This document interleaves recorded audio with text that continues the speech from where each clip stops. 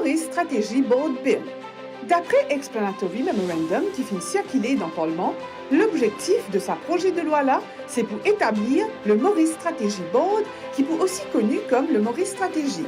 Le Maurice Stratégie pour prendre toute bonne fonction et pouvoir de Maurice Stratégie Company Limited.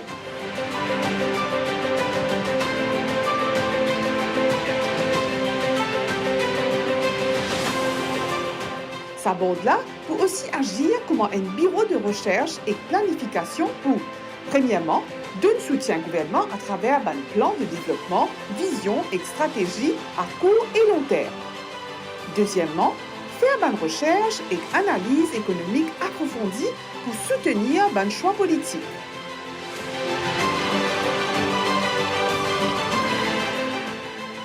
Le Maurice Stratégie peut aussi animer des débats publics et formule une recommandation pour soutenir un choix collectif aux problèmes sociaux, économiques et environnementaux et finalement évaluer une politique gouvernementale.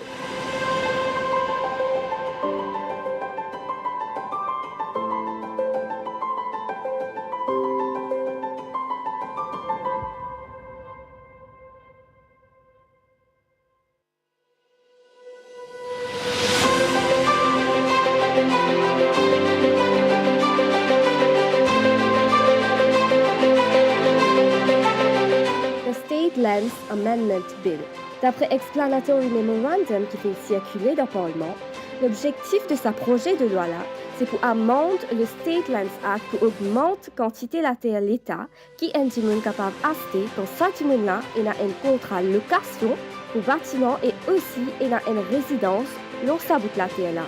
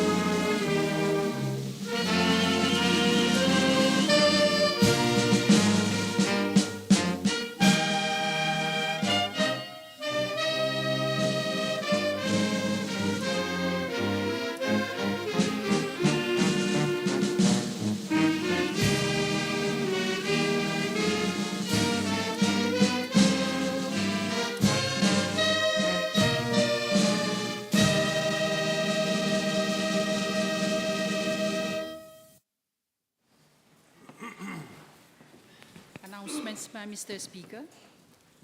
Honourable members, at the sitting of Tuesday, 23rd July 2024, I announced that I shall look into the process by which the order of parliamentary questions is determined. The drawing of lots in respect of parliamentary questions was implemented following an agreement dated 18 March 2022, signed by then Chief Whip for the government and Opposition Whip. On 30 April 2024, the modalities for the drawing of lots were changed by my predecessor, leading to some criticism by honourable members for lack of transparency. Honourable members, I agree, and have therefore decided that the name of the honourable member in whose name the question stands and the subject matter of the question shall be specified in the ballot order. Hence, on Wednesday, 24 July 2024, at about 3:30 hours, I informed both the Honourable Leader of the Opposition and the Chief Government Whip of my decision to revert back to the former practice, which had been endorsed by both sides of the House. I invited both the Honourable Leader of the Opposition and the Honourable Chief Whip for the government to respectively delegate a member of their side to participate in the exercise of drawing of lots, which was scheduled at 5:30 hours for today's parliamentary questions. The exercise was carried out in my presence and in the presence of Honourable Lushman Roy, PPS, who represented the government side. No representative, however, for the opposition attended that exercise. Order, please. Let me make my announcement. Having personally attended the shuffling exercise, I am now satisfied that the process to determine the order of PQs is more transparent, fair, and further strengthens our parliamentary democracy. Honourable members, I also wish to inform the House that I have taken note that honourable members are no longer granted access to committee rooms on sitting days for the purpose of holding their point de presse. This had led to honourable members holding their point de presse on the street of the city, which does not uphold the dignity of the House. Honourable members, henceforth, honourable members from both sides will be allowed to use the committee rooms of the National Assembly on sitting days for the purpose of making their point de presse, subject to requests being made to that effect to the Office of the Clerk. I thank you for your attention. Papers have been laid. Questions? Honourable Leader of the Opposition. Thank you. Mr. Speaker, I have given notice of the following private notice question to ask the Doctor, the Honourable Minister of Finance, Economic Planning and Development, whether in regard to the organisation of horse racing at the Champ de Mars by People's Turf Public Limited Company, PTP, he will, for the benefit of the House, obtain from the Gambling Regulatory Authority information as to A, if PTP has a public liability insurance, B, the audited financial accounts of PTP for horse racing season 2023, C, its subletting agreement with Côte d'Or International Racecourse and Entertainment Complex Limited, Quarek, and D, the letter of intent dated April 2022 addressed to the PTP by the GRA. Monsieur le Président, je remercie l'honorable leader de l'opposition pour sa question. Afin d'y apporter une réponse claire, permettez-moi de retracer l'historique de l'organisation des courses hippiques depuis 2022. Comme la Chambre le sait, pendant de nombreuses années, le Mauritius Turf Club, MTC, a été le seul organisateur de courses hippiques à Maurice jusqu'en 2022, date à laquelle un nouvel organisateur de courses hippiques, le People's Turf PLC, dit PTP, est entré en fonction à la suite de la mise en place d'une commission d'enquête ayant rendu un rapport accablant, dit le rapport Paris. Pour rappel, dans sa réponse à une question parlementaire le 22 juillet 2014, le Premier ministre d'alors avait déclaré que le gouvernement considère avec une grande inquiétude les allégations de grande envergure sur l'organisation et la gestion des courses de chevaux à Maurice. Le gouvernement est également préoccupé par les critiques formulées à l'encontre des agences qui s'occupent des courses de chevaux et des activités de paris qui y sont liées. Il est évident que la confiance du public dans l'intégrité de l'industrie des courses de chevaux a été sérieusement entamée.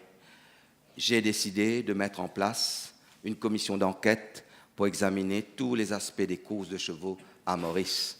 Ce faisant, le gouvernement travailliste d'alors, sous la direction de Navin Ramgoolam, avait annoncé le 24 septembre 2014 la mise en place d'une commission d'enquête sur les courses de chevaux à Maurice, présidée par M. Richard Parry. Monsieur le Président, en mars 2015, la commission d'enquête a présenté un rapport sans équivoque qui pointait du doigt les malversations généralisées dans l'industrie des courses de chevaux, allant de la collusion au trucage des courses jusqu'au conflit d'intérêts et au marché de paris illégaux.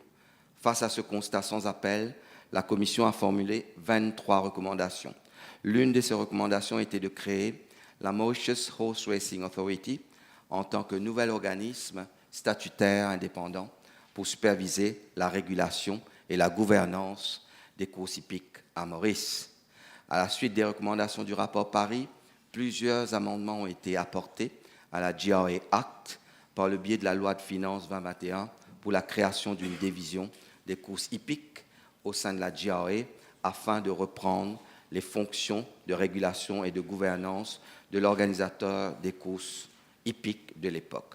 Monsieur le Président, la division des courses hippiques tant attendue est entrée en fonction le 21 janvier 2022 avec le recrutement d'un certain nombre d'expatriés disposant de l'expertise et de l'expérience nécessaires pour remplir les fonctions de réglementation et de gouvernance de l'organisateur des courses hippiques. Pour la saison des courses 2022, le MTC, par l'intermédiaire de sa filiale détenue à 100%, le MTCSL, avait demandé une licence d'organisateur de courses hippiques à la GRA. Cependant, alors que le conseil de la GRA lui avait bien délivré la licence d'organisateur de courses hippiques, assortie des conditions requises conformément à la loi et communiquée au MTC-MTCSL, ce dernier a catégoriquement refusé d'organiser des courses hippiques selon ces conditions légales. Après cela, la société privée à responsabilité limitée, Côte d'Or International Racecourse and Entertainment Complex Limited, QUAREC, a été constituée. La gestion et l'entretien de l'hippodrome de Champ de Mars ont été confiés à QUAREC afin que l'entité puisse le sous-louer à tout organisateur potentiel de courses hippiques à Maurice pour l'organisation des courses de chevaux. À la suite de ces développements, un deuxième organisateur de courses hippiques, PTP, a vu le jour et a demandé à QUAREC un bail pour l'utilisation du Champ de Mars afin d'organiser les courses hippiques à Maurice. En parallèle, MTC et MTCSL ont changé d'avis et décidé d'accepter toutes les conditions initialement imposées par le conseil d'administration de la GRA concernant leur licence d'organisateur de courses de chevaux et ont également demandé au QUAREC un bail pour l'utilisation du Champ de Mars afin d'organiser des courses de chevaux à Maurice. Suite aux deux demandes reçues pour un contrat de location pour l'utilisation de l'hippodrome du Champ de Mars par les deux licences potentielles d'organisateurs de courses de chevaux, à savoir PTP et MTCSL, le conseil d'administration de QUAREC a décidé d'accorder aux deux demandeurs l'utilisation non exclusive de l'hippodrome du Champ de Mars pour l'organisation de courses de chevaux lors de week-ends alternatifs. Suite à l'obtention du contrat de location de QUAREC pour l'utilisation du Champ de Mars, le conseil d'administration de la GRA a alloué et autorisé la tenue de 20 courses chacune, un week-end sur deux, aux deux organisateurs de courses hippiques, à savoir MTCSL et PTP. Monsieur le Président, pour la saison des courses 2023, PTP a renouvelé avec succès son contrat de location avec QUAREC dans les délais prescrits par les clauses de son contrat de location et a pu obtenir l'hippodrome fonctionnel Champ des Mars, ce qui lui a permis de renouveler avec succès sa licence d'organisateur de courses hippiques auprès du conseil d'administration de la GRA. En revanche, le MTCSL n'a pas exercé ses droits contractuels de renouveler son contrat de bail avec Quarec en temps voulu. Ainsi, pour la saison des courses 2023, il n'y avait qu'une seule licence d'organisateur de courses hippiques délivrée à PTP. Monsieur le Président, en ce qui concerne la partie A de la question, j'ai été informé par la GRA qu'il n'est pas une condition requise de détenir une Public Liability Insurance pour obtenir et opérer une licence d'organisateur de courses hippiques. Par ailleurs, j'ai été informé que cela est une condition de l'accord de sous-location entre la compagnie privée Quarec et PTP et que Quarec procède actuellement au suivi de cette requête. Monsieur le Président, pour ce qui est de la partie B de la question, la GRA m'a informé que pour l'année financière terminant au 31 décembre 2023, les comptes audités doivent être soumis au 30 juin 2024. Sur ce point, j'ai été informé par la GRA que PTP a fait une demande pour obtenir un délai supplémentaire car les comptes sont toujours en cours d'examen par les auditeurs. Ils seront soumis dans les plus brefs délais.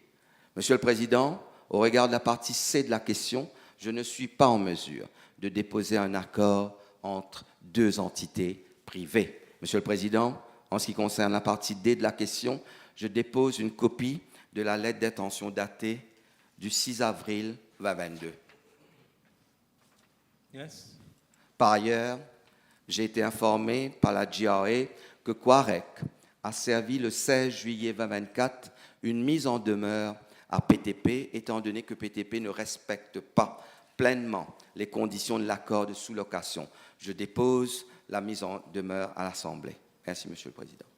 Yes. Thank you very much, Minister.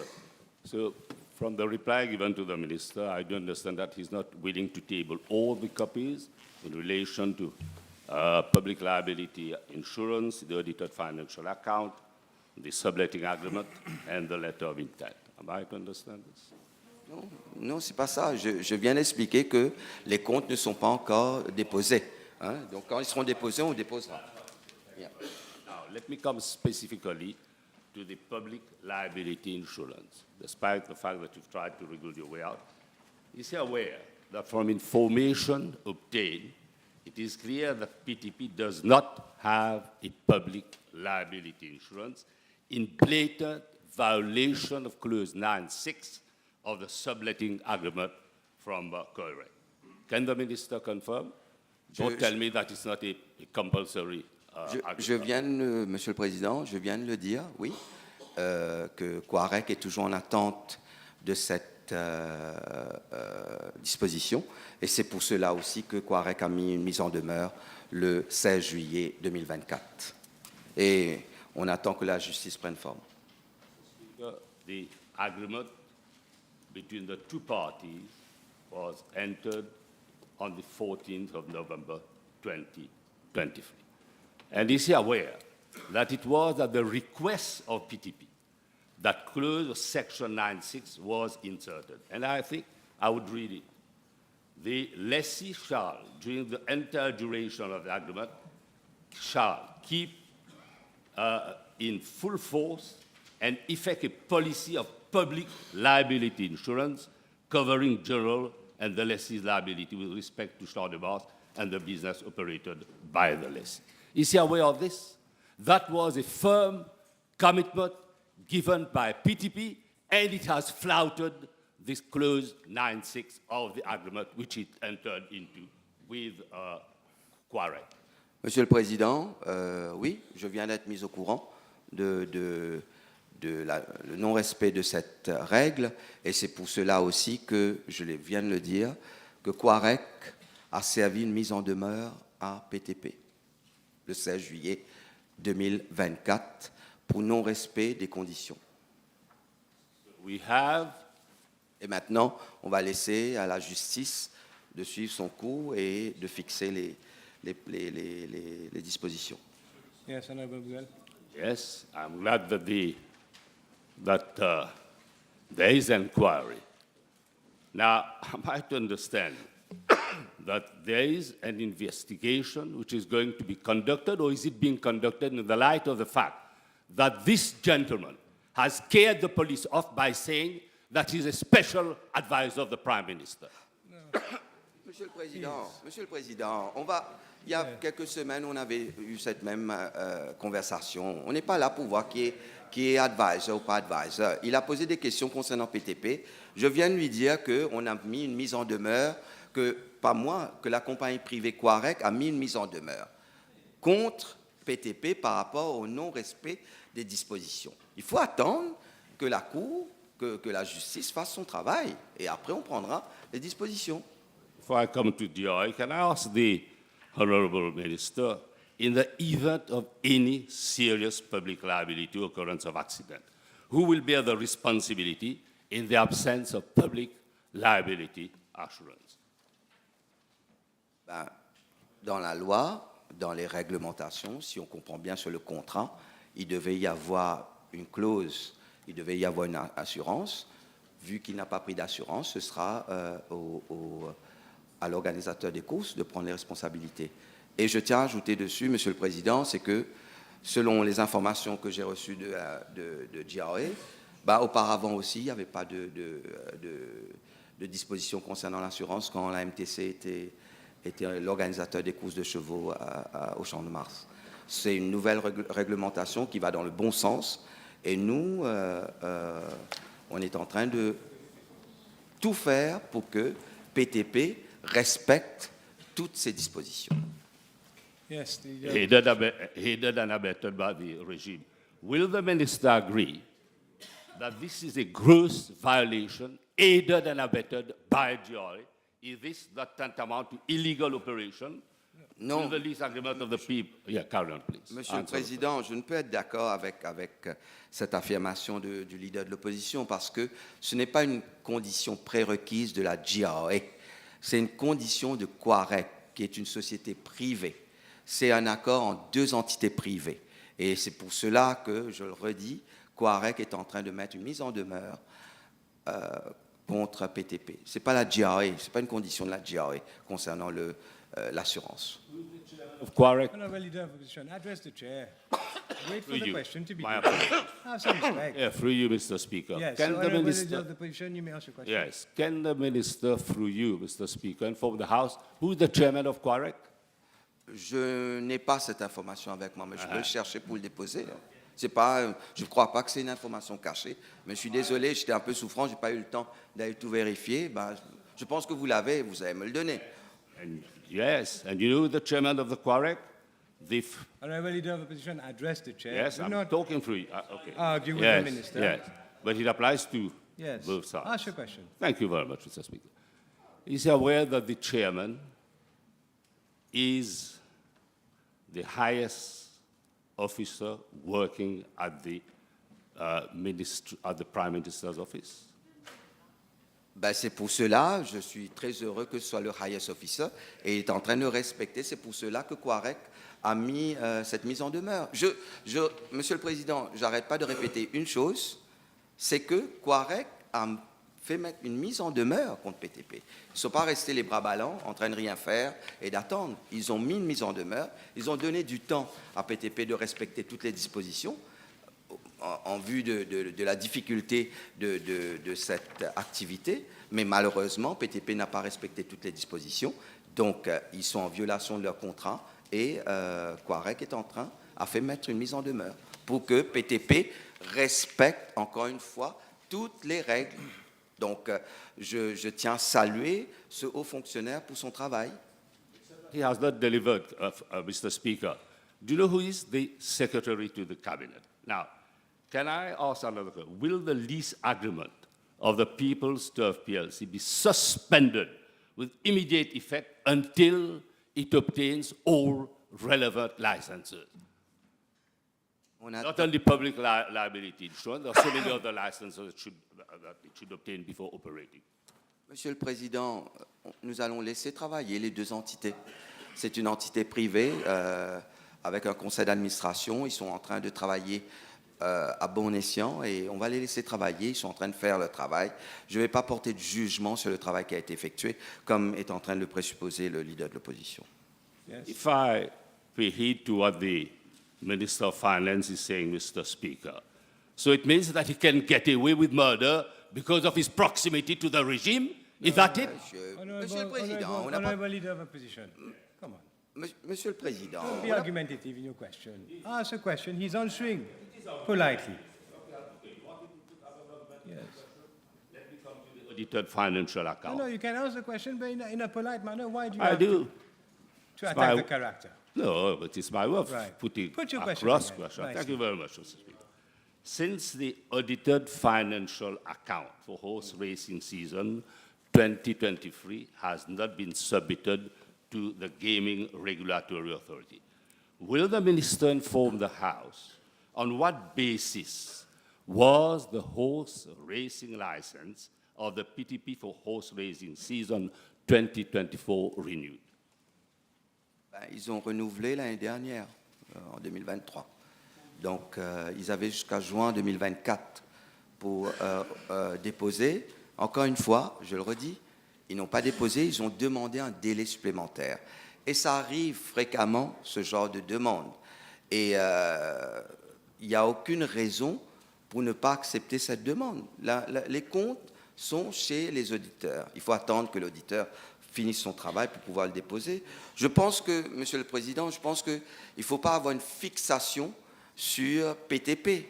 Si on veut vraiment regarder ce qui s'est passé dans le passé, il y a un rapport Paris, je n'ai pas lu le rapport complètement, mais déjà on voit dans le rapport Paris qui a été commandité par l'ancien régime, par l'ancien Premier ministre, par rapport à toutes les défaillances qu'il y avait sur cette activité, le GRA est en train de mettre en place plusieurs mesures pour essayer d'apporter plus de bonne gouvernance dans cette activité.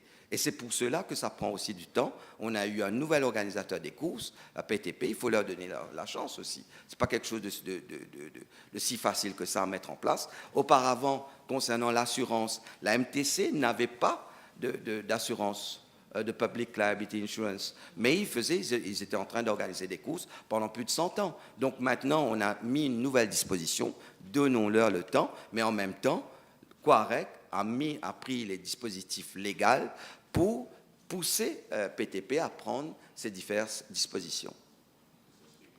Honorable Ministers, in defense of the indefensible, in view of all this and in the light of what he has said, are we to understand, Mr. Minister, that the Vice Chairman of the Gaming Regulatory Authority and representative of the Prime Minister, Mr. D.B., is an enabler, a facilitator of Mr. GMLS? Je ne vois pas en quoi j'ai les capacités pour répondre. Qu'est-ce qu'il est en train de sous-entendre? Moi, je ne suis pas en train... Monsieur le Président, nous aussi, on a plein d'informations. Moi aussi, j'ai plein de petits papiers, encore une fois, sur ce qui se passe dans les courses. Est-ce que je suis en train de venir dire, par exemple, qu'il y avait un certain monsieur D, que le leader de l'opposition va reconnaître, ce monsieur D, qui était son agent principal, à qui on avait donné une licence de bookmaker, par le Parti travailliste, et qui était en train de le financer. Est-ce que là-dessus, il n'a pas de questions, par exemple? Peut-être que c'est là-dessus qu'il devrait poser des questions. Nous, c'est pour enlever ce genre de mal-donne qu'on est en train de mettre de l'ordre dans les courses de chevaux. Yes, Honorable Leader of Opposition. Yes, through you, Mr. Speaker. I'm glad that the underbelly of the reply given by the Honorable Minister that his government is tolerating illegal operators. Now, Non, Monsieur le Président, je ne suis pas d'accord avec cette affirmation. Right. Honorable Minister, you have time to reply. Please continue. Thank you very much, sir. Now, let me come to the letter of intent. Section 10 of the letter of intent dated 6 April 2022, as I've asked in the question, to the PTP by the GRA, stated that personal management license should be held by all beneficial owners, shareholders, and directors of the company. Is the Minister aware that this is not the case? Monsieur le Président, c'est une question, est-ce une affirmation? Je n'ai pas d'informations là-dessus. La question qui m'avait posée Concernant, j'ai répondu à toutes les questions. Moi, je ne suis pas allé chercher s'il avait les réglementations ou pas. Et c'est à lui, s'il a des informations, il peut sortir et aller faire une déposition à la police là-dessus ou aux autorités compétentes. Thank you very much. Through you, I thank the Minister.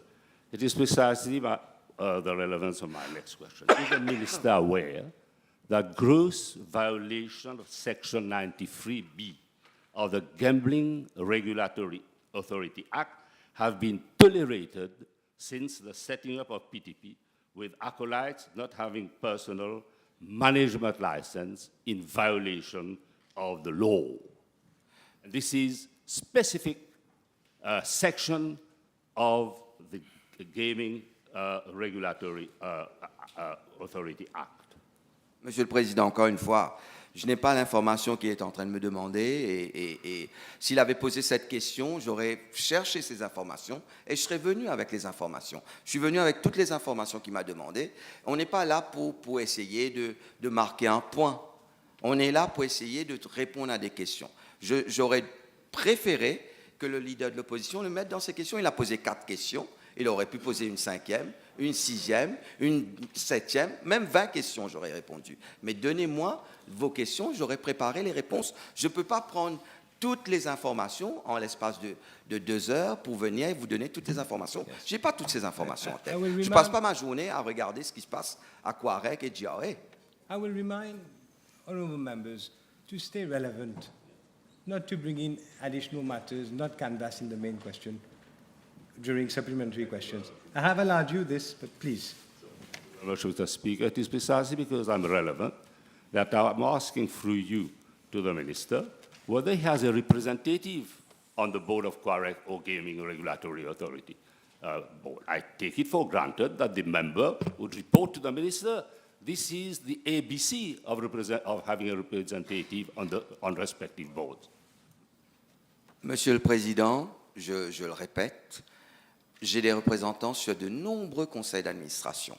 Et je ne passe pas mes journées à aller poser des questions. Je fais confiance aux officiers de haut grade qui représentent le ministère des Finances sur tous ces conseils d'administration. Et j'espère que le leader de l'opposition n'est pas en train d'attaquer les officiers qui sont sur ce conseil d'administration. Parce qu'encore une fois, je pense qu'il n'a pas voulu retenir l'information principale, qui est que QUAREC entend, encore une fois, QUAREC, le conseil d'administration de QUAREC a fait mettre une mise en demeure contre PTP concernant le non-respect des différentes réglementations. Donc, c'est ça l'information principale. Et il y a une mise en demeure. Attendez que la justice prenne forme et qu'on puisse réglementer et prendre des actions contre PTP. On ne va pas prendre des actions sans aucun avis légal. Yes. It is precisely because we have the highest respect for those diligent officers that I've raised this question. But the problem is, Mr. Speaker, when they report to ministers, unfortunately, because of closeness with the operator, no corrective measure is taken. And this is the problem. I'm not saying in relation to this specific minister. Of the opposition, are you attacking the conduct now of the minister? What are you implying in your question? It's been very forthwith. I don't understand your question. Can you rephrase the question? Yes. It sounds like you are attacking the conduct. Far from it. You would know this has to come from motion. Thank you. Look, can I, through you, impress upon the Minister that whenever reports are submitted by diligent officers, that these reports are taken on board and corrective measures to redress a difficult situation? Monsieur le Président, je le répète, j'ai entière satisfaction dans la façon que l'officier qui est sur le bord de QUAREC a travaillé et que, encore une fois, ils ont en toute indépendance, à un certain moment, décidé qu'ils avaient donné assez de temps à PTP de respecter toutes les règles et qu'ils ont décidé de mettre en place une mise en demeure. Et ça, il n'y a pas eu de collusion. Si comme il le présupposait que j'étais en train d'intervenir, j'aurais demandé de ne pas le faire. Donc, en aucune façon, moi, en tant que ministre, je vais demander à un de mes officiers de ne pas respecter les règles. Ce n'est pas une pratique que j'ai l'habitude, et ni moi, ni aucun de mes collègues de ce côté de la Chambre. C'est peut-être quelque chose qui était toléré à une certaine période, mais ce n'est plus toléré actuellement. Yes, Honourable Leader of Opposition. The breaches of the law concerning personal management licenses, and notwithstanding what I've highlighted earlier in relation to other breaches, can I ask the Minister whether the through you of course, Mr. Speaker, whether the Gambling Regulatory Authority and the Kodo International Racecourse and Entertainment Complex Limited are both accomplices of Mr. GMLS and his PLC. And in doing so, they have broken the law, not on one occasion, not on two occasions, but on multiple occasions. Honourable Minister, Honourable Leader of the Opposition, Yes. are you prepared to substantiate what you're saying? Yes. I've stated so. I have stated facts. Mr. Speaker, you're not attacking these an are authority. not shilly-shallow statements that are made, based on substantial So please, before asking your question, substantiate what you're saying. You're attacking the conduct of the GRA in breach of law. yes, Section 93 of the 93 of the GRA, Section 10 of the letter of the letter of intent, then subletting agreement, Section 96 of the subletting agreement. If this is not flouting the law, then what it is? Okay, then what is flouting the law? Proceed with the question. Monsieur le Président, le leader de l'opposition est en train de faire une affirmation. Je l'ai répété, je n'ai pas les informations. Il faut attendre que j'ai ces informations. Moi, je n'ai aucune information qui ne respecte pas les règles. Personne ne m'a dit qu'il ne respecte pas les règles. S'il ne respecte pas les règles, bien sûr que la GRA va prendre les actions nécessaires. Mais je ne crois pas qu'il ne respecte pas ces règles. Il n'a pas de licence. Je ne suis pas en mesure de dire oui ou non, il l'a ou pas. Donc, donnez-moi, dès que j'aurai les informations, je vais le déposer à la Chambre. Et si jamais il ne respecte pas ces règles, bien sûr que la GRA va prendre les mesures appropriées. Yes, Leader of the Opposition. Mr. Speaker, it is clear that the main shareholder of PTP is acting contrary to the law in order to protect the public and to safeguard public interests and punters. Can I impress upon the Minister to make sure that all activities of PTP are suspended until he complies fully with all the provisions of GRA, the agreement with correct, and in relation to the letter of intent dated 6 April 2022. We cannot allow somebody who's rogue acting contrary to the basic provisions of the law. Monsieur le Président, encore une fois, je le redis, Monsieur le leader de l'opposition est en train de présupposer que PTP ne respecte pas l'accord, ne respecte pas le contrat, l'accord ne respecte pas les règles de la GRA. J'ai aucune information en ma possession que PTP ne respecte pas ces règles. Si jamais, encore une fois, je le dis, PTP ne respecte pas ces règles, bien sûr que GRA va prendre les actions nécessaires contre PTP. Mais jusqu'à présent, je n'ai pas eu ces informations. J'aimerais, si jamais il a des informations précises, qu'il le dépose ou bien qu'il fasse une déclaration, qu'il aille à la GRA, qu'il dépose que PTP ne possède pas tout, ne respecte pas les règles du contrat. Yes, last question, Honourable Leader of the Opposition. In the name of transparency, accountability, and good governance, why is it that his contract is not rescinded? To safeguard public interest, to safeguard punters. De quel contrat, Monsieur le Président, est en train de parler? Mr. Speaker, sir, the Right, contract- I said it was the last question. I will allow you one last question. the contract which PTP has entered with Quarek, non-compliance of provisions set by the Gambling Regulatory Authority. Mr. Speaker, sir, and we are having a company which is acting contrary to the spirit and the letter of the law. Either we're a law-abiding citizen, we live in a country where there's the rule of law, or we live in a country where there's where the law is jungle. Monsieur le Président, j'ai dit dans ma réponse que je ne pouvais divulguer un accord entre deux entités privées. C'est un principe clé de la bonne gouvernance. On ne rentre pas dans les activités du privé. Et j'ai déposé tous les autres demandes qu'il a faites, que ce soit l'accord avec la GRA ou même la mise en demeure, parce que il me semble que le leader de l'opposition n'était pas au courant de la mise en demeure de Quarek contre PTP, et je n'étais pas dans l'obligation de déposer cette mise en demeure. Je l'ai fait pour que le leader de l'opposition se rende compte de l'intention de Quarek de faire respecter les règles, que PTP respecte les règles. Merci, Monsieur le Président. Time is over. Honourable members, the table has been advised that PQB 624 will be replied by the Honourable Minister of National Infrastructure and Community Development. Honourable Buddha. Thank you, Mr. Speaker, sir. Question B619. Mr. Speaker, sir, Section 7 of the Police Act stipulates that, I quote, every police officer shall, A, wear the prescribed uniform, and B, be provided with the staves, arms, ammunition, and other equipment necessary for the effective discharge of his duties, unquote.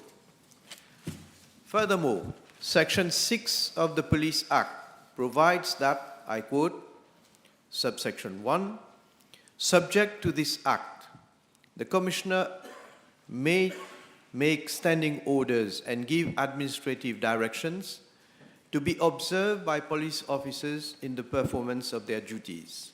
Subsection 2, every police officer shall obey all lawful orders given verbally or in writing and shall comply with standing orders and administrative directions issued by the Commissioner, unquote.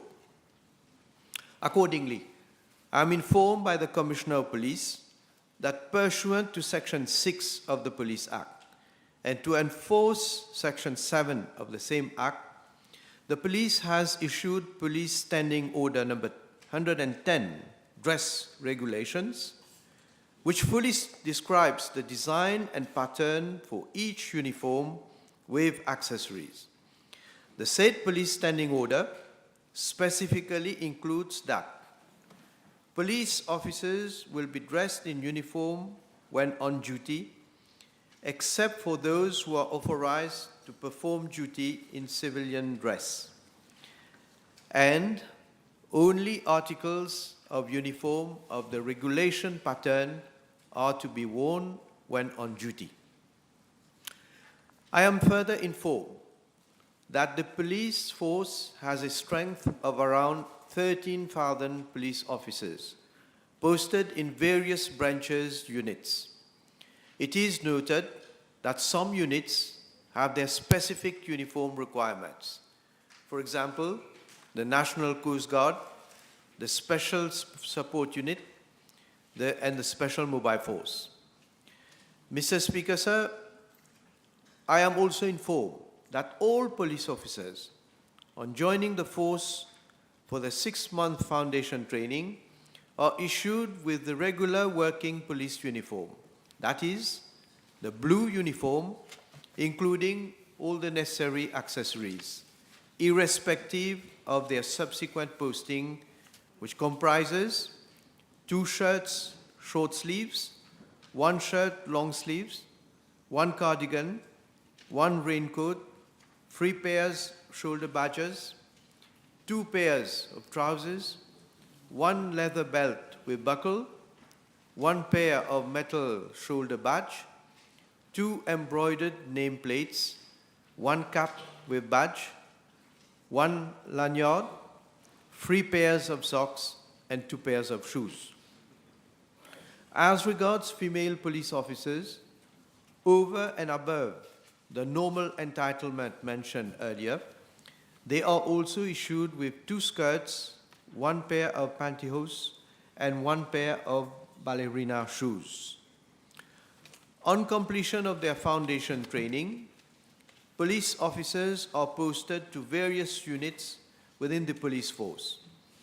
Police divisions, units such as the regular police, Special Mobile Force, the National Coast Guard, the Special Support Unit, and the Police Helicopter Squadron have their respective uniforms, and accordingly, all police officers are issued their full set of those specific uniforms along with their accessories in every financial year as follows.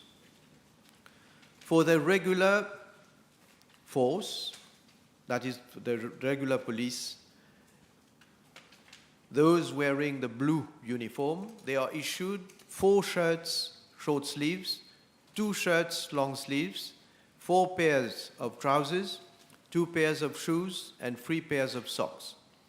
For those posted at the Special Mobile Force, they are issued 1 shirt, short sleeves, olive green, 1 shirt, short sleeve, dark green, 1 pair of trousers, olive green, 1 pair of trousers, dark green, 3 pairs of socks, and 1 pair of shoes. They are also issued 1 set of combat dress, comprising 1 shirt long sleeve, 1 pair of trousers, and 1 pair of combat boot. For those posted at the Special Support Unit, they are issued 4 shirts, short sleeves, light blue, 4 pairs of trousers, dark blue, 3 pairs of socks, 2 pairs of shoes, and 1 pair of combat boot. And police officers posted at the National Coast Guard are issued 4 shirts, short sleeves, white, 2 pairs of trousers, navy blue, 2 pairs of shoes, and 3 pairs of socks. And for those police officers posted at the Police Helicopter Squadron, they are issued 2 shirts, short sleeves, white, 1 shirt, long sleeve, white, 2 pairs of trousers, blue-gray, 3 pairs of socks, and 2 pairs of shoes. It is to be noted that in every financial year, police officers posted in the Special Mobile Force, the National Coast Guard, the Special Support Unit, and the Police Helicopter Squadron, other than the regular police, are also issued 1 set of the normal blue uniform comprising 1 shirt short sleeves, 1 shirt long sleeves, 1 pair of trousers, 1 pair of shoes, and 1 pair of socks. As regards police officers working in civilian dress in other units of the police, such as the CCID and the ADSU, amongst others, they are also issued 1 set of the blue uniform together with the required accessories and are paid a monthly clothing allowance of 505 rupees. Additionally, police officers are issued with other accessories such as caps, belt, embroidered nameplate, cap badge, and lanyard as and when required or in view of wear and tear. Moreover, police officers are provided with other ceremonial and specialized dresses depending on their posting and nature of duties. Mr. Speaker, sir, with a view to ensuring timely issue of uniform to police officers, a constant monitoring is carried out by the Manager, Procurement and Supply in the warehousing section of the Police Department. As such, during every financial year, a request for purchase is made by the officer in charge of the uniform unit at the warehousing section. The procurement process for acquisition of uniforms involve, in the first instance, the Committee of Needs undertakes an assessment of the total requirement of the police force. Subsequently, based on availability of funds, the Committee of Needs makes recommendation for approval by the Commissioner of Police for procurement,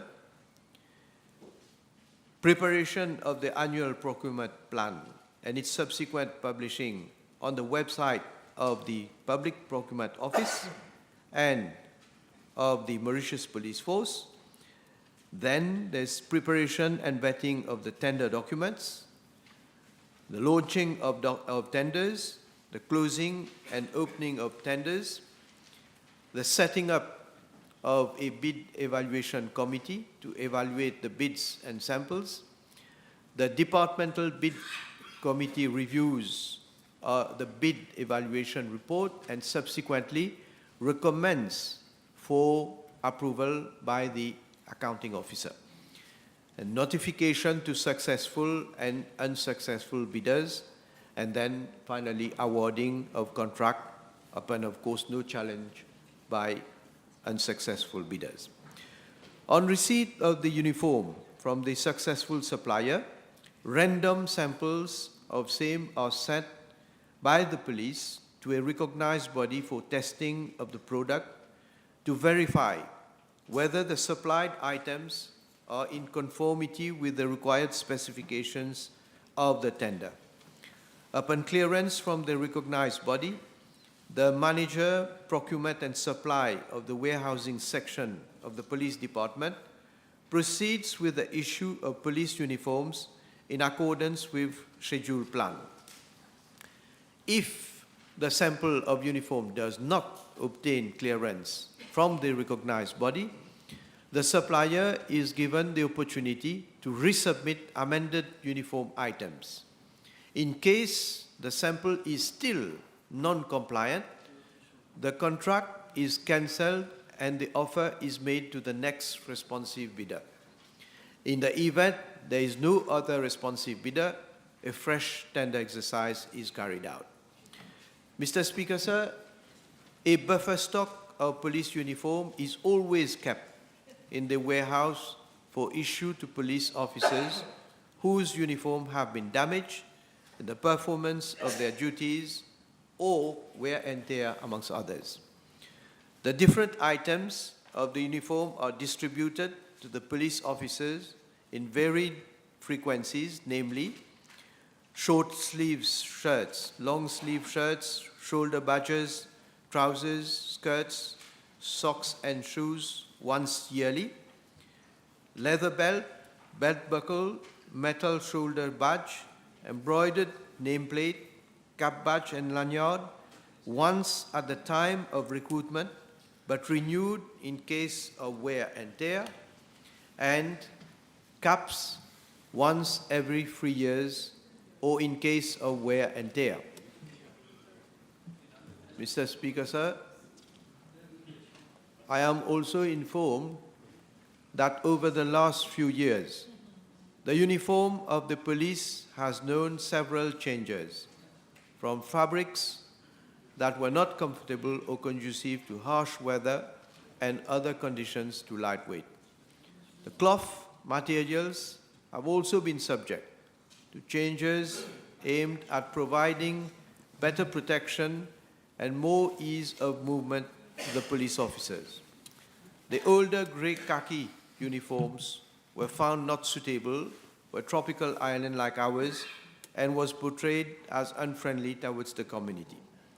Subsequently, several academic and technical discussions were held regarding the fabrics, style, and color of the uniform, taking into account the individual message each design conveys.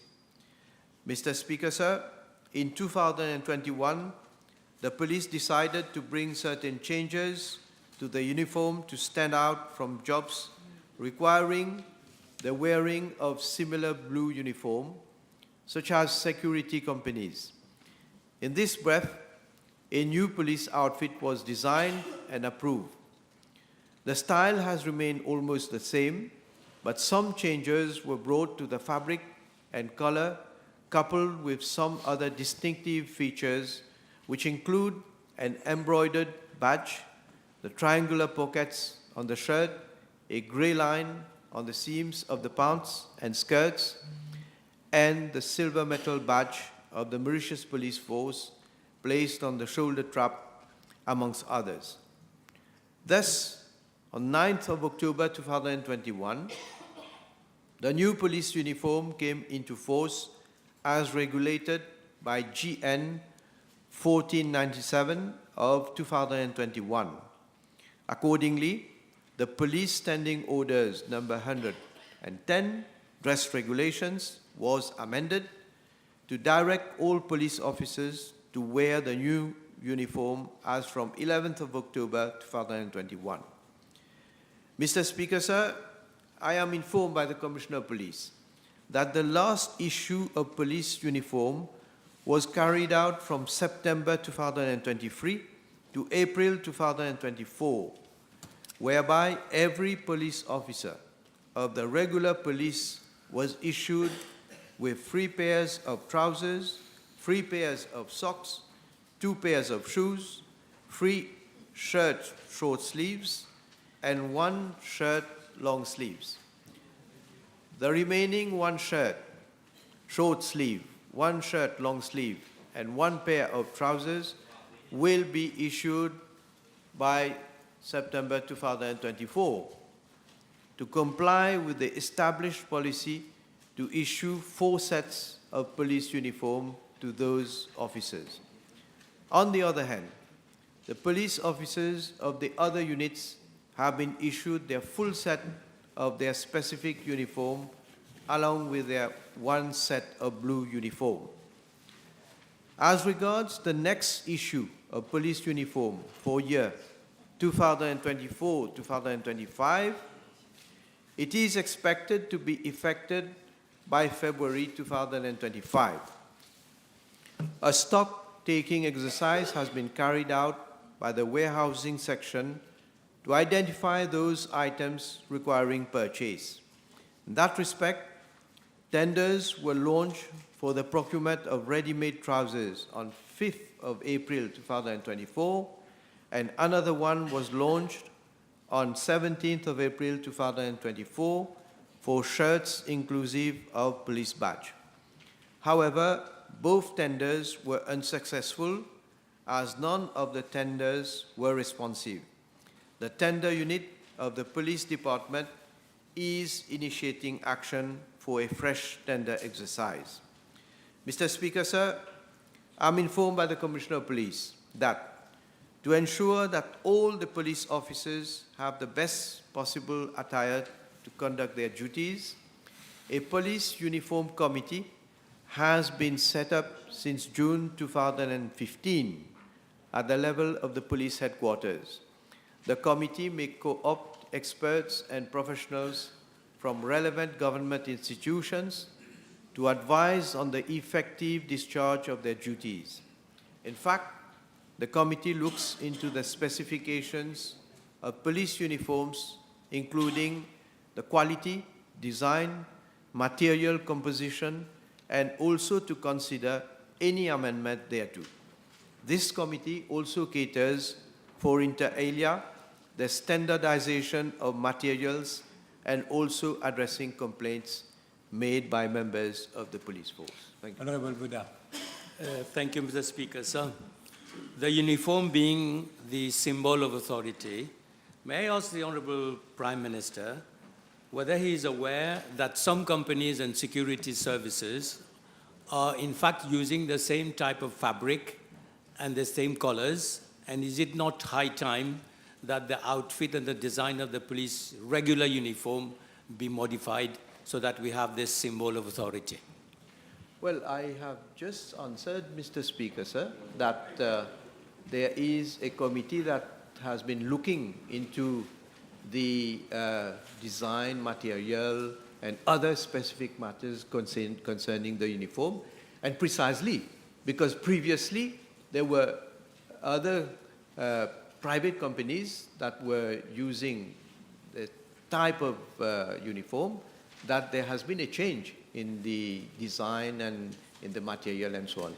Now, if the honorable member is alleging now that there are companies that are using the same type of uniform, the same design and so on, maybe you can communicate to this House, let us know, and then I will definitely ask the Commissioner of Police to look into it. Yes, Honourable. I mean, if the honourable member is here, yes, he should communicate to us which company is using the same uniform. Yes. I will certainly communicate with the Prime Minister. No, but tell the House. Tell us. But the CNT, The population is watching you now. Yes, order, please. Let the Honourable Buddha ask his question. the CNT and some security services CNT? are using almost the same design, Mr. Speaker. Sir. Okay. May I ask the Honourable Prime Minister what is the budget involved and whether he is aware? I can't hear your question. May I ask the Honourable Prime Minister whether he is aware, what is the budget for this item? And the second thing is whether he is aware that the winter gear has not yet been given to the police officers so far, for this year. Well, There are two questions in one. Huh? yes, the budget, Mr. Speaker, sir, I've just mentioned, that's why I gave a detailed answer, so that the honourable member would listen, because the budget varies from year to year. There is no same amount that is being spent every year.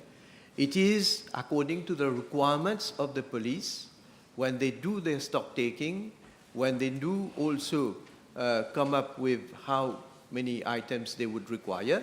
Then there is also, of course, a discussion with the Ministry of Finance so that we agree on the allocation of the amount that is going to be spent for this particular item. So, as I say, the budget is not the same like every year. Now, there was another question. Yes. The winter gear. They haven't Yeah. been allocated winter Well, gear. I have answered. All the uniforms are provided according to what is prescribed. Now, the last tender, the last tender has been unfortunate. There has been unresponsive. But that doesn't mean that we don't have enough of the uniforms to provide to the officers. So the tender is going to be, I have been informed that they are going to relaunch the exercise. And of course, in due course, we will see what is going to be the outcome. Okay. Last question, Honourable Amia. Thank you, Mr. Speaker. Can I ask the Honourable Minister, Prime Minister, sorry, what is the total cost, what was rather the total cost of the procurement exercise of the last uniform that was procured? Not the last tender, but the last procurement exercise, and also what is the name of the company who won the contract? Well, maybe my officer will give me the last exercise.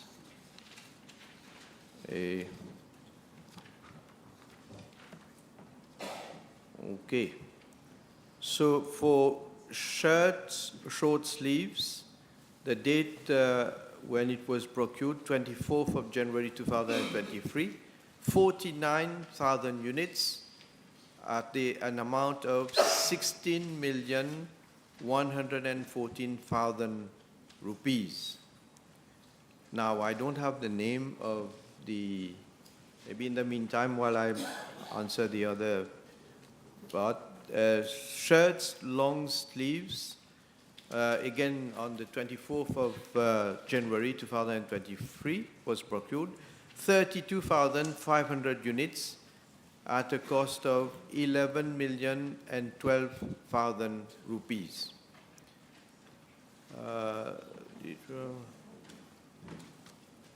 So which one is it? So the company is New Bombay Limited. I guess for both. New Bombay Limited. Okay. Next question, Honourable David. B 620. Let me get rid of this.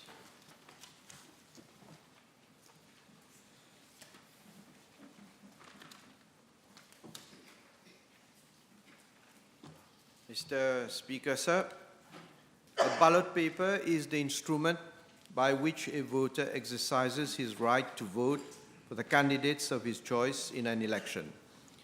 Section 1(3) of the first schedule to the Constitution of Mauritius provides that, I quote, every vote cast by an elector at any election shall be given by means of a ballot which, except insofar as may be otherwise prescribed, in relation to the casting of votes by electors who are incapacitated by blindness or other physical cause or unable to read or understand any symbols on the ballot paper, shall be taken so as not to disclose how any vote is cast, and no vote cast by any elector at any general election shall be counted unless he cast valid votes for 3 candidates in the constituency in which he is registered, or, in the case of an elector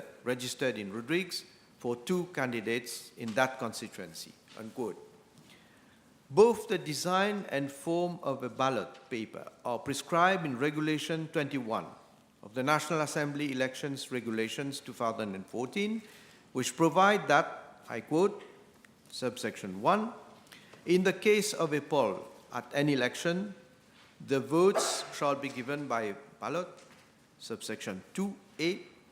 The ballot of each elector shall consist of a ballot paper showing the full name and description of each candidate, the symbol of identification allotted to each candidate, and, in the case of a general election, the party or party alliance, if any, to which he belongs, and B, each ballot paper shall, subsection 1, be in the Form 6, or where the Electoral Commissioner is of opinion that, in view of the number of candidates, it is impracticable to make use of Form 6 in Form 6A.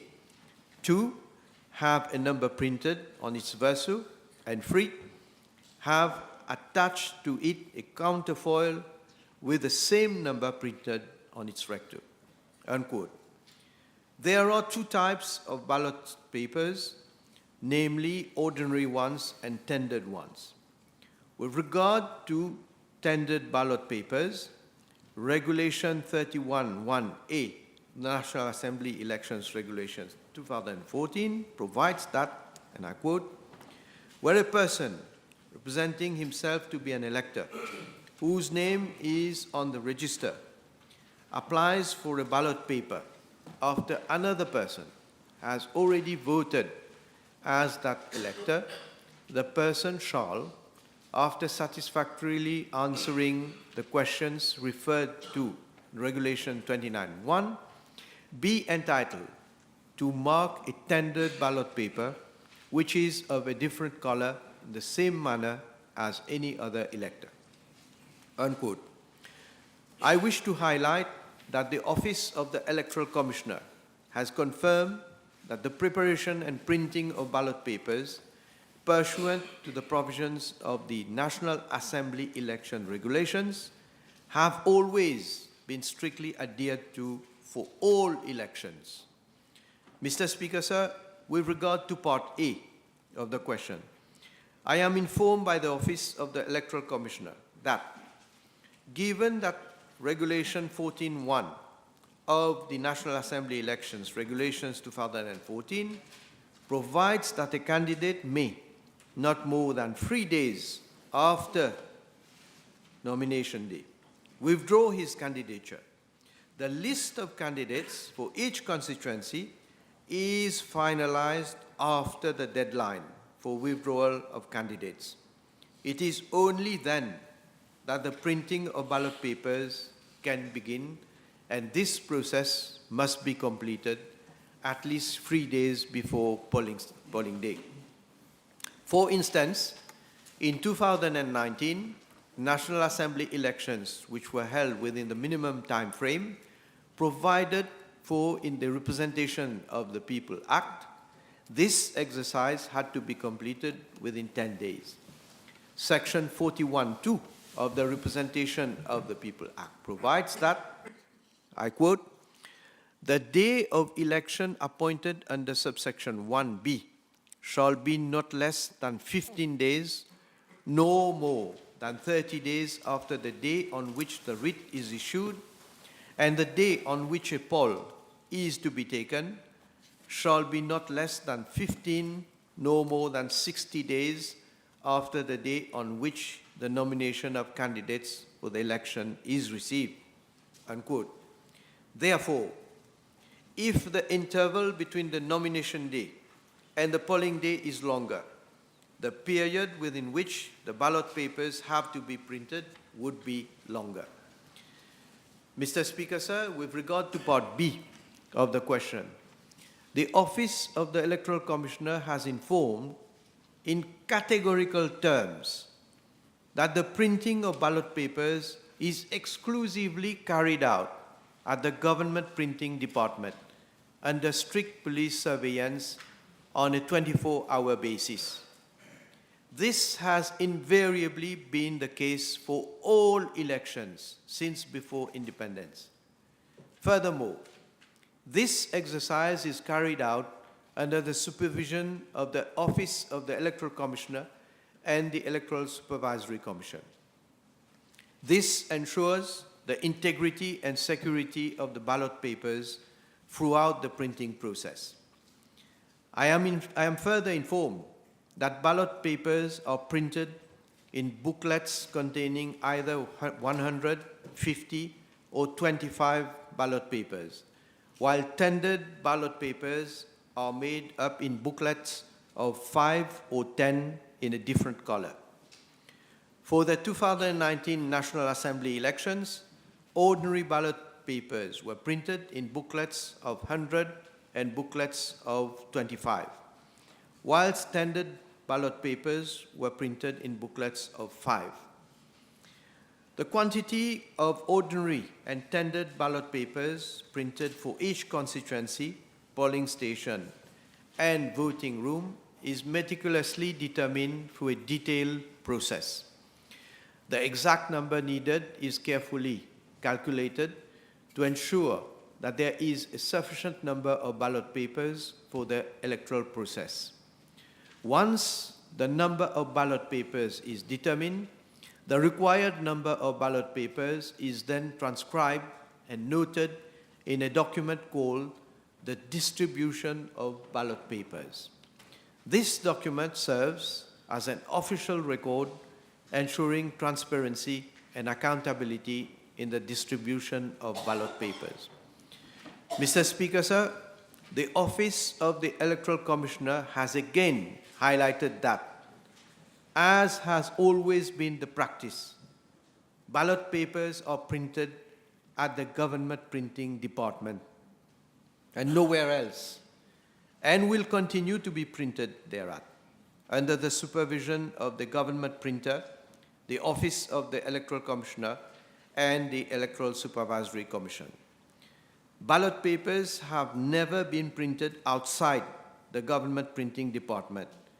There has also never been any outsourcing of the printing of ballot papers to private printers, as was falsely alleged by some after the 2019 National Assembly elections, and in the electoral petition lodged by Dr. Navin Chandra Ramgulam on 28th of November 2019, where he alleged that ballot papers were printed at the premises of Quad Printing at Coromandel.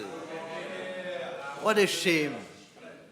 I am informed that as soon as the writ of election is issued, meetings are held with the government printer and the police department with respect to security measures, the printing and transportation of the ballot papers to the Office of the Electoral Commissioner. After the ballot papers are printed, they are handed over to the officer in charge of the Office of the Electoral Commissioner and conveyed to the Office of the Electoral Commissioner under armed police escort. At the Office of the Electoral Commissioner, the ballot papers are verified and sealed in black stationery boxes and kept under lock and key and guarded on a 24-hour basis by officers of the Special Supporting Unit. In accordance with a pre-established itinerary, 2 days prior to the polling day, the sealed black stationery boxes are then conveyed under armed police escort to police stations in the respective constituencies under the supervision of the returning officers. The sealed black stationery boxes are then placed in a strong room for safe custody, and the doors are sealed by the returning officer. The returning officer will take over the sealed black stationery boxes in the early morning of the polling day to be handed over to respective senior presiding officers. The senior presiding officers will then transport the sealed black stationery boxes to their respective polling stations under armed police escort. Regulation 28(1) of the National Assembly Election Regulations 2014 provides that, I quote, "Every ballot paper shall bear an official mark which shall be embossed or perforated and a printer's design," unquote. Before a ballot paper is delivered to a voter, it shall bear an official mark which shall be embossed or perforated by the presiding officer at the bottom next to the printer's design. The official mark is kept secret and is different for each constituency, and an interval of not less than 5 years shall intervene between the use of the same official mark at elections for the same constituency in line with Regulation 28(1) and 2 of the National Assembly Elections Regulations 2014. Mr. Speaker, sir, as regards to Part C of the question, the Office of the Electoral Commissioner has informed that, as has always been the case, including for the National Assembly Elections 2019, the document detailing the distribution of ballot papers was available for consultation in the office of the senior presiding officer at each polling station. Moreover, Honorable David may recall that when he was a candidate for constituency number 1, Grand River Northwest and Port Louis West for the 2019 National Assembly elections, he was, on nomination day, handed over a letter to candidate by the returning officer, wherein he was informed of inter alia. I quote, "The number of ballot papers allocated to each voting room may be consulted in the office of the senior presiding officer at every polling station," unquote. This letter to candidate was handed over to all candidates for the 2019 National Assembly elections, and this has been the case for all elections.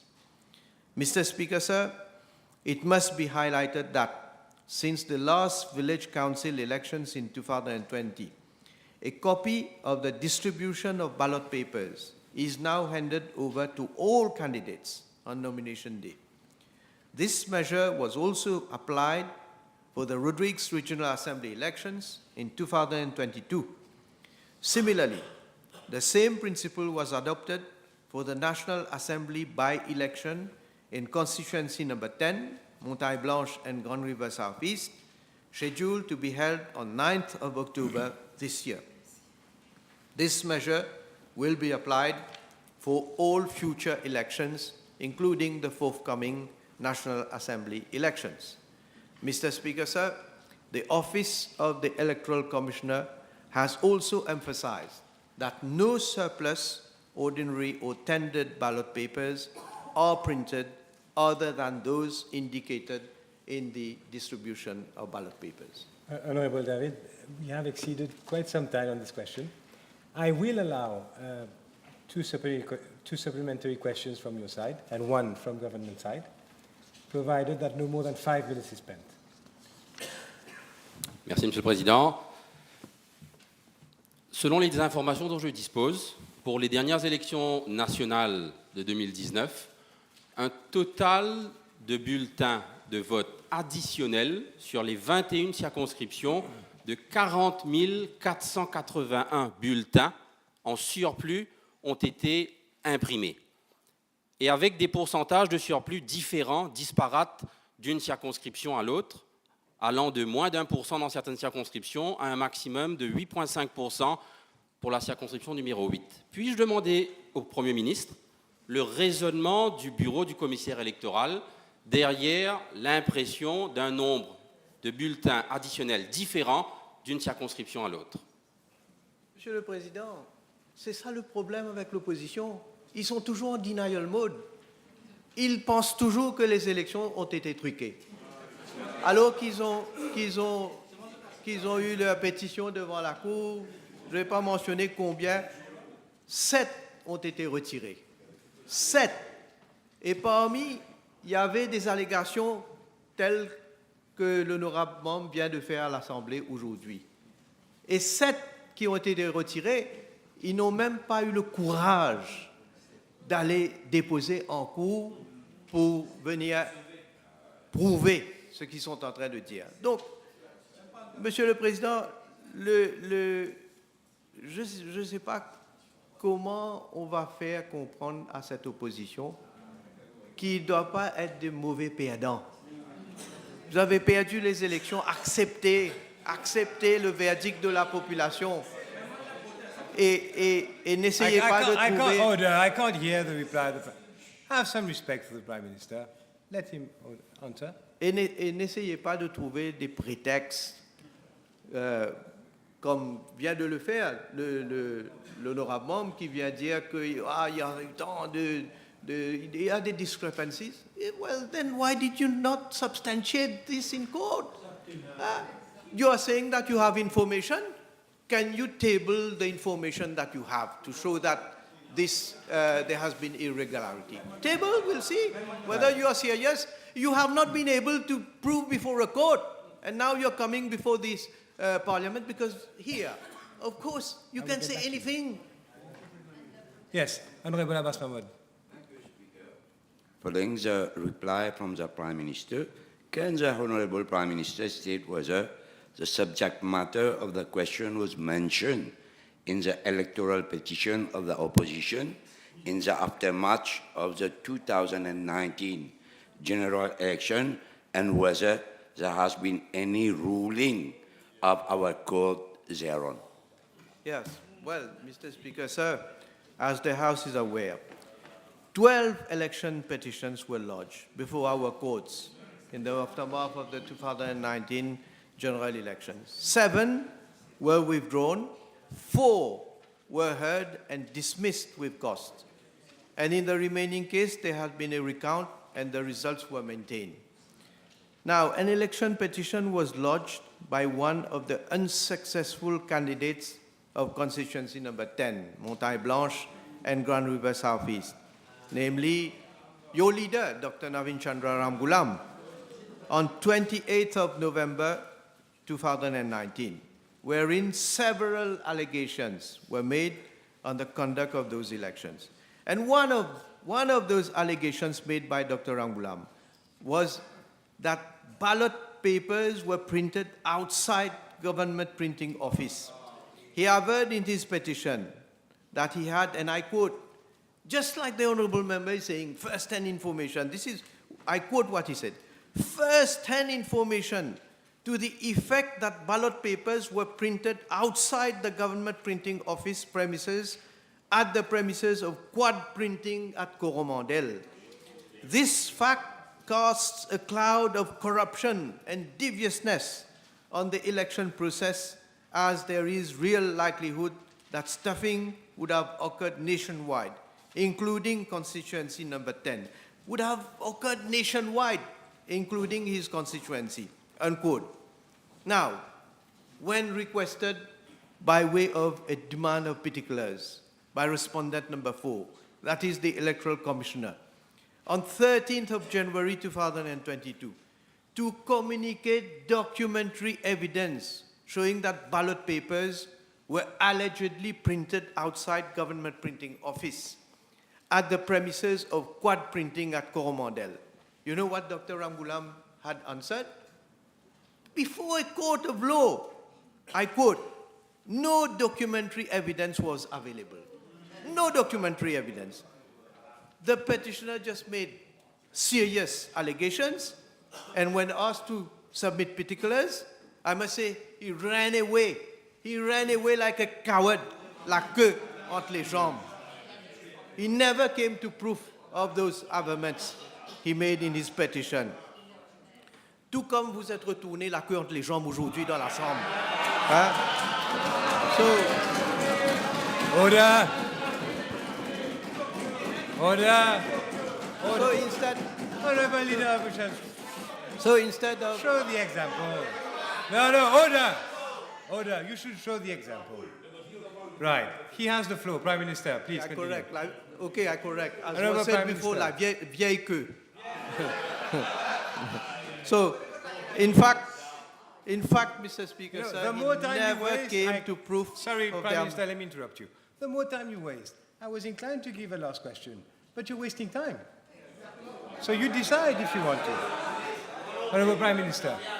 So instead of coming to the proof of those averments before a court of law, he withdrew his case purely and simply. Comme j'ai dit, Monsieur le Président, vile allegations were made by the opposition against the Electoral Commissioner, against the Electoral Commissioner's office, and the Electoral Supervisory Commission. Even civil servants who worked on the day of the elections were not spared. But finally, all the allegations have been proved to be false and malicious. I must say, shame on them. And today, they are still trying to cast doubt on the election process. And the only explanation to that, as I say, is simple, because they know that the elections were conducted in such a way that it cannot, I wouldn't say it cannot, but I would say it was not rigged. And as comme des mauvais perdants, ils ne veulent pas accepter le verdict de la population. Right. Honorable David, very concisely. Your last question. Monsieur le Président, 60 secondes. Je n'ai fait aucune allégation et je n'ai parlé en aucune façon d'impression en dehors du government printing. Honorable Member, wait. That you can take later on the point of personal explanation. Just ask your question concisely. Le Premier ministre l'a lui-même dit dans sa réponse initiale. L'impression se fait par livret de 100 ou de 25. Donc ne peut en aucune façon tailler avec le nombre d'électeurs dans chacune des 20 circonscriptions, ce qui oblige la commission électorale d'imprimer un surplus de bulletins de vote. Je demande au Premier ministre, peut-il nous expliquer le raisonnement derrière le nombre d'impressions différentes dans chacune des 21 circonscriptions, ce qui a amené à plus de 40 000 bulletins de vote additionnels pour les dernières élections. Wait, Prime Minister, wait. Honorable Member, it's a shame that you repeated the question. He has replied earlier. You insist on this question. Okay. I'm not going, Mr. Speaker, sir, I'm not going to repeat what I've said before, because as you say, it's the same question. But let me add one thing. The honourable member does not realize one thing, that a voter peut ne pas avoir voté comme il l'a voulu et gâcher son bulletin. De ce fait, qu'est-ce qu'il fait? Il peut quand même demander à ce qu'il puisse avoir un nouveau bulletin. Donc, il faut toujours avoir des bulletins additionnels. Ce n'est pas ces bulletins. Je sais qu'est-ce qui se passe dans votre tête. Dans votre tête, c'est que vous croyez qu'on a imprimé, pas nous on a imprimé, on a fait imprimer, le Electoral Commission a fait imprimer les bulletins pour ensuite, sûrement que peut-être vous êtes en train de préparer les prétextes pour la prochaine élection que vous allez certainement perdre, qu'on va donc ajouter ces bulletins dans les boîtes. Enfin, I hope, I hope that you are different from the other members, that you realize that this cannot be and will never happen. It cannot happen. Right. Honourable members, before I make my announcements, on 2 occasions mobile phones have rang on both sides of the House. Let me remind honourable members that this is not in line with standing orders. Refrain from using your mobile phone on loud or watching videos in the chamber. Next time, I will take action. Honourable members, the table has been advised that the following PQs have been withdrawn: B621, B623, B625, B626, B628, and B629. In the other time, we'll suspend the sitting for 1.5 hours.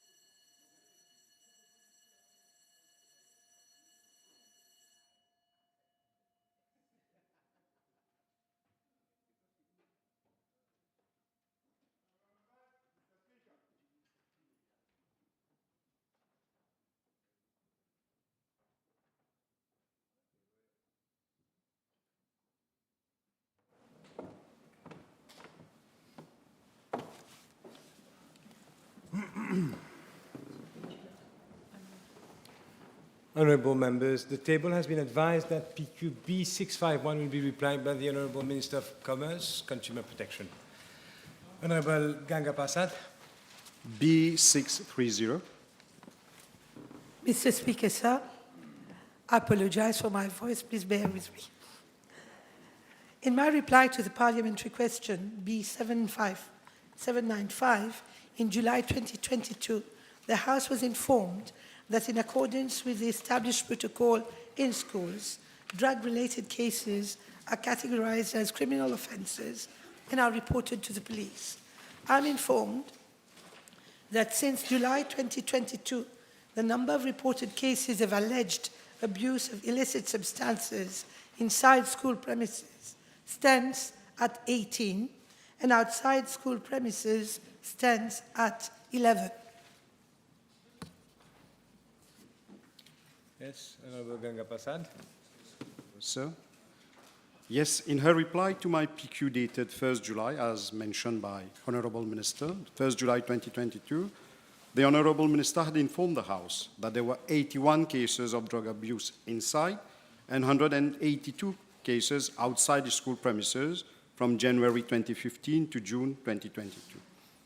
And now in her reply, we have just heard the figures, 18 and 11. Okay. May I ask the Honourable Minister as to why the drug use prevention rebound program has been completely phased out? Mr. Speaker, sir, the drug rebound program is starting as from now. We are presently training the teachers, whereas the Get Connected program is on and has already touched more than 29,000 students, and more than 1,051 teachers have been trained. The Get Connected program has not phased out. It is meant for grade 8 students, whereas the Rebound program is meant for grade 10 students. Mr. Speaker, sir. Right. Honourable Ganga Prasad. Thank you, Mr. Speaker. I went through the National Drug Control Master Plan 2019-2023, where there is only a brief section dealing with Ministry of Education. May I ask the Honourable Minister why it has not been deemed necessary, in view of the alarming figures regarding illicit substances, to come with a master plan exclusively to address the problem of illicit substance abuse in our educational institutions, to protect our children and all stakeholders? Mr. Speaker, sir, there is a national committee chaired by the Prime Minister with a number of other ministries involved, dealing with the whole issue of drug abuse, not only in the community, but also in our schools. The Prime Minister himself carried out several meetings with students in different state schools and at the university level and at the polytechnics. Only recently, about a week back or 2 weeks back, there was a huge campaign, Unir contre la drogue, at the Côte d'Or with hundreds of students present, Mr. Speaker, sir. We take the issue very seriously, and it is being taken at the highest level, at the level of government. Right. Last question, Honourable Ganga Prasad. Thank you, Mr. Speaker, sir. May I ask the Honourable Minister, as she has just mentioned, a special program in the curriculum called Get Connected is for grade 8 and Rebound for grade 10 students. What about primary school students, Honourable Minister? Mr. Speaker, sir, the work has started. Primary school students are being sensitized. We have the educational psychologists, the educational social workers also addressing the issue at the level of primary schools. Right. Honourable Ashevaden's next question. Yes, Speaker. B631. Mr. Speaker, sir, I'm informed by the Municipal Council of Wakwa Phoenix that it has a total of 22 scavenging lorries engaged in scavenging services, and out of which 17 lorries are in running condition. With regard to part A of the question, the Municipal Council has informed that 5 lorries are actually under repairs. As regard to part B of the question, I'm informed by the Municipal Council of Wakwa Phoenix that 4 scavenging lorries has been procured since last year, as follows. The registration number 5Z153 acquired on the 4th of January 2024, 5Z154 acquired on the 3rd of April 2024, 5Z156 acquired on the 25th of July 2024, and 5Z157 acquired on the 25th of July 2024. Yes, Honorable Assevaden.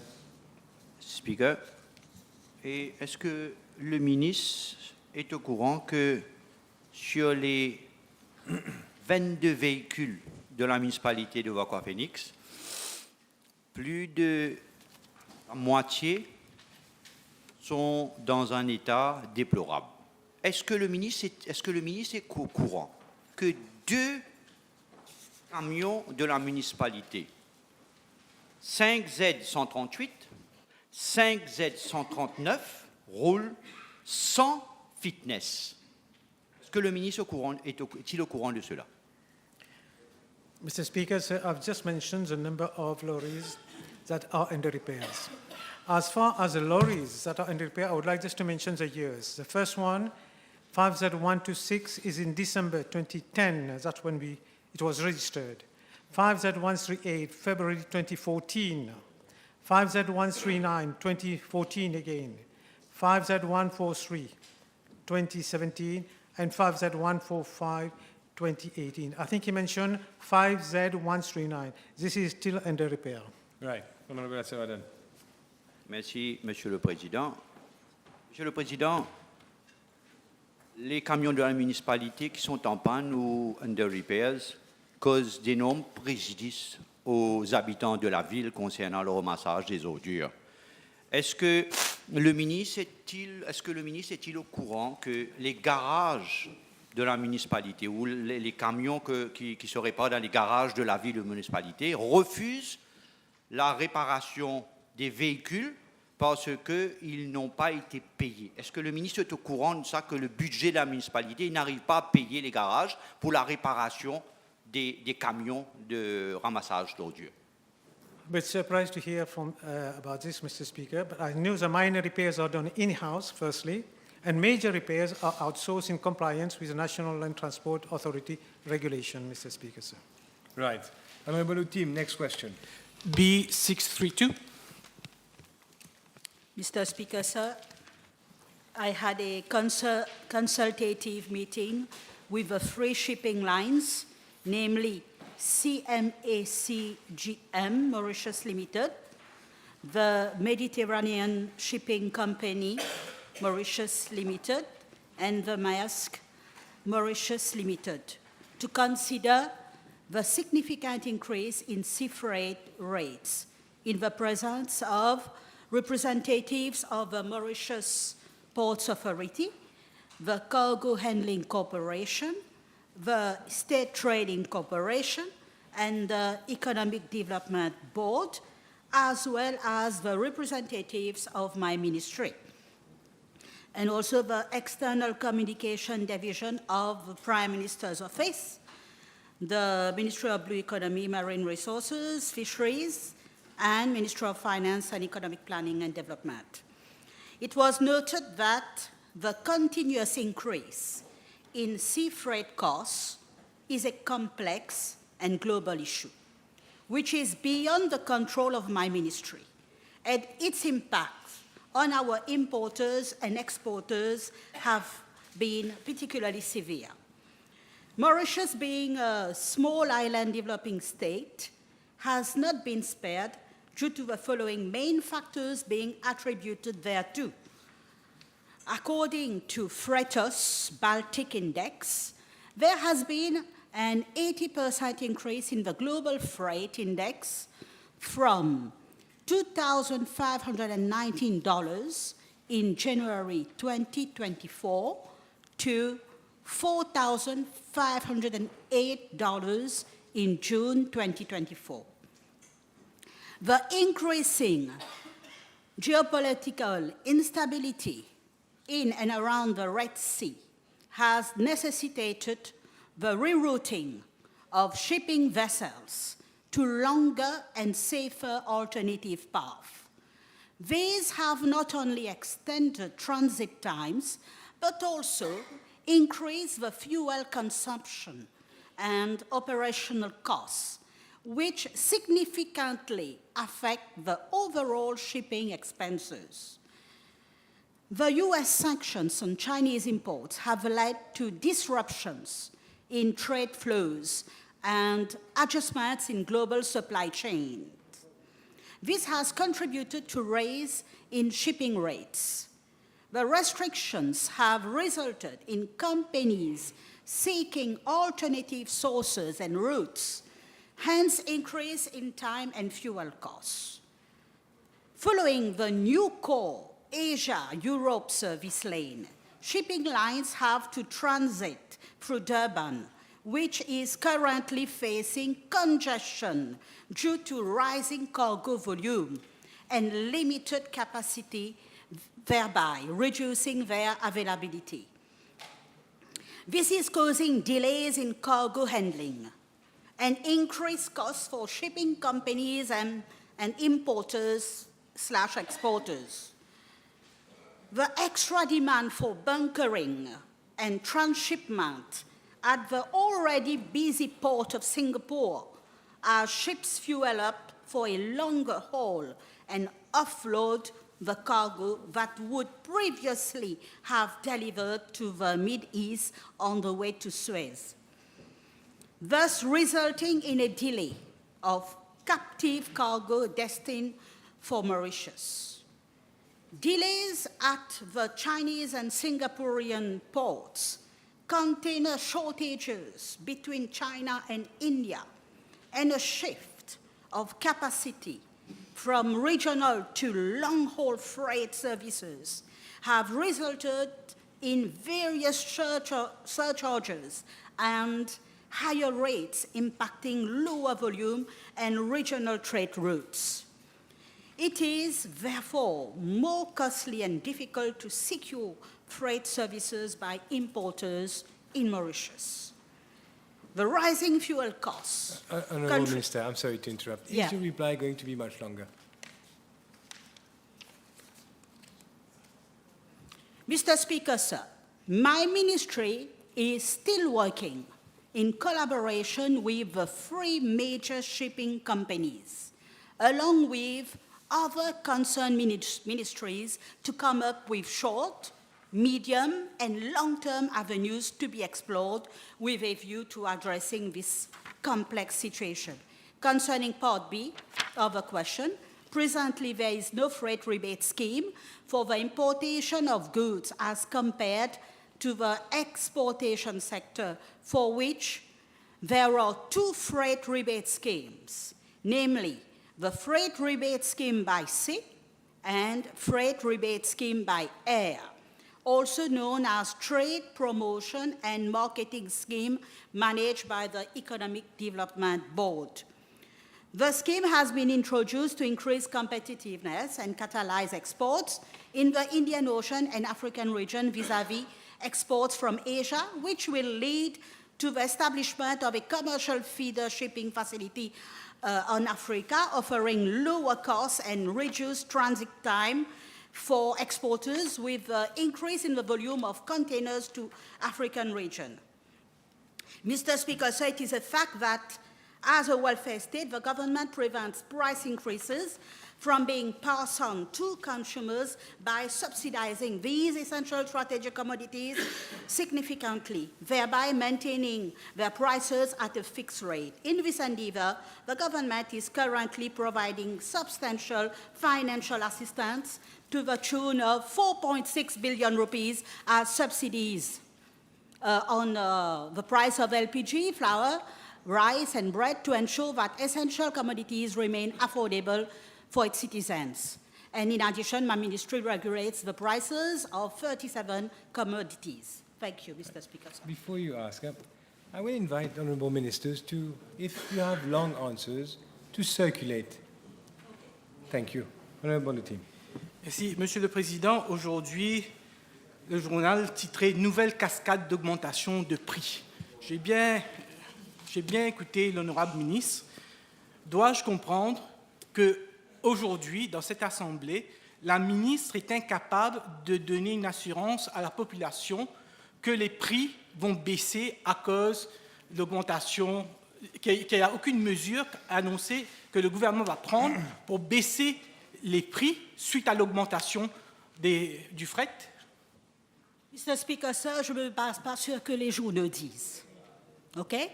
Because the trend for freight costs, the trend for the global freight costs is in the decreasing trend and is expected to reduce in the coming month due to decrease in demand in the global market.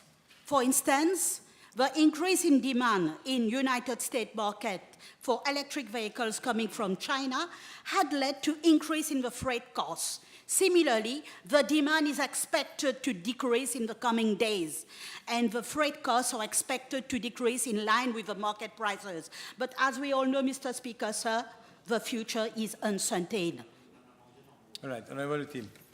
Madame la ministre, vous avez commencé vous-même votre réponse pour dire qu'il y a une augmentation du prix du fret, et selon mes renseignements, c'est jusqu'à 42%.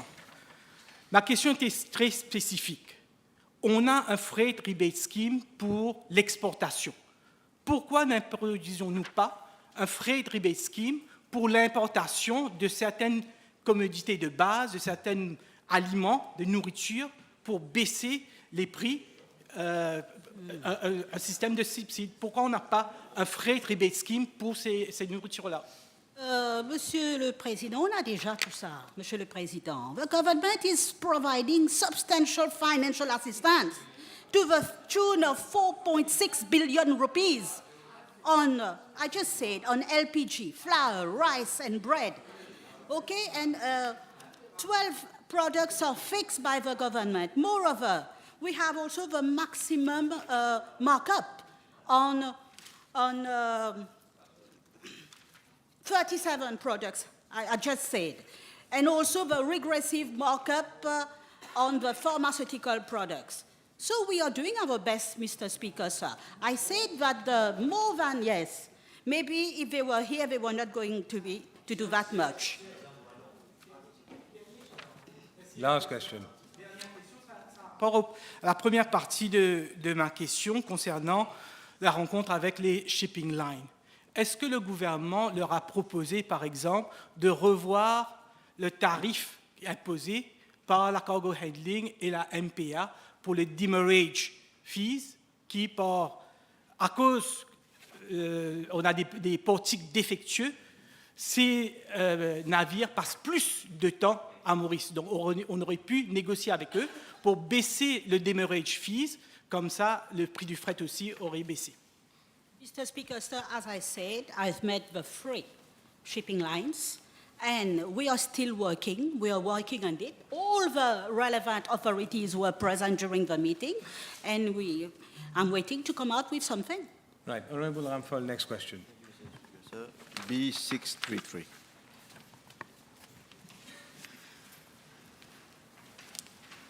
Mr. Speaker, sir, the price structure for mogas and gas oil is defined under the Consumer Protection Control of Price of Petroleum Products, Regulation 2011.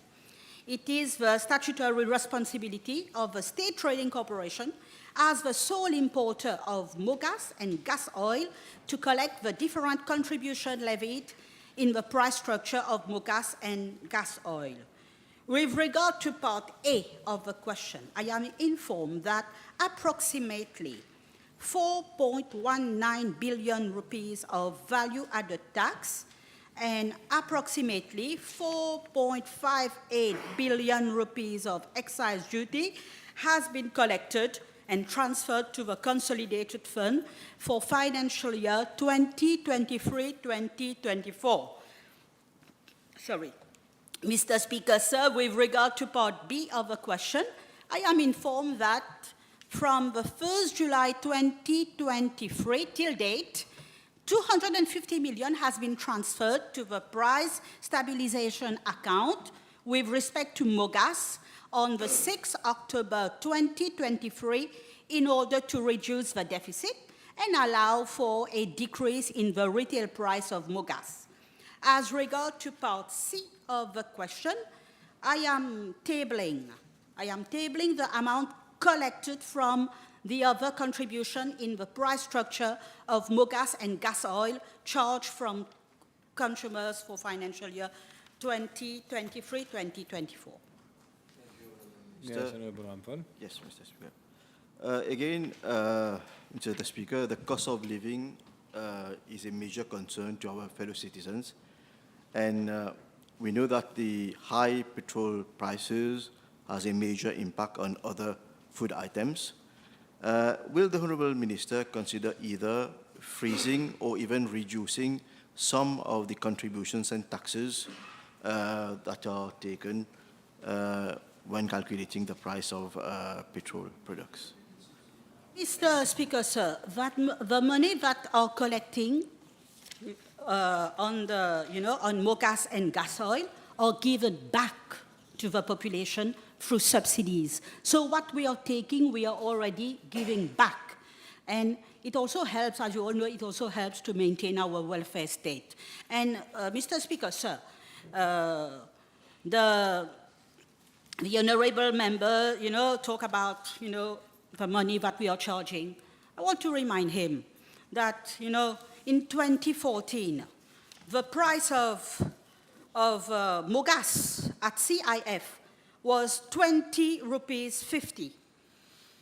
And at that time, they were not post-COVID, nothing, no war in the world, and they were selling, mogas at 45 rupees 95, which means 124% tax was imposed. And right now, we are charging less than 100% tax on mogas. Honorable Rampal.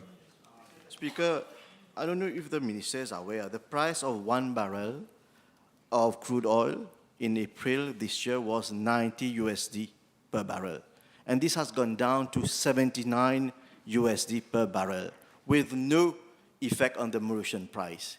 Now, his colleague, Minister Kalichern, in a PQ stated that a technical committee will be set up at the level of his ministry with representatives of the State Trading Corporation, the Attorney General's Office, the Minister of Finance, to review the functioning of the Petroleum Price Committee, presumably to have, so that we can reduce the price of fuel products in the country.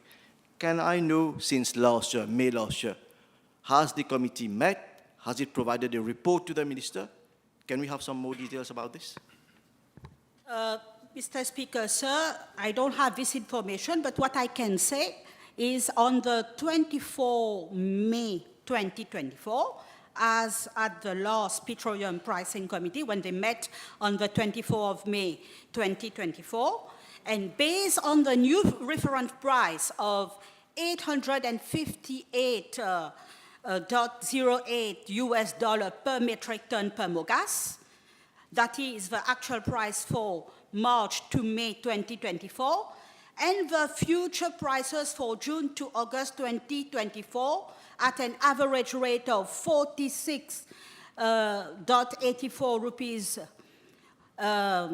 US dollar, the calculated new retail price worked out to be 69.66 rupees per liter. That is an increase of 5.22%. We were supposed to increase it by 5.22%.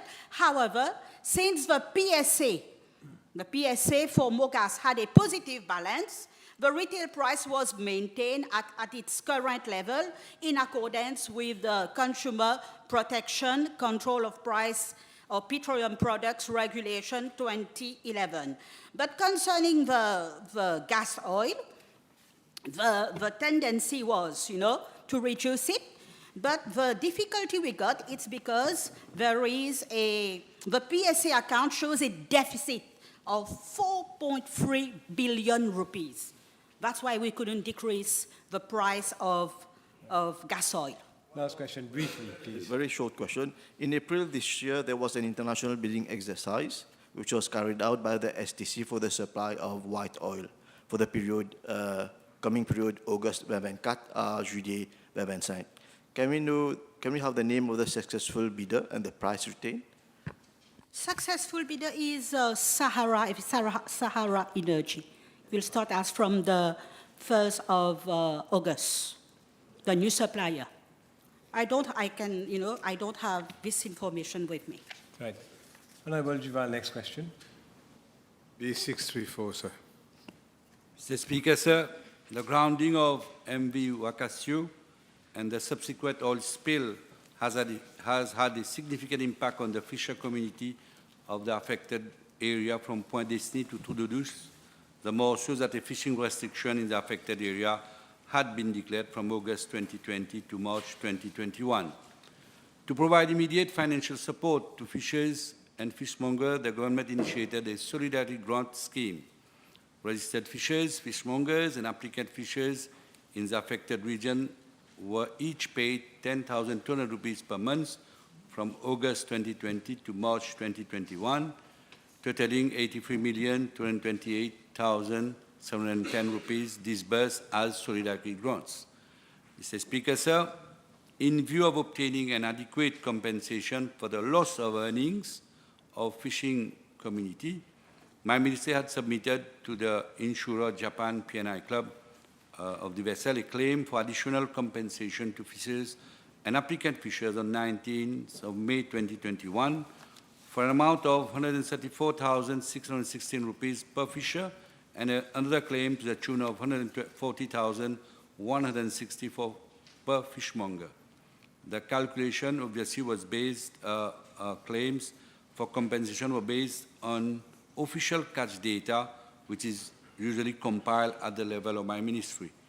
Following lengthy negotiations, working session, as well as an assessment of the claims, the Japan P&I Club agreed to a total compensation amount of USD 2,650,048 USD to be paid to 999 registered fishermen, applicant fishers, and fishmongers, equivalent to the sum of 113,000 rupees per individual. Consequently, in December 2021, 113,000 rupees was paid to each of the concerned fishers, active fishers, and fishmongers as additional compensation, representing the full and final settlement of all claims for loss of earnings during that period of 8 months. This represented a monthly amount of 24,325 rupees per month paid to registered fishers, active fishermen, and fishmongers. This additional compensation was in fact payable to a total of, as I said, 999 individuals in the affected regions, comprising of 628 registered fishers, 197 applicant fishers, and 174 fishmongers. So I'm tabling a breakdown of the number of individuals per region who have benefited from the compensation. And with regard to the question for the region of Mayberg, payment was effected to a total of 466 beneficiaries, including 95 applicant fishers, 98 fishmongers, 17 fishmongers for Seychelles, and 256 registered fishers. This is Yes. The Honourable Minister will know that just the famous saying, justice delayed is justice denied. It's been 4 years now. The ministry or the Japanese have compensated for loss of earnings, but as the Honourable Minister said, the damage to the environment, as it affects fishers and other economic players, has not yet been compensated. Now, what is the situation concerning that part of the compensation?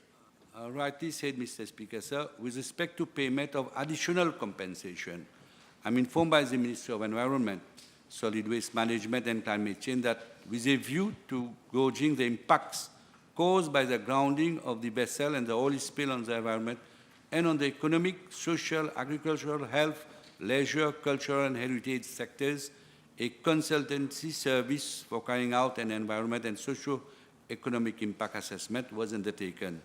In fact, following tender exercise, an international firm, Holland and Knight LLP, was appointed as consultant on 15 November 2022, and the latter submitted its report on the 22nd June 2023 to the Attorney General's Office and the Ministry of Environment, and further claim with regards to particularly loss of earning through environment damage relating to loss of earning, as I said.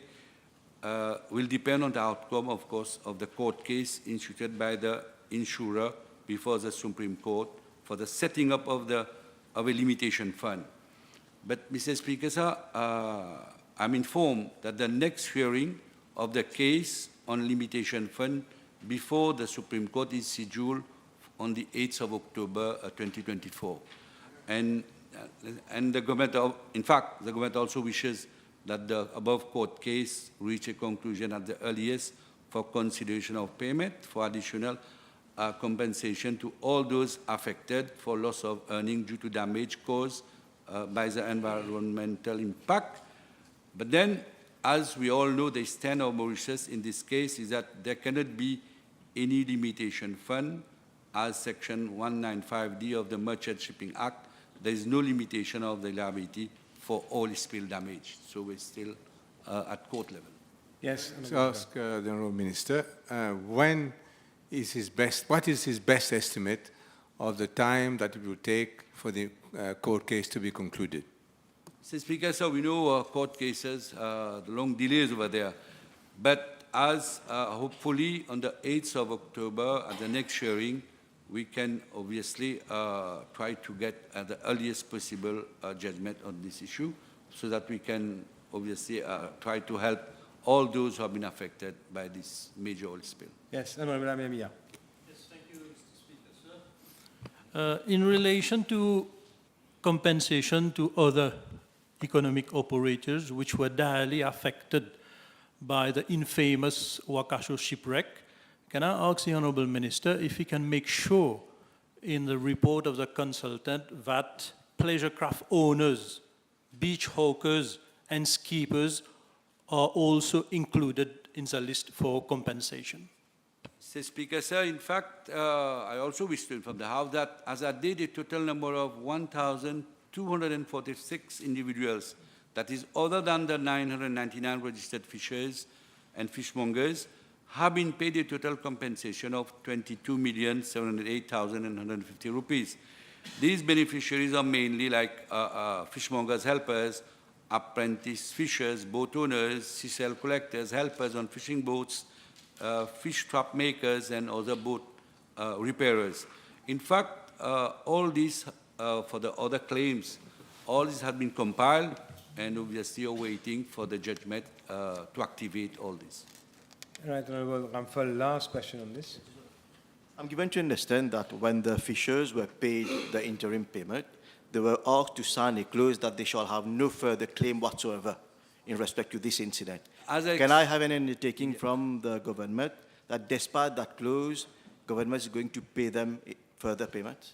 As I just explained in my main answer, Mr. Speaker, sir, that settlement was for the 8 months for the loss of earning, because normally they were active fishermen.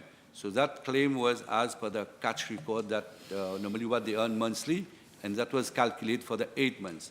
Now, with regard to environment damage, it is in the report. It all depends how much the claim will be, but obviously, not only the fishers, but all the communities who have sent the claim at the ministry, all these, depending on the judgment, obviously all these will be taken account, and definitely the fishermen community will be in. All right, next question, Honourable Itu. Thank you. B635. Mr. Speaker, sir, the new combinations of personalized registration marks have been introduced since 1st October 2021, following the promulgation of the Road Traffic Personalized Registration Mark for Motor Vehicle Regulations 2021. With regard to Part A of the question, I'm informed by the National Land Transport Authority that since 1st October 2021 to date, 33,135 applications for personal registration marks have been received, and 32,062 applications of personalized registration marks have already been approved. With regard to Part B of the question, according to information obtained from the NLTA, the revenue generated for all types of personalized registration marks since 1st October 2021 to date is 627 1,966,000 rupees. Honorable Itu. Thank you, Speaker.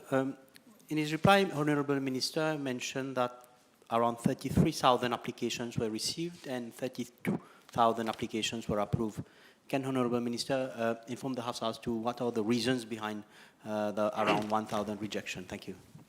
Speaker, sir, the the application is not automatically granted because according to Section 14 of the regulations I just mentioned in my reply, a personalized registration mark should not contain certain words, for example, words that may be offensive, obscene, indecent, abusive, threatening, misleading, or humiliating in nature, should not contain names or acronyms of political parties, should not contain names of acronyms of religious groups, or should not contain words with religious or political connotations, or words that may create social unrest.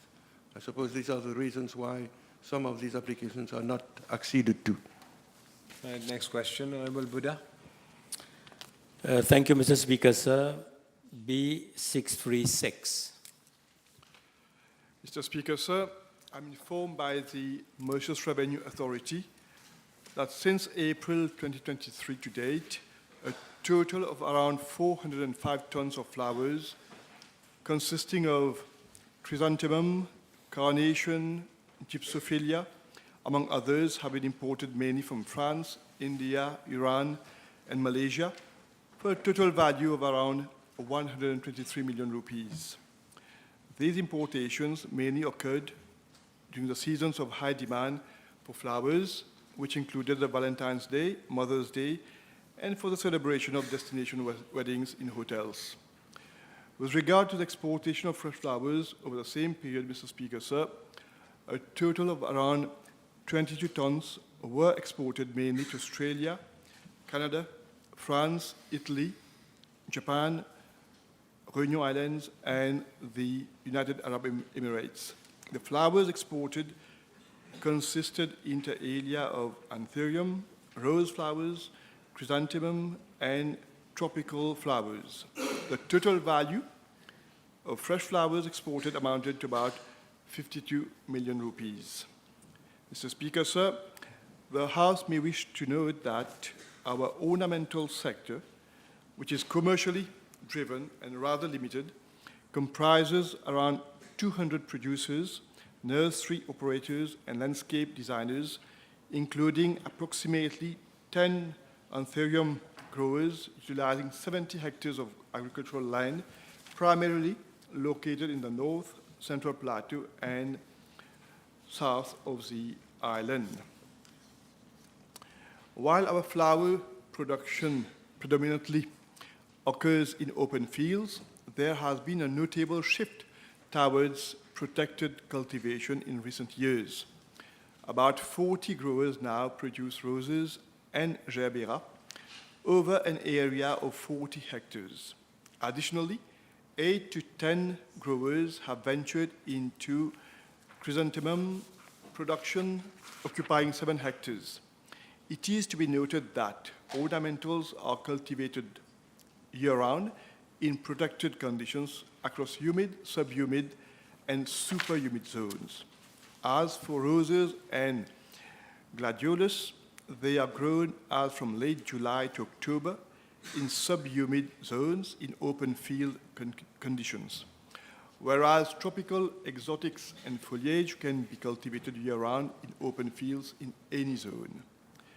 Mr. Speaker, sir, to boost our local production, FAREI is carrying out research on ornamentals, namely anthurium, rose, chrysanthemum, and orchid, so as to produce high-yielding materials and flowers which are attractive to buyers. With regard to anthurium, from over 2,000 crosses, 4 varieties have been identified as promising based on their color, length, flower stalk, and its path size, for which trials are ongoing.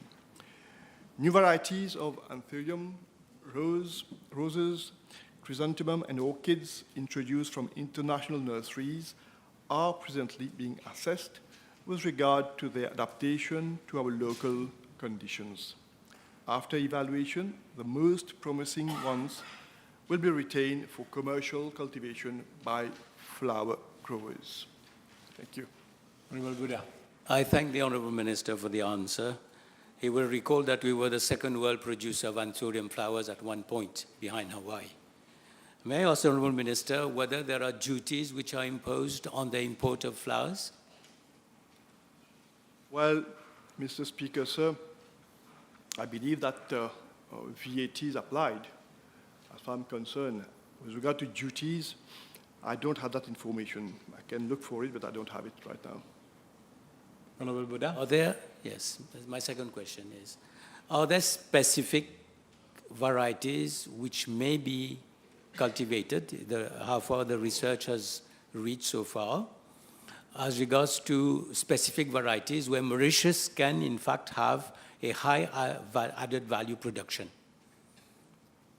Well, Mr. Speaker, sir, we have to bear in mind that we are in a tropical island. We have specific climatic conditions that prevail, and whatever flowers that we can cultivate in Mauritius will be based on those factors. So, and it has to be, there has to be a market for it, and you have to be able to produce it at a competitive price. So all these factors have to be looked into before venturing in any type of particular flower to be produced commercially. Having said that, as you rightly said, at one time we were leader in the anthurium production and export, but unfortunately we also are aware that we have to have strict phytosanitary control in Mauritius when introducing any new varieties to ensure that diseases or pests are not introduced in the country to protect our local crops. So that is why, unfortunately, in the past, having been overcautious probably, we have not been able to introduce new varieties or new types of anthurium that has probably, in a way, made us lose our leader in that segment for producing and exporting anthurium. But then again, at the level of the FAREI, which is the research and development arm of the ministry, they are the one that do carry out research to ensure that whatever flowers that are introduced, potential to be introduced, are being looked at to see whether they have the potential to be grown here. Yes. Next question, Honorable Navamari. Yes, B637, sir. Mr. Speaker, sir, I am informed by the National Land Transport Authority that Route 51, which operates from Port Louis New Transportation Center to Pointe-aux-Sables, is served by 43 buses of the Triolibus Service Company Limited, which are licensed to operate thereat. These buses are released at 3 to 5 minutes interval during peak hours and 10 minutes interval during off-peak. The first release from Port Louis is at 5 hours 02, and the last release is at 19 hours 15, whereas the first bus departs from Pointe-aux-Sables at 5:27 and the last one at 19:45 hours. Sir, according to the NLTA, surveys are carried out by the Inspectorate on a fortnightly basis along Route 51. The last survey, which was undertaken on the 18th of July 2024, revealed that buses are operating in accordance with the established timetable. I'm also informed that as at date, no official complaint regarding irregular schedule of buses or recurrent bus service disruptions in the region of Pointe-aux-Sables has been reported to the NLTA. Nonetheless, I wish to inform the House that checks are still being made by the NLTA to ensure that passengers are provided with a regular, reliable, and adequate transport service. According to surveys carried out by the NLTA, it has been observed that the number of passengers converging towards Port Louis for their economic, social, educational, and health needs has considerably increased during the past years. In that context, the NLTA will have a meeting in the coming days with Triole Bus Service Company Limited to look into the possibility to increase its fleet so as to meet the increasing demand of the traveling public. Yes, Honorable Lavamarie. Yes, Mr. Speaker, so I beg to differ with the information provided by the Minister. Est-il au courant que des fois, des voyageurs doivent poireauter jusqu'à 2 heures pour avoir un autobus pour rentrer chez eux à Pointe-Sable, plus particulièrement à une région appelée Kensington? Mr. Speaker, sir, unfortunately for the honourable member, the information that I have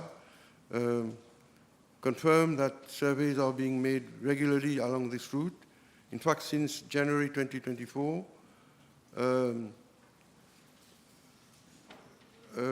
I have the dates of the surveys on the 18th of January, 9th of February, 15th of February, 26th of February, 14th of March, 16th of March, 27th of March, 3rd of April. I can go on, Mr. Speaker, sir. And for the month of July, it was on the 3rd of this month and on the 18th. And the surveys are carried out by road transport inspectors. I have their names with me, but I wouldn't like to mention their names. Surveys are carried out on a fortnightly basis by these inspectors. Triole Bus Service has a fleet of 206 buses, which it uses on a roster basis along the routes allocated to the company. The 43 buses I mentioned in my reply serve the number of passengers along Route 51 and are deployed by TBS every day along this route. And no contravention has been established against the buses or the crews along Route 51. No disciplinary case has been reported in respect of these buses operating along Route 51. So when I have that level of information, Mr. Speaker, sir, you can understand the content of my reply to the honourable member. Yes. And last question, Honorable Lavamarie. Monsieur le Président, devant de telles inexactitudes, des informations erronées, je n'ai donc pas de choix que de ne plus poser de questions. Honorable Asman Mohamed.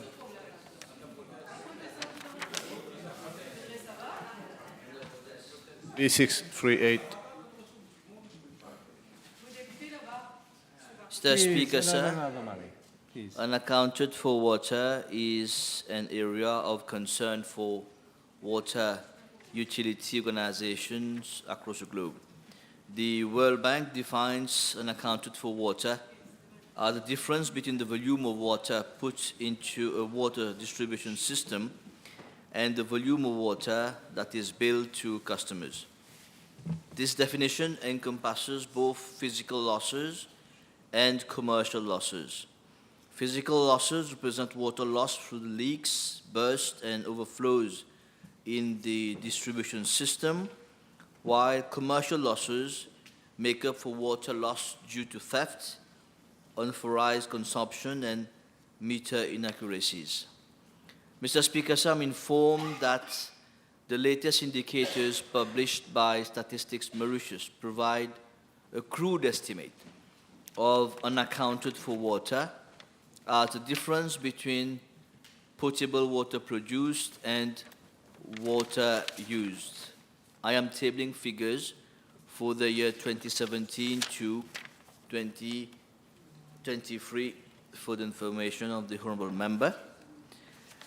It will be noted that estimated unaccounted for water has been constantly declining since 2022 to date as a result of several actions taken to bring more efficiency in the network, to replace defective meters, and to reinforce control on thefts, illegal tapping, and leakages. Mr. Speaker, sir, as the House has been informed, in the context of previous replies to PQ relating to non-revenue water, there have been sustained efforts by government to replace critically old pipes and to increase water production. Thus, some 540 kilometers of pipes have been replaced between 2019 and 2024. Water production has expanded by more than 20% over the past 7 years. In the same vein, old and defective bulk meters are gradually being replaced across the island, whereby providing more accurate production figures. To this end, I'm informed by the CWA that 259 new bulk meters have been delivered in December 2023 and are currently being replaced. With the support of Agence Française de Développement funding, the CWA will initiate a procurement exercise in 2024 to replace another batch of old bulk meters. I am further informed by the CWA that from October 2021 to June 2024, it has replaced 64,952 defective consumer meters, resulting in an additional annual revenue of approximately 65 million rupees. Moreover, the CWA also operates an anti-fraud unit, which plays a critical role in reducing non-revenue water by detecting and addressing water pilferage and illegal water usage. Mr. Speaker, sir, overall, the various actions taken in the water sector are yielding positive results, contributing to an improvement in the reliability and efficiency of the water supply system. Thank you. Yes, Mr. Marvin. Yes, it is very unfortunate that the substantive minister, the Honorable Lejonga, is not in the House today. So, but then, based on the table that the Honorable Minister has provided, I know he won't be able to answer a question because he's not substantive minister. I would like just to make a comment and a question at the same time. In 2017, CWA sold 105 million meter cube of water and 111 million meter cube in 2023. Thus, an increase in sales of only 6 meter cube. From an additional production of 52 meter cube of water that came from a difference in volume between 313,000 meter cube, tabled by the Honorable Minister himself, produced in 2023, and 261 million meter cube in 2017. Based on these figures, non-revenue water, as defined by the Honorable Minister himself, is 88.5%. That is nearly 90%. But I'm sure he won't be able to answer because he's not a minister. But it goes on record. If you can answer, please do.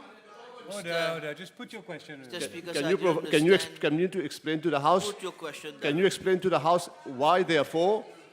Can you explain to the House, therefore? Relax. Since you mentioned that non-revenue water is on the decline since 2012, these figures say exactly opposite what you are saying. Mr. Speaker, sir, first of all, my colleague is not present in the House, and I'm answering a question. So the Honourable Member cannot say that it is unfortunate he's not here, first of all. Second of all, I have submitted a table giving details of non-revenue water from 2017 to 2023, and in the table, 2020 estimated unaccounted for water is stand at 206 millimeter cube of water. 2023 is 202. So from 206 coming to 202, for me it is a decline in estimated unaccounted for water. The Honourable Member is saying the figures are not true, but I leave up to him to decide. Yes. Honourable Mahmoud. I didn't say that the figures are not true, Mr. Speaker. I say that the figures that he has provided himself provide a different figure for non-revenue water. Therefore, can I ask him whether the 90% that I'm saying is lost through leakages, theft, commercial loss, Is there a breakdown for this that you can submit to the House? Mr. Speaker, sir, I mentioned in the reply the various issues that are there, be it commercial losses or be it physical losses, that is theft, be it leakage, be it unauthorized consumption, and meters accuracy, etc. And also, what are the measures that have been taken? For example, 540 kilometers of water, of pipes being replaced. I also mentioned that defective consumer meters were replaced. 64,000 consumer meters were replaced. That will give a proper indication of unaccounted for water. Mr. Speaker, sir, it's good that I also mentioned replacement of pipes is not done today for tomorrow. It is a long-term process. Had the previous government started at least some replacement of pipes, today, with the huge amount of pipes we are replacing, the situation of water would have been much better. Let me give you some information, Mr. Speaker, sir, to be able to understand. In the year 2023 to 2024, in 1 year only, 246 kilometers of pipe has been laid in-house at a total cost of 900 million. In 1 year. For the years 2010 to 2014, 4 years, they have replaced only 280 kilometers of piping over 5 years. That shows that if at that time there was some vision for this country, they would have started laying pipes, changing kilometers of pipes, and today we would have added on the system that the piping network would have been much better. Thank you. Next question, Honorable Ortiz. B369.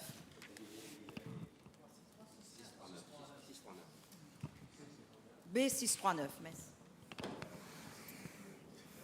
Mr. Speaker, sir, I wish to inform the House that only one officer, Mr. H.S., Family Welfare and Protection Officer of my ministry, was interdicted on the 5th of May of 2023 as a police case had been lodged against him for breach of the Protection from Domestic Violence Act.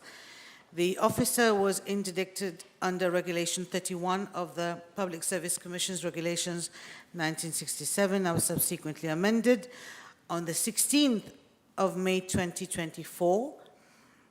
The Office of the Director of Public Prosecution has advised that there are no further action against Mr. H.S. My ministry has consequently already made a recommendation to the Public Service Commission to reinstate the incumbent in his post of Family Welfare and Protection Officer with effect from the 5th of May of last year. Yes. Je vous remercie, Monsieur le Président. La ministre peut-elle indiquer à la Chambre si un certain Monsieur R a été suspendu de ses fonctions pour corruption en raison d'accusations selon lesquelles il aurait pris de l'argent en échange de promesses d'emploi, principalement envers les femmes? Mr. Speaker, sir, with your permission, I wish to reiterate my answer to the PQ that has been put to me, that only one officer, Mr. H.S., I repeat, a Family Welfare and Protection Officer of my ministry, was interdicted on the 5th of May 2023 because there was a police case lodged against him. Only one. Yes. Thank you. La ministre peut-elle indiquer à la Chambre le nombre de caregivers suspendus dans son shelter qui font partie de son ministère et ainsi que le nombre d'années de service? Merci. Mr. Speaker, sir, I would first of all need notice of the question because it's completely different, and I would very kindly, through you, ask the honourable member to learn the difference between suspension and interdiction.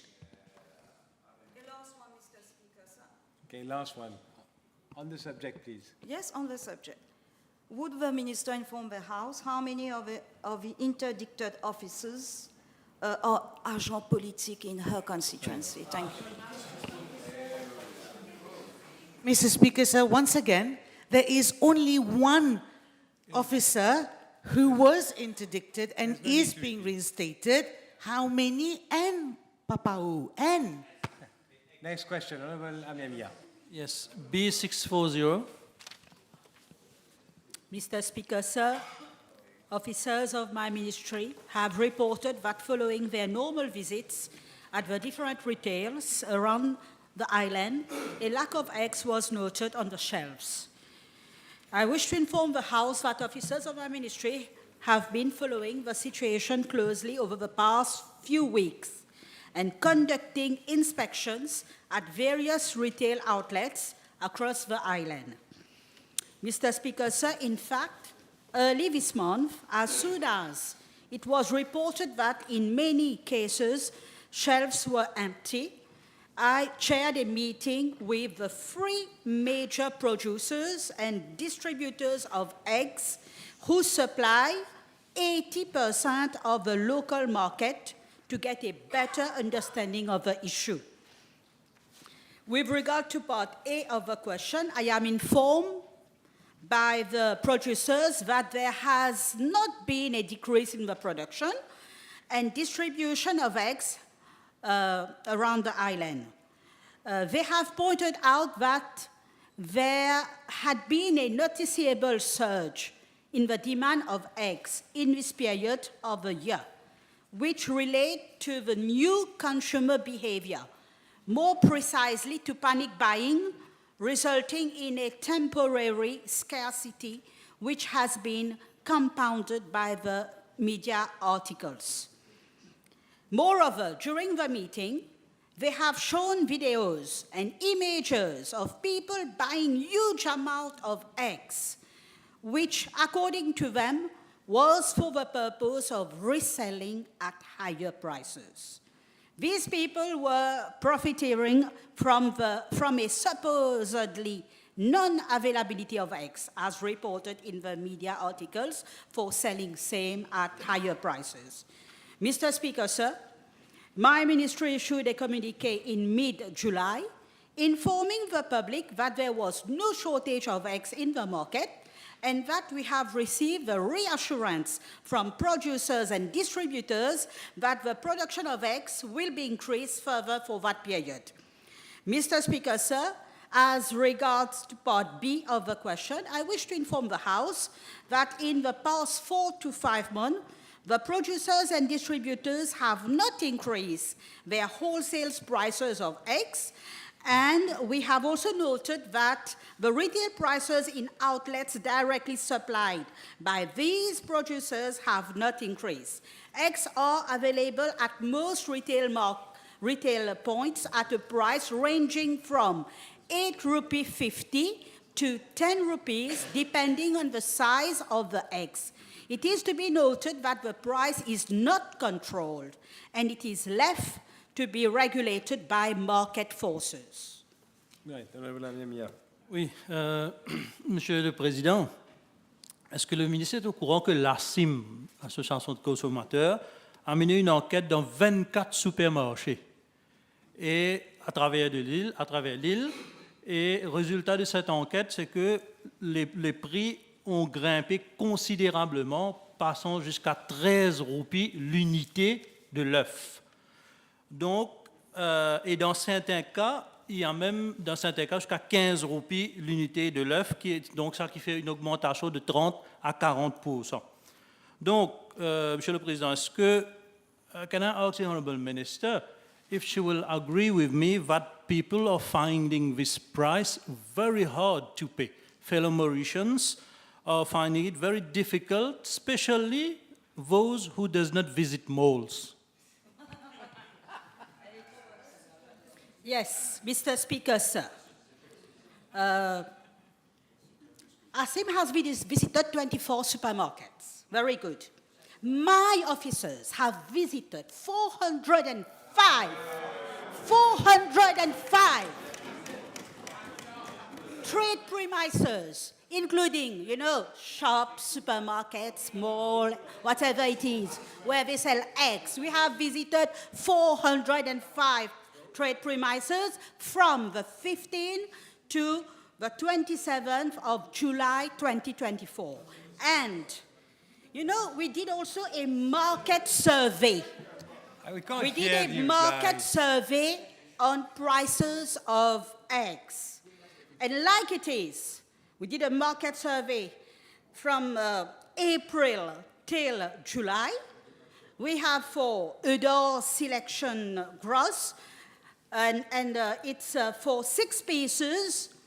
The price in July, it's 56 rupees 25. For Matin Très Gros, for 6 pieces, 59 rupees 35. For Udor Jumbo, for 6 pieces, 58 rupees 65. And for Udor Primeur, 12 pieces for 104 rupees and 90 cents. During, as I said in my answer, we have issued a communiqué on the 17th of July, and I've told consumers not to buy eggs higher than 10 rupees. I told them not to buy. Honorable Tour. Thank you, Mr. Speaker. So my question was related to market survey, and same has already been canvassed. Thank you. Right. Honorable Assevaden. Monsieur le Président, est-ce que j'ai bien compris la ministre dans sa réponse initiale, c'est que les producteurs d'œufs ont fait comprendre à la ministre que les Mauriciens en général ont changé leurs habitudes et pour le mois de juin, de juillet, ils ont commencé à manger des œufs tous les jours. C'est ça que j'ai bien compris, une chose. Deuxième petite chose, Monsieur le Président. Monsieur le Président, je veux dire que... Qu'est-ce que... Honorable Assevaden, wait. I am maintaining order. Honorable Assevaden, I am talking. Can you wait? I can do my job on the chair without your assistance. Thank you. One question, one subject matter, and I will get back to you on a second question. One question. Ask your question. It was intelligible.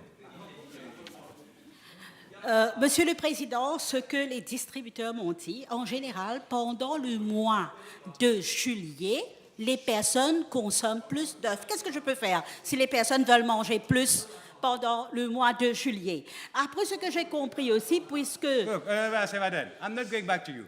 You're not listening to the answer.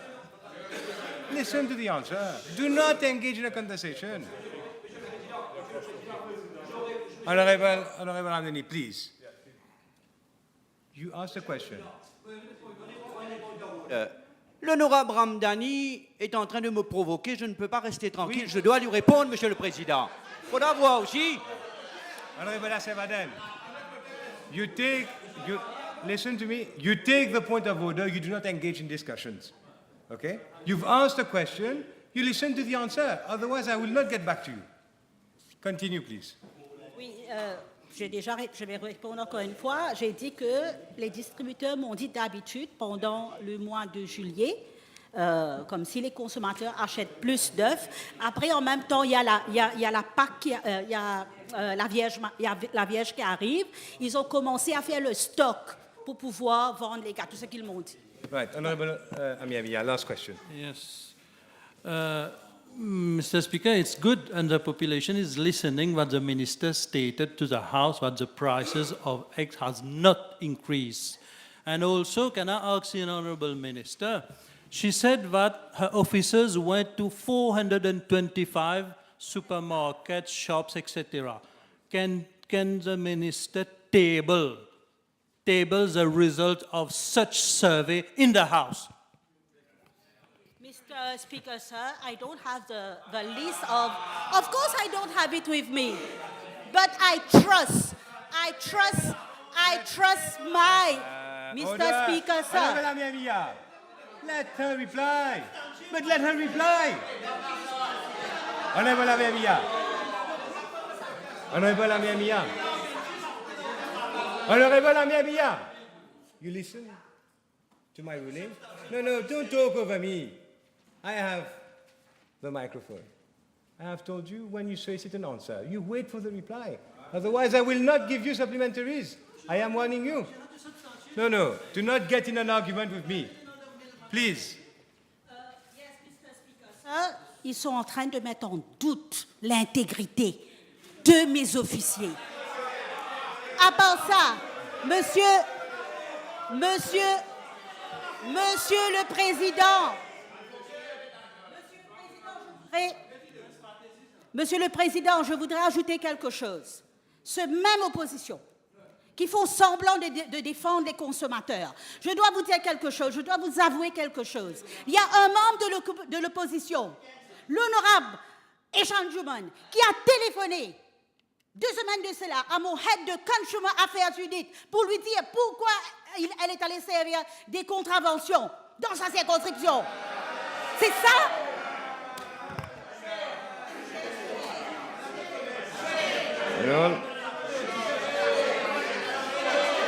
Okay, order.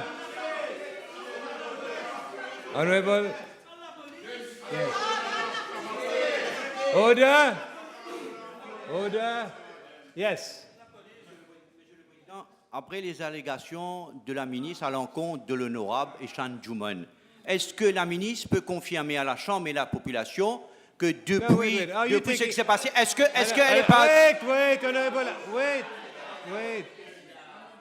Are you taking a point of order or are you asking a question? What is it? Is it a point of order?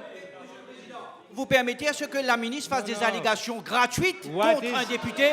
C'est gratuit. What is the point of order? What is the point of order? No, listen, we will listen to the point of order. What is the point? Honorable Assevanel, I am giving you the opportunity. What is the point Monsieur le Président, après les allégations, on demande à la ministre de retirer ce qu'elle a dit à l'encontre du député. Où elle va, la police? Right. Honorable Minister, it is not proper, in fact, to conduct on the character of any member of the Assembly, the more so that he is not present. Kindly withdraw that part. Mr. Speaker, sir, I'm just reporting what the head of my ministry told me. I'm just reporting. But Right. But if it's not proper, I'm going to... Yes, thank you. Honorable Gulab. Look, I have to...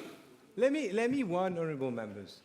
It might be my first day or second day of question time, but I will not allow the House to get unruly.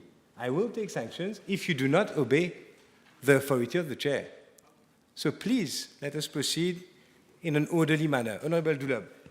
P641. Mr. Speaker, sir, we all know how vulnerable our country is when it comes to flooding.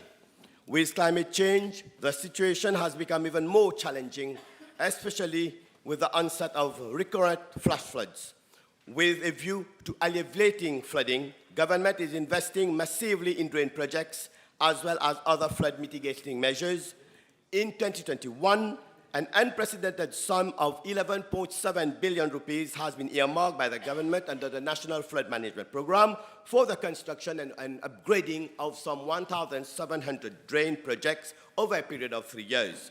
Starting with high-risk flood-prone areas, as at date, some 596 projects for a total amount of 4.9 billion have been completed, and the status of the remaining projects are as follows. 161 projects for a total amount of 4.3 billion are under construction. 7 projects estimated at 5.3 billion are at bidding stage. 911 projects estimated at 39.4 billion are at design stage. Mr. Speaker, sir, with regard to the cleaning of drains, the Land Drainage Authority has earmarked some 1,500 kilometers for the financial year 2023-2024. Around 400 kilometers of drain have been cleaned by the local authorities. Mr. Speaker, sir, I'm informed by the Land Drainage Authority that in constituency number 12, there are some 55.7 kilometers of drain networks, which takes into consideration the 47 drain projects that have already been completed and which amount to some 482 million. It is also to be pointed out that 11 projects for a total amount of 216.7 million are under construction. 4 projects estimated at 172.9 million are at bidding stage. 16 projects estimated at 403.9 million are at design stage. Out of the 55.7 kilometers of drain network, 50.8 kilometers of drain falls under the purview of the District Council of Grand Port for regular maintenance. And the remaining 4.9 kilometers of drain are along classified roads which fall under the purview of the Road Development Authority. Mr. Speaker, sir, I'm informed that for the financial year 2023-2024, funding allocated to the District Council of Grand Port for cleaning of drains and desilting of rivers was as follows. 2.5 million allocated for cleaning of drains, 18 million for the desilting of rivers, and 8 million for cleaning of drains post-Bilal cyclone. Mr. Speaker, sir, I'm further informed by the LDA that a maintenance plan was submitted to the District Council of Grand Port in September 2023, and as a date, only 8.1 kilometers of drains out of 50.8 kilometers of drain have been cleaned through contractors. Desilting works along 9 rivers watercourses have been carried out. The desilting of 3 watercourses, namely River Au Bleu, River Délice at Grand Bel-Air and Petit Bel-Air, and watercourse at Cancarol are still pending. I wish to highlight that the onus is on the District Council of Grand Port to carry out regular inspection and regular maintenance such that the stormwater drainage infrastructure within the jurisdictions are cleaned to allow free flow of water at all times. Yes, Honorable Dulab. Thank you, Mr. Speaker. So if I got it well from the reply of the Minister, despite funding, I got it well, despite funding has been provided, only 8 kilometers of drains on a total of 50.8 that you mentioned has been maintained by the District Council. What are the actions that are being envisaged by your ministry? Mr. Speaker, sir, as you know, the LDA now also has the power to enforce. So warning letters has been issued to the District Council of Grand Port because indeed some of our rivers, drains in constituency number 11 and in number 12 are in very bad states. In fact, there has been a case that came up on radio at Grobio, which do fall under the purview of the District Council, and unfortunately, nothing has been done, and there were complaints from inhabitants in the region. And I should thank my honorable colleague, Honorable Siratan, and who helped a lot, and we have had more facilities to intervene immediately to solve and bring some peace to those inhabitants. Yes, Honorable Dulab, last question. Thank you, Mr. Speaker. With regards to projects that are being undertaken actually in the constituency number 12, can we have from the Minister a status on the retention pond that where work started in Martaba? Once again, Mr. Speaker, sir, this project was given to the District Council of Grand Port under emergency, and after 2 weeks of works, given it was an emergency and we needed instant and immediate action in the field, and nothing was being done. And I had no choice but to step in and to request the PS of the ministry to recall the file and to re-award that project to the NDU. And now it's almost completed, and there are some snags that we need to do around. Thank you. Right, next question, Honorable David. B642. Mr. Speaker, sir, I'm informed by the Municipal City Council of Port-Louis of the illegal dumping on the street connecting the Royal Highness Street and Apricot Silk Street in the region of Débarcadère, Pointe-aux-Sables, by residents of the vicinity. I'm further informed by the City Council that the scavenging service in the region is providing twice weekly service through a private contractor, and the latter has a responsibility to cart away any refuse found there as and when required. The last site visit was effected on the 12th of July 2024 by the councillor and an officer of the Municipal City Council of Port Louis. Mr. Speaker, sir, I'm informed that the council will remove the heap of soil found there to allow free access on Apricot Street. Moreover, the council will clean and cart away soil and construction debris by the end of this week and will ensure that a no dumping sign is fixed at that particular place. Yes, Honourable David. Thank you, Mr. Speaker, sir. The Honourable Vice Prime Minister mentioned very clearly and rightly that there is illegal dumping in that public street. May I know from the Vice Prime Minister whether there have been any preventive or punitive measures taken to address this specific issue of illegal dumping in that street? I mean, as far as construction debris is concerned, I think that depends on the resident as well. They realize this is it's a road which is used by the public, and they can't just dump everything on the road. I think that would depend on, it's common sense. They should not dump things just on the road, and we can't blame the local authorities if you dump your stuff on the road, and tomorrow morning they have to be there to cart it away. I mean, that's why we're having this problem. I think it's just a matter of sensitization to the public. That's much more important, I think. Yeah, Honourable Lavamarie. Yes, thank you, sir. May I ask the Minister whether he will impress upon the Municipal Council of Port Louis to deal with the same issue at corner Jacquier and Cerisier streets in Pointe-du-Sable? Mr. Speaker, sir, I think we'll need... that's a different question. Yeah. Honourable David, last question.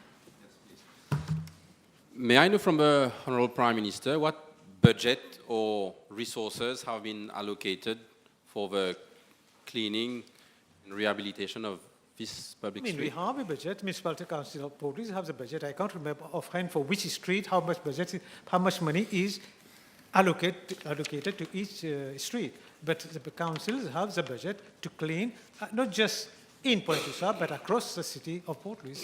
Okay, Honourable Leopold, next question. Thank you, Mr. Speaker. Sir, B643. Mr. Speaker, sir, worldwide there is an increase in the rate of cesarean section in all the countries for the last decade.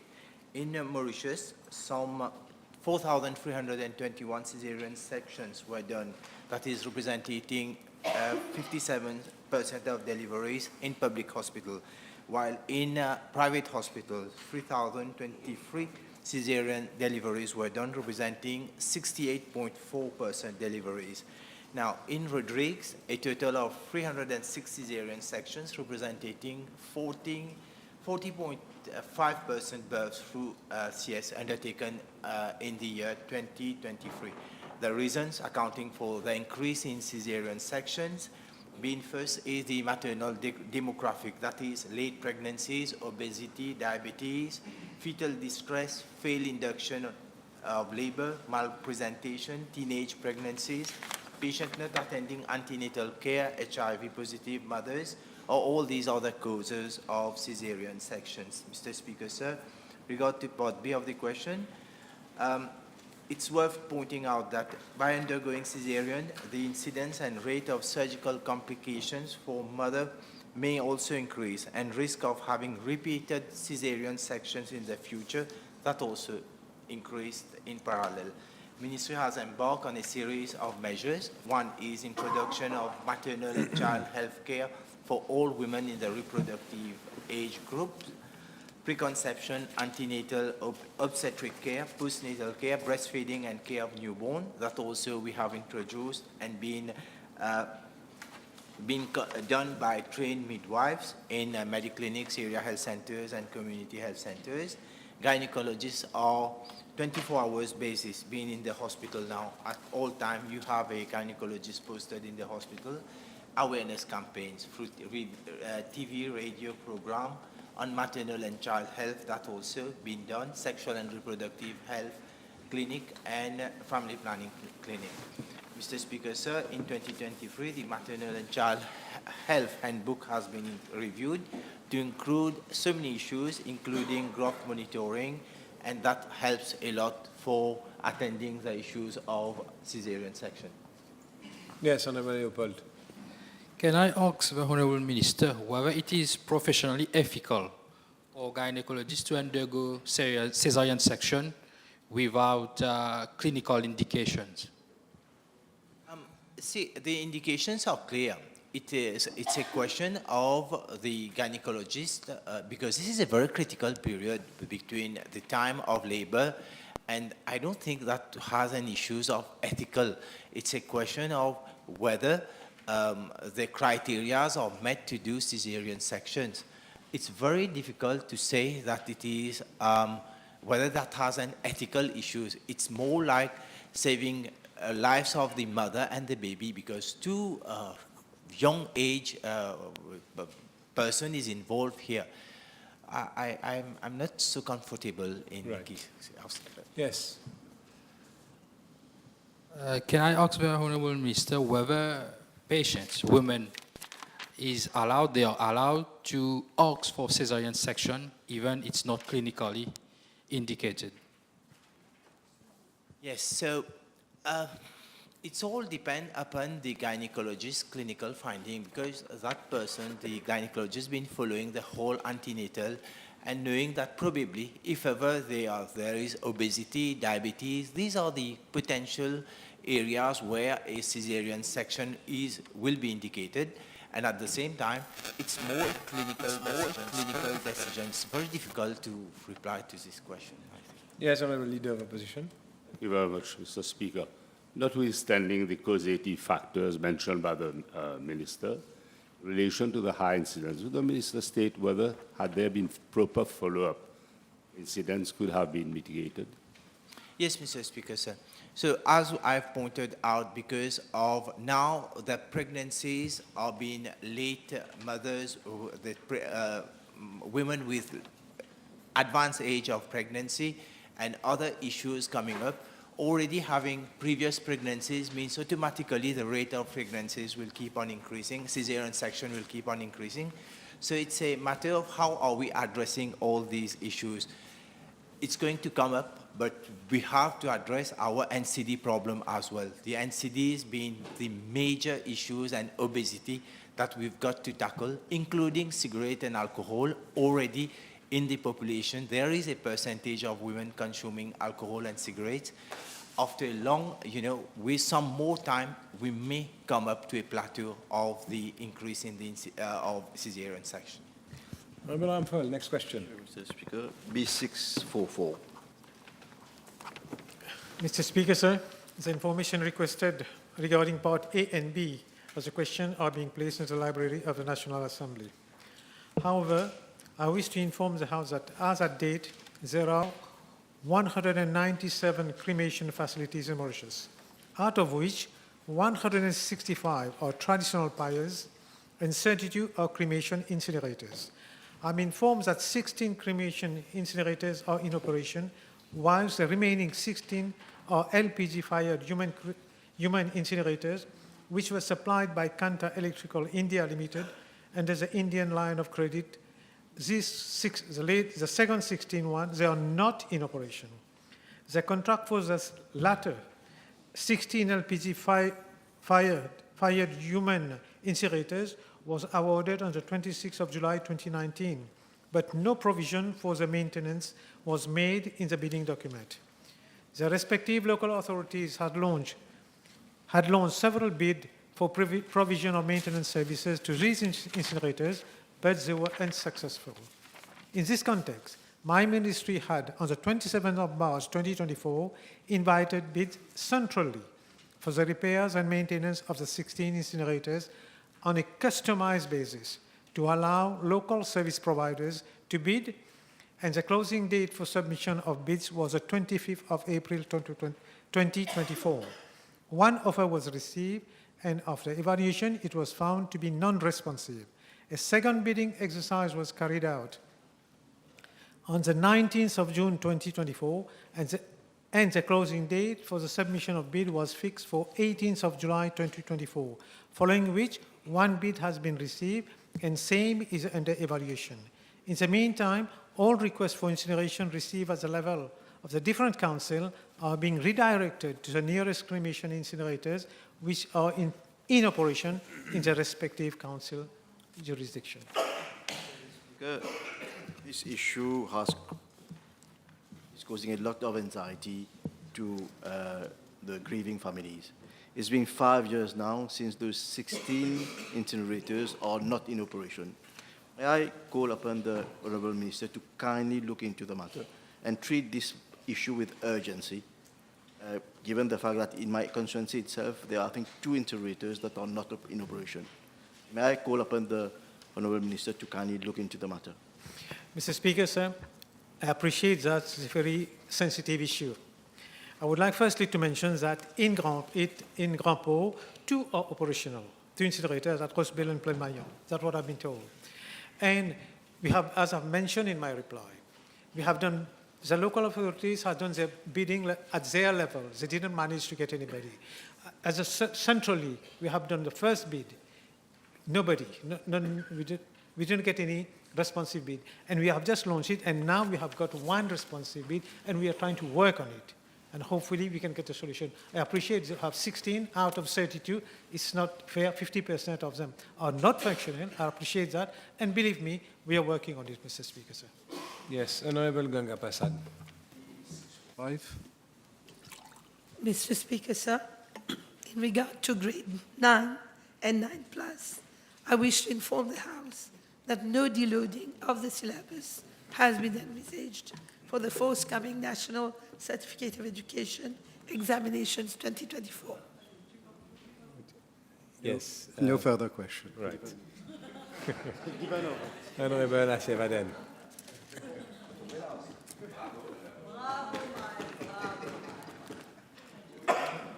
Yes, your turn. B646. Speaker, sir, the Central Water Authority supplies water across 6 water supply zones on the island, respective of constituencies. The regions of Konfukro, Highlands, and Bellerive are part of the Mauritius Upper Water Supply Zone, receiving water from the Lamari Water Treatment Plant, which has a treatment capacity of 130,000 cubic meters per day. According to information from the CWA, the Mauritius Upper Water Supply Zone had 79,448 subscribers as at 30th of June 2024, reflecting an increase in view of new morcellements and commercial projects. These have contributed to added pressure on the existing water supply network.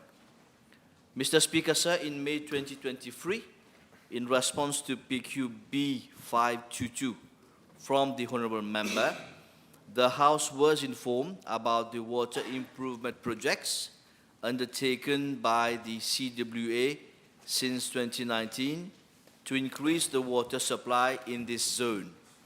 This included the commissioning of 2 boreholes, one at Lamari in 2019, supplying 6,900 cubic meters per day, and another one at Valentina in 2022, providing 5,500 cubic meters per day.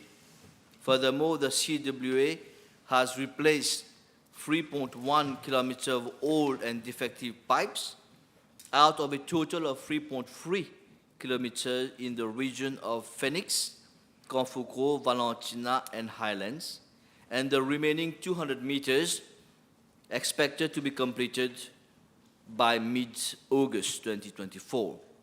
Mr. Speaker, sir, regarding water supply, I am informed by the CWA that the lower parts of Konfukro and Highlands receive a 24/7 water supply, while the upper part of Konfukro receives 12 hours of water supply daily.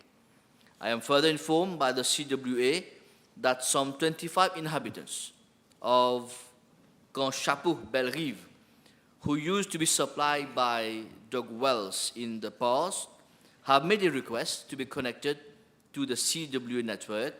The request is currently under consideration. Mr. Speaker, sir, it must be outlined that the major constraints faced in this water supply zone are inadequate water treatment capacity, old pipe networks, and increasing demands. Actions are being taken on several fronts to address the water intermittency in some parts of the zone. It is expected that water supply in the aforementioned regions will considerably improve after the upgrading of La Marie water treatment plant. I am informed by the CWA that a consultancy exercise to increase the treatment capacity of La Marie water treatment plant to 160,000 meter cube per day through the upgrading of its rapid gravity filtration. The exercise has been completed and the contract is expected to be awarded shortly, and works expected to start in September 2024 for a duration of a year. Mr. Speaker, sir, furthermore, I'm informed by the CWA that several pipe replacement projects in the Mar Uvakwa upper water supply zone and approximately 66 kilometers of old and defective pipes have been identified for replacement as from the year 2024, and this includes some 13.6 kilometers in the region of Confoucro, Highlands, and Solferino. These works will concern, among others, Deschalets dans les Briands, Robinson Road, Haussmann Road, Saint-Paul, Remy Ollier Street, Clozel, Balgobin Road, Saint-Paul, Gopi Lane, Clozel, Rupchan Lane, Parisot, and Jogou Road and Nehru Lane, Phoenix. Petit Camp, including laterals, Belterre Road, amongst others. Yes, Honorable Aseraden. I have a small conclusion, Mr. Speaker, sir, if you allow me. Just to give all the information to the Honourable Member.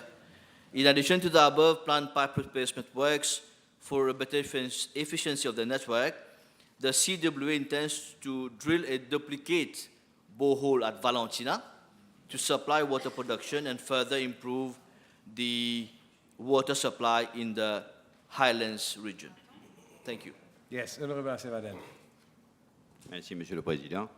C'est bien, Monsieur le Président, que le ministre reconnaît que la distribution d'eau à Confoucro, Highlands et Bellerive ne se fait pas sur un 24-hour basis. Là, actuellement, quand je pose la question, 3 camions de la CWA. Honorable Aremia, I have warned earlier about that. You should apologize. Yes. Je peux. Là, actuellement, à l'heure où je vous parle, Monsieur le Président, 3 camions citernes de la CWA alimentent la région de Confoucro, Highlands et Bellerive. Monsieur le Président, ça fait déjà 10 ans. J'ai posé la question l'année dernière concernant ces régions spécifiques que le ministre a fait référence, effectivement, à Confoucro, Highlands et Bellerive. Ça fait déjà, Monsieur le Président, 10 ans depuis la promesse électorale de l'Alliance Les Peuples pour une distribution d'eau 24/7 dans le pays. Ma question est simple pour ces habitants de Confoucro, de Highlands et de Bellerive, Monsieur le Président. Quand est-ce que cette promesse de 24/7 de distribution d'eau sera une réalité, du moins pour la région de Confoucro, de Highlands et de Bellerive? Mr. Speaker, sir, in my reply, I mentioned that I am informed by the CWA that the lower parts of Confoucro and Highlands already receive water 24/7 supply. And only the upper part of Confoucro receive 12 hours of water supply. And I have mentioned also for Bellerive, 25 inhabitants of that region, households and households, have recently made a request to the CWA to be connected in the water supply because for many, many years they have been using dog wells for water consumption. And this request is currently under consideration by the CWA to do the needful. Right.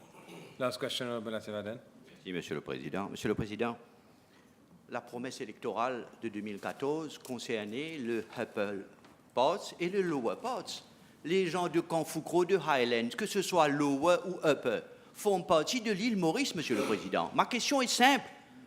Le ministre suppléant, je peux comprendre, peut prendre l'engagement ici dans cette Chambre quand, du moins un mois, une année, une date, la promesse de 24/7 de distribution d'eau sera une réalité dans ce pays.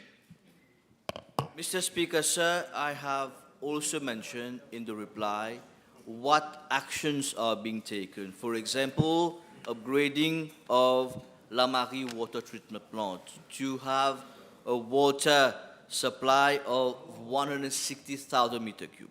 I've informed about various pipe replacement projects in that particular region. And all these measures that have been taken by the CWA will definitely bring more smoothness in the water supply in the region for the inhabitants of all those areas mentioned. Honorable Navarre, next question. B647. Mr. Speaker, sir, we extend our sincere condolences to the family. The patient, ERA, she was admitted at Nehru Hospital on 26 June 2024, and relatives signed discharge against medical advice on Sunday, 30th June 2024, to continue treatment in the private clinics.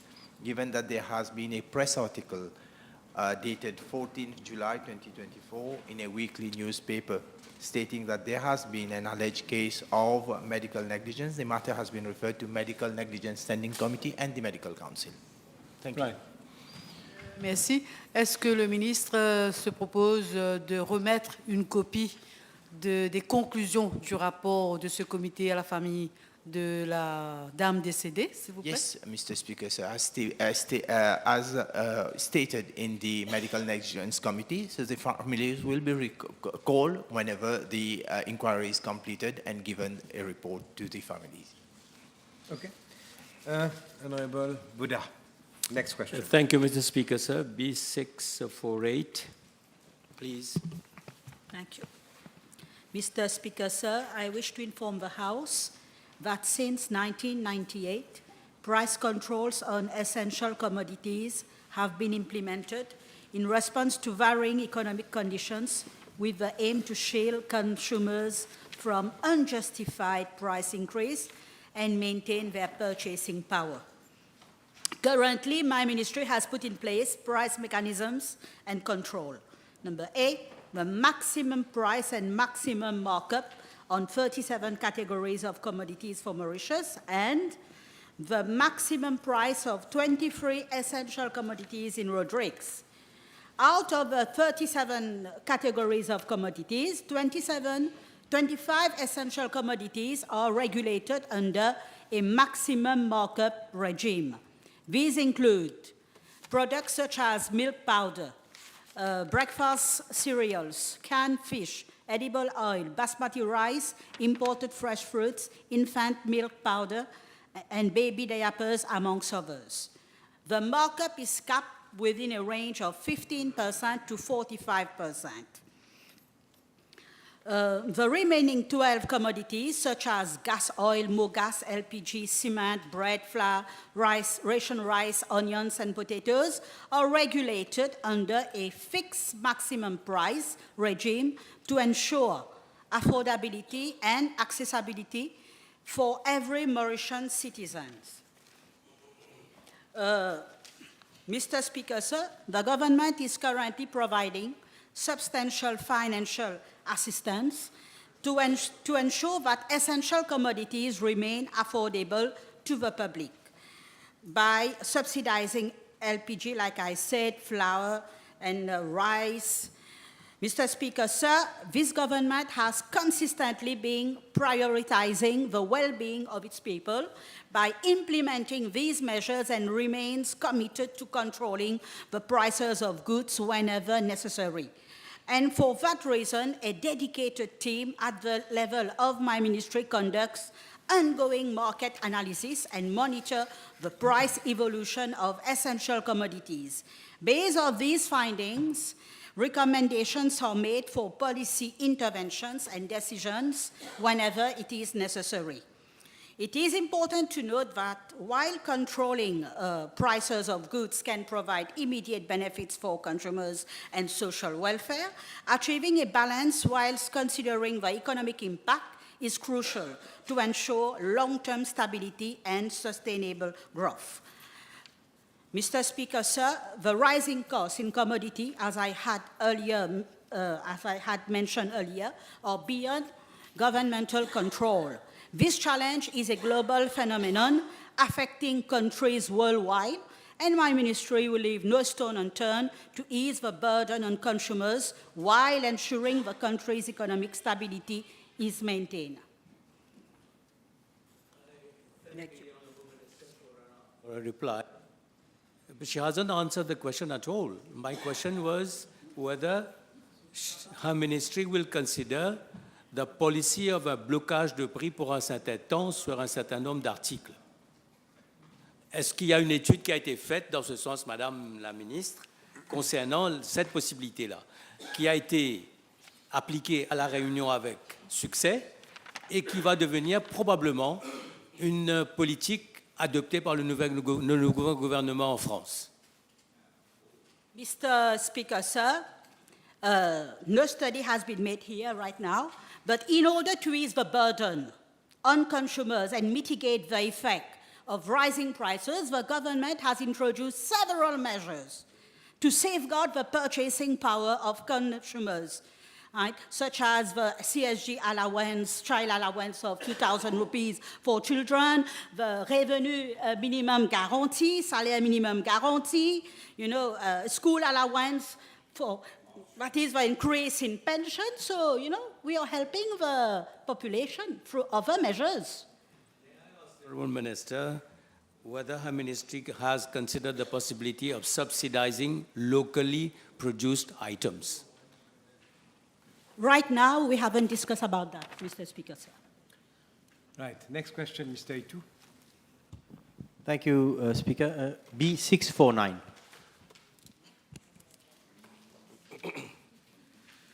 Mr. Speaker, sir, in 2021, government rolled out an unprecedented national flood management program to the tune of 11.7 billion for the construction and upgrading of drains project over 3 years, starting with the high-risk flood-prone areas. I'm informed, Mr. Speaker, sir, that as at date, as I mentioned earlier, but come back again in that question, which is spearheaded by the Land Drainage Authority, comprises of 1,700 drain projects, which are being implemented in several institutions as follows: 952 projects by the NDU, 56 projects by the Drain Infrastructure Construction Limited, 39 projects by the Road Development Authority, 716 projects by the local authorities. Mr. Speaker, sir, since the coming up of the National Flood Management Program in the financial year 2021-2022 till date, 596 projects for a total amount of 4.9 billion have been completed. 161 projects for a total amount of 4.3 billion are under construction. 71 projects estimated at 5.3 billion are at bidding stage. 911 projects estimated at 39.4 billion are under design stage. These drains works, which aim at reducing risk of flooding in flood-prone areas, comprise the construction of new drains, as well as the upgrading and maintenance of existing drains across the island. Some examples of flood-prone areas which have been rendered resilient to flooding and where the risk of inundation has been greatly mitigated are Canal Anglais, Cité Romain, Richter, Belle Source, Pamplemousse, Camp La Cloche, Pointe-au-Piment, Fond du Sac, Cottage, L'Amitié, La Paix, Piton, Petite Julie, Tatamaka River, La Caverne, Canal Aliman, Vaqua, La Flora, Chemin Grenier, and Pink Pigeon in Queen Victoria. Mr. Speaker, sir, road networks which were previously subjected to flooding have also been rendered safe through the construction of new bridges and culverts of higher hydraulic capacity.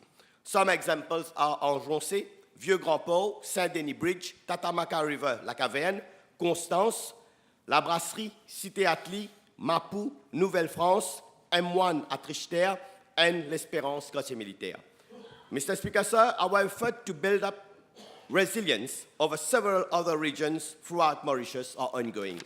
For example, drain projects are currently being undertaken at Souillac, Nouvelle-France, Mortaba, Dynamo Street, Tayac, Dakri Bambou, Balisson Union Park, Nouvelle-France, Sans Souci, Montagne-Blanche, Providence, Saint-Pierre, Saint-Julien, Valletta, Trois-Boutiques, Petit-Verger, Camp-de-Masse-Pavé, La Laura, Vallée des Prêtres, Canton Nancy, Pamplemousse, Rivière des Anguilles, Anderson Road, Cupip, Kestrel Lane, Terre-Rouge, and Saint-Jean, Quatre-Bornes. Mr. Speaker, sir, I have repeatedly mentioned in this House there is no dry feed policy to eliminate flooding. This is evidenced by flooding events which have been occurring worldwide throughout the year. There is no specific time for such an event to occur. Recent example of flooding which occurred in the US, China, Dubai, and even Europe, leading to hundreds of casualties and fatalities. Mr. Speaker, sir, the priority of this government is and will be to safeguard the lives of the citizens at all costs. Thank you, Mr. Speaker, sir. Yes. Anybody too? Thank you, Speaker, sir. Honourable Minister, and the House will agree that the government has accomplished a Herculean task by setting up of the National Flood Management Programme. The land drainage master plan has already been accessible, and funding to the tune of 11.7 billion rupees is now available for the implementation of flood projects, drain projects, sorry. Can Honourable Minister please inform the House what is delaying all the implementation of these projects that are still being awaited, and what are the challenges that is he facing? Thank you. Thank you, Mr. Speaker, sir. In fact, this is a very pertinent and interesting question to deal with. Despite having I should thank the Minister of Finance and the Prime Minister to have given us the required budget, but unfortunately, very often, we don't have the right of entry on lands, especially when we have to acquire private properties or we have to work within privately owned areas. Very often, the negotiations are very tedious. There's long negotiation, and very often we also face challenges. You can tell me, why don't you go for compulsory acquisition? Then how do you prevent that person from going to the court and trying to resist giving that plot of land? So this is a long procedure that we are having to go through. You realize if you are building 1 kilometer of drain, you have one person in the middle who oppose, the whole project get blocked. Because here we are talking about drain, we have to take the water to a safe discharge point. That's one. Secondly, l'île Maurice aujourd'hui est un chantier à ciel ouvert. Alors, we have also here a problem of having contractors. A lot of our local contractors have their diary full. I think Solange is no more writing anywhere in the diary. There's no place in the diary. So this is why now we're also trying to see other avenues to try to get experts from elsewhere. Thank you. Yeah, okay. So next question, Honourable Dulab. Thank you, Mr. Speaker. Sir, B650. Mr. Speaker, sir, during the budget vote for financial year 2019-2020, funds were allocated to my ministry for the implementation of the project through a grant with Abu Dhabi Fund for Development. The grant agreement was signed in February 2019. HSCC, a Government of India company, was appointed a project consultant. Despite facing 2 years delay in project preparation and design due to COVID-19, Ministry stayed committed in delivering this healthcare infrastructure. Following international bidding exercise, the contract for the construction of New High Hospital at Redjui was awarded to Varindera Construction on 18th July 2022 for a contract value of 714,676,558 rupees. Mr. Speaker, sir, the commencement date of works was 29th July 2022, and the extended completion date is 30th September 2024. The 108-bedded and 7-storied facility having 4 operation theaters and 6 ICU beds is intended to be operational by the beginning of next year. Yes, Honorable Dulab. Thank you, Mr. Speaker, sir. The Minister just mentioned that the hospital is intended to be operational early next year. Can the Minister confirm whether ophthalmology services will be maintained at the new Suyak hospital, currently being offered there? Yes, Mr. Speaker, likely this will be maintained due to the growing number of cataract surgeries that has to be performed with the increasing proportion of the aging population.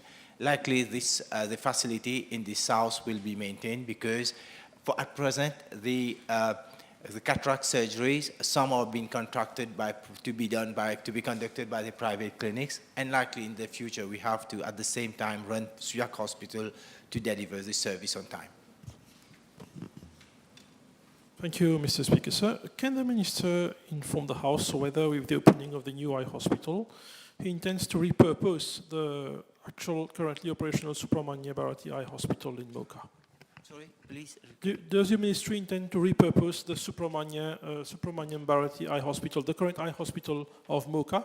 Does your ministry intend to repurpose with the opening of the new hospital in Redis? Yes, so once all the services at Subramanian Eye Hospital will be shifted to the new eye hospital, and the facility over there, that will be taken for the time being. The minister has decided to keep it as a center for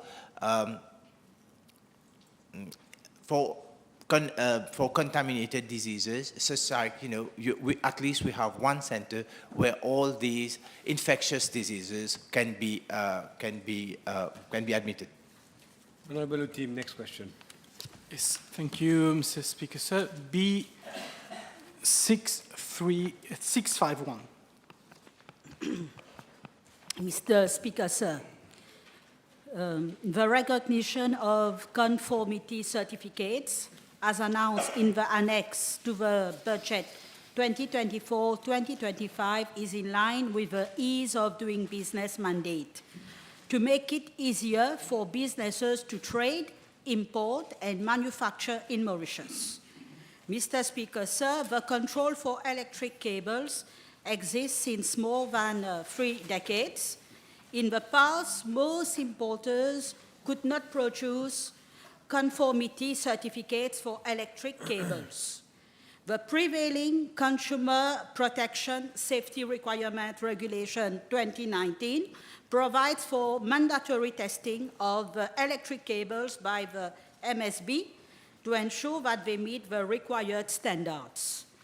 In fact, these regulations already recognize conformity certificates for a number of items, including electric water heaters, automatic circuit breakers, residual current switches, leakage module, flexible tubes, pipes and hoses, hair dryers, table fans, wall fans, dishwashing machine, clothes washing machine, whirlpool bath, etc.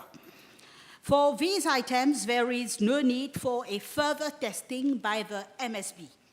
In line with ease of doing business, the conformity certificates as per European standards or British standard for electric cables insulated with plastic materials other than armored underground electric cables are being recognized similar to other electric items. This measure is in line with the rationalization of norms and standards to meet international norms.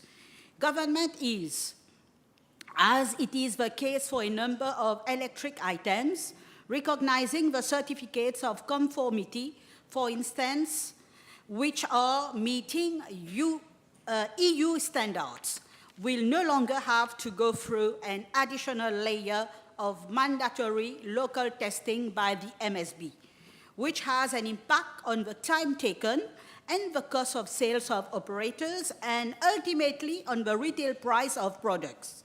My ministry has received representations from operators, and I am also informed that the Economic Development Board has also received similar representations to facilitate trade and to improve the ease of doing business in Mauritius.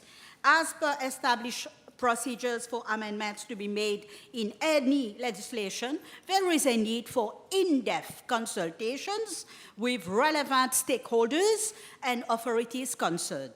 As at date, no amendment to Consumer Protection Safety Requirement Regulation 2019 to allow full recognition of conformity certificates for electric cables has been made.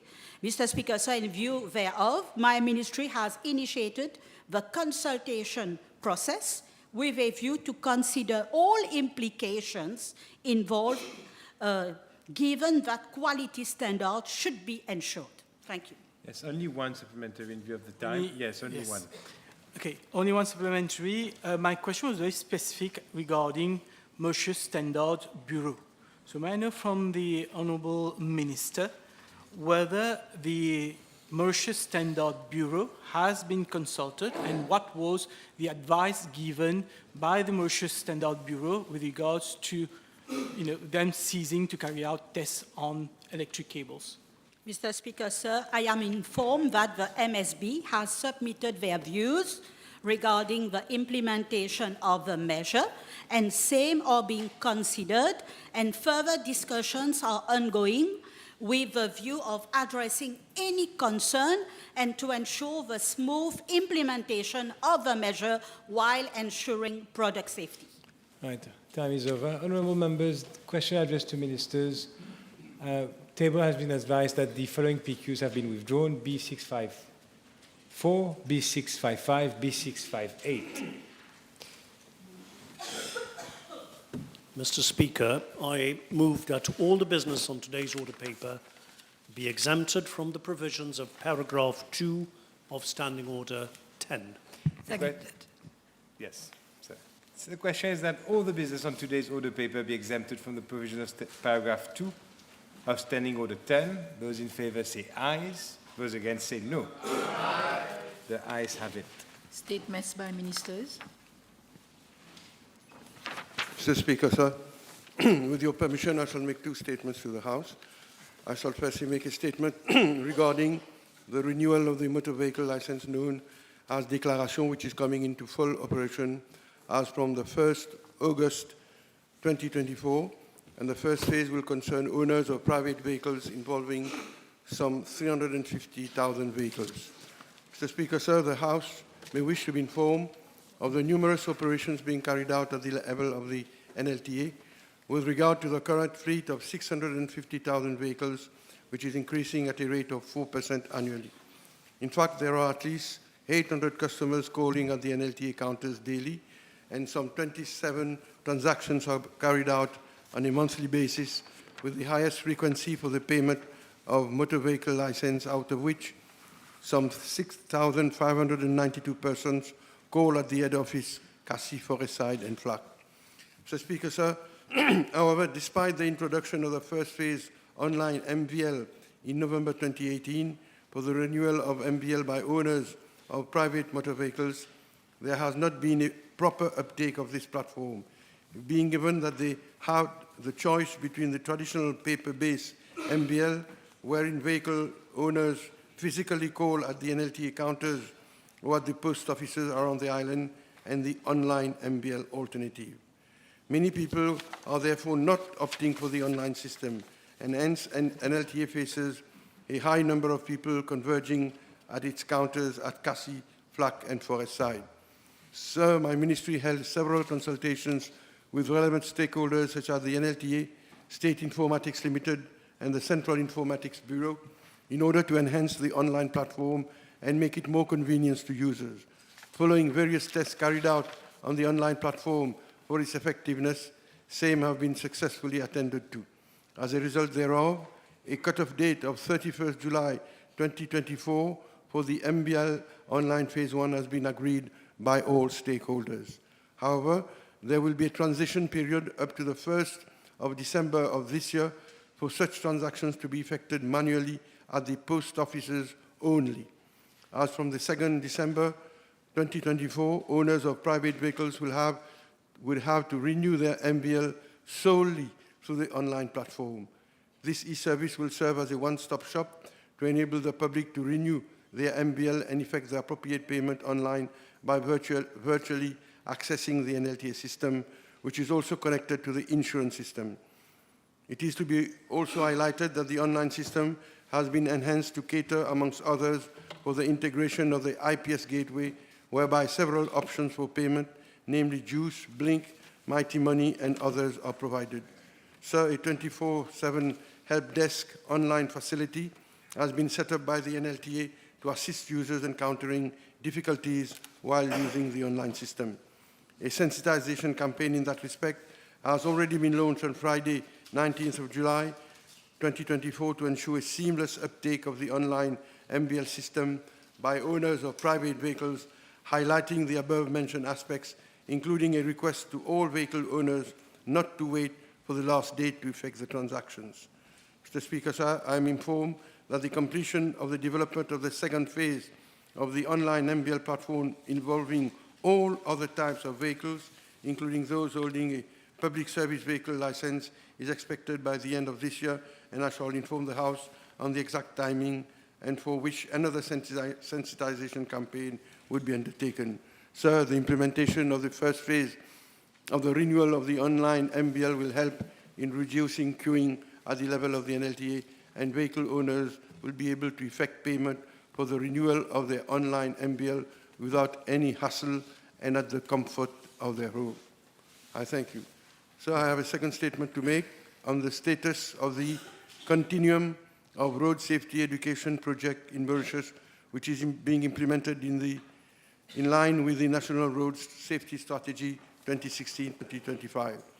The aim of road safety education is to reduce the risk of trauma from injury and death due to road accidents and to lay the foundations for safe road use.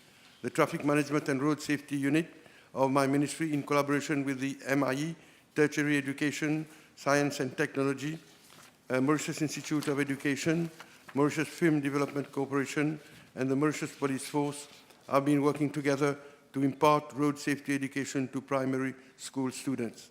As at date, the curriculum on road safety for grade 1 to 6 has been developed, and the road safety education pupil books and teacher's guide for grade 1 to 6 have already been distributed in schools. In fact, 86,000 school books have been distributed to the pupils of the different schools. The Ministry of Education, Tertiary Education, Science and Technology has allocated 25 minutes per grade on a weekly basis for the teaching of road safety education as a compulsory subject in primary school curriculum.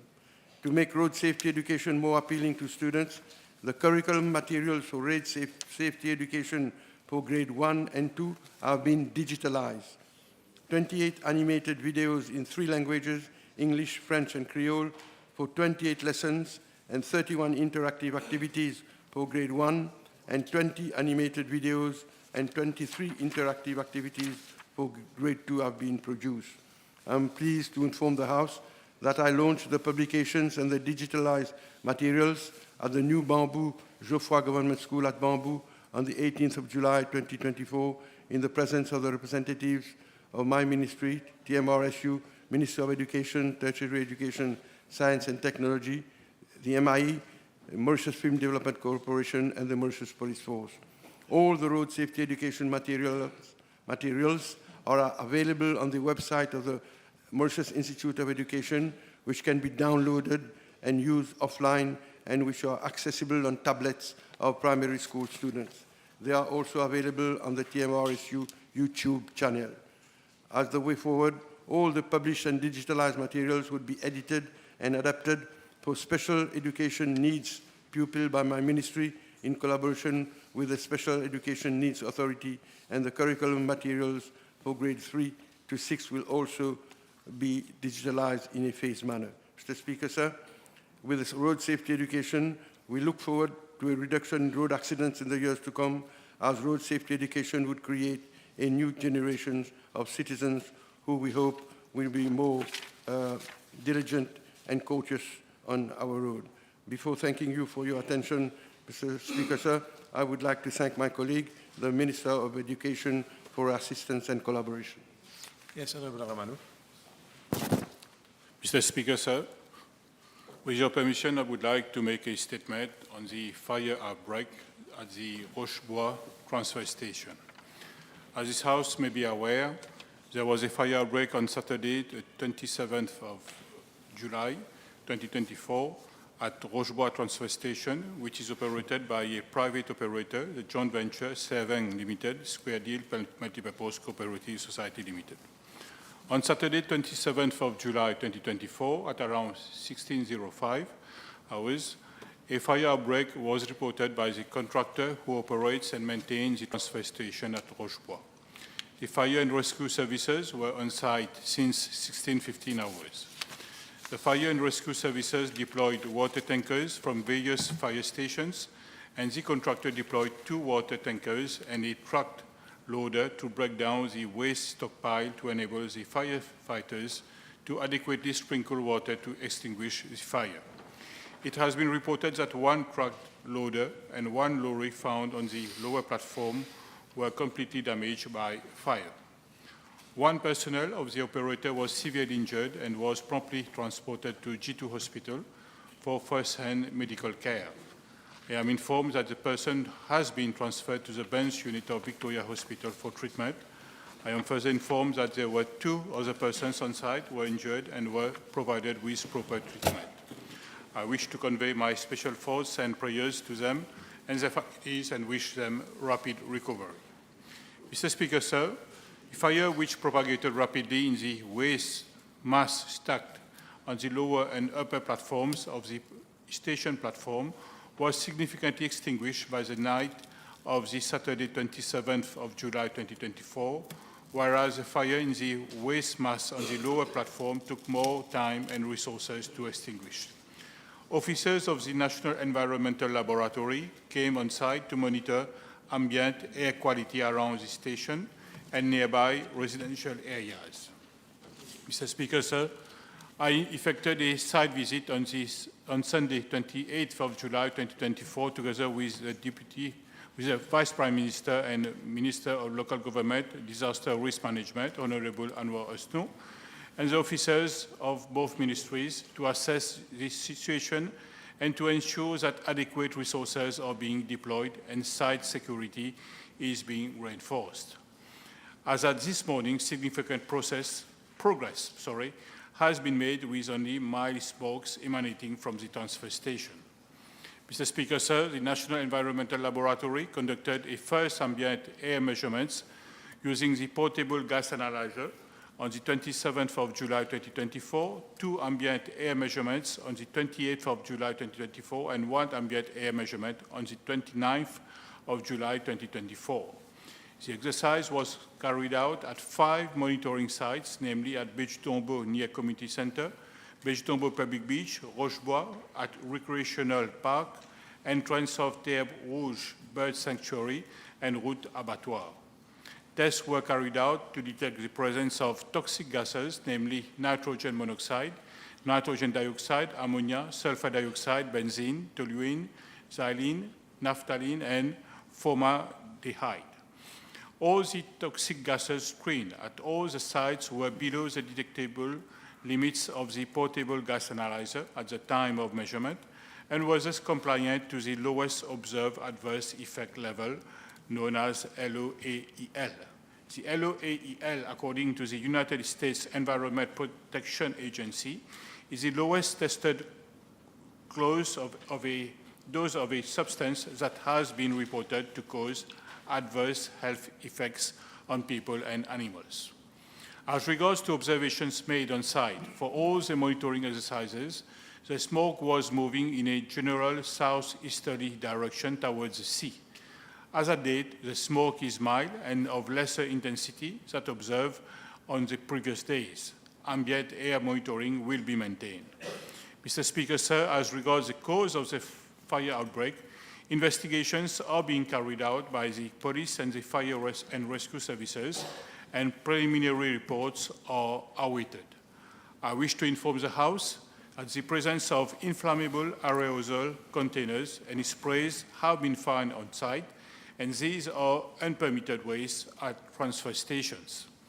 Mr. Speaker, sir, on Monday, 29th of July 2024, I chaired a meeting with the operators of all the 5 transfer stations, as well as the landfill, to emphasize the importance of security and access to the site, to draw their attention on better control on permitted and unpermitted types of waste, and to prevent the accumulation of waste. The operators were also reminded of their contractual obligations and responsibilities as custodian of their respective waste management facility. Furthermore, the contract provides for the types of waste that are permitted at the transfer stations in accordance with Part 1 of the first schedule of the local government dumping and waste carriers regulations, which also specifies the exclusion of chemical waste and hazardous waste. Following requests from the operators of the transfer station with regard to security of their staff, it was decided that the assistance of the police will be sought for regular patrols. Mr. Speaker, sir, as several members of the House are aware, there is a high presence of informal waste pickers operating around Rochebois transfer station to recover materials. The site where the current station stands was previously a dumping ground which existed for more than 5 decades or so. Informal scavengers were always found on that dumping ground. In 1992, dumping was stopped and the site was converted into a transfer station having a designated receiving area where waste collected using small lorries or transited before they are disposed at the landfill using long trucks. It helps to reduce both transportation costs and time as the waste collected or disposed at the landfill in larger volumes.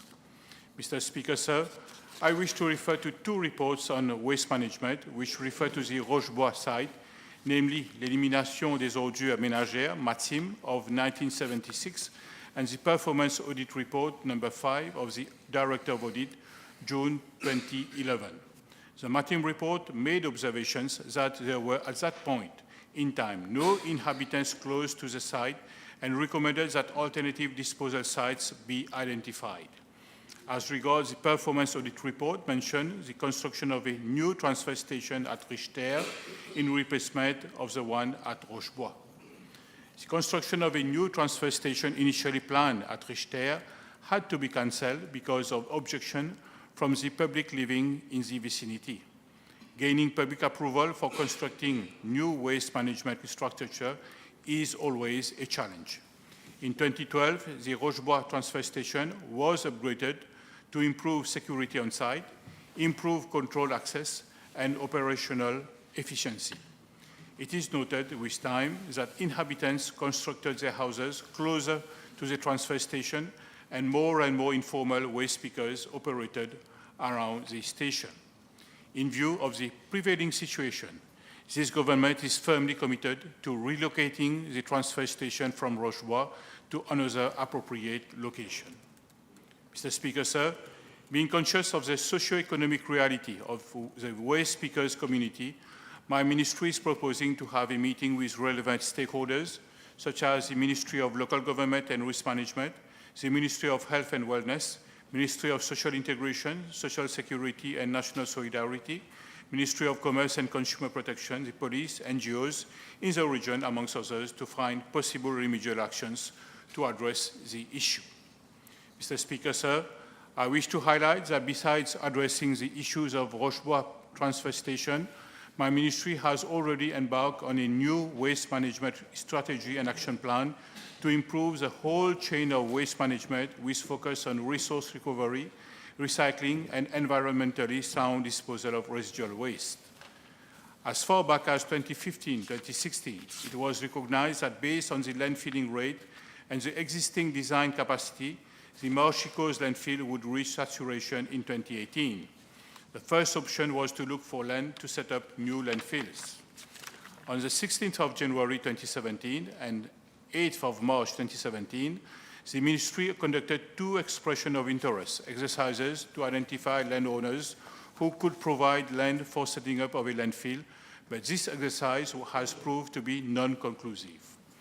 The possibility for securing private plots of land adjacent to the existing landfill and belonging to small planters was also explored.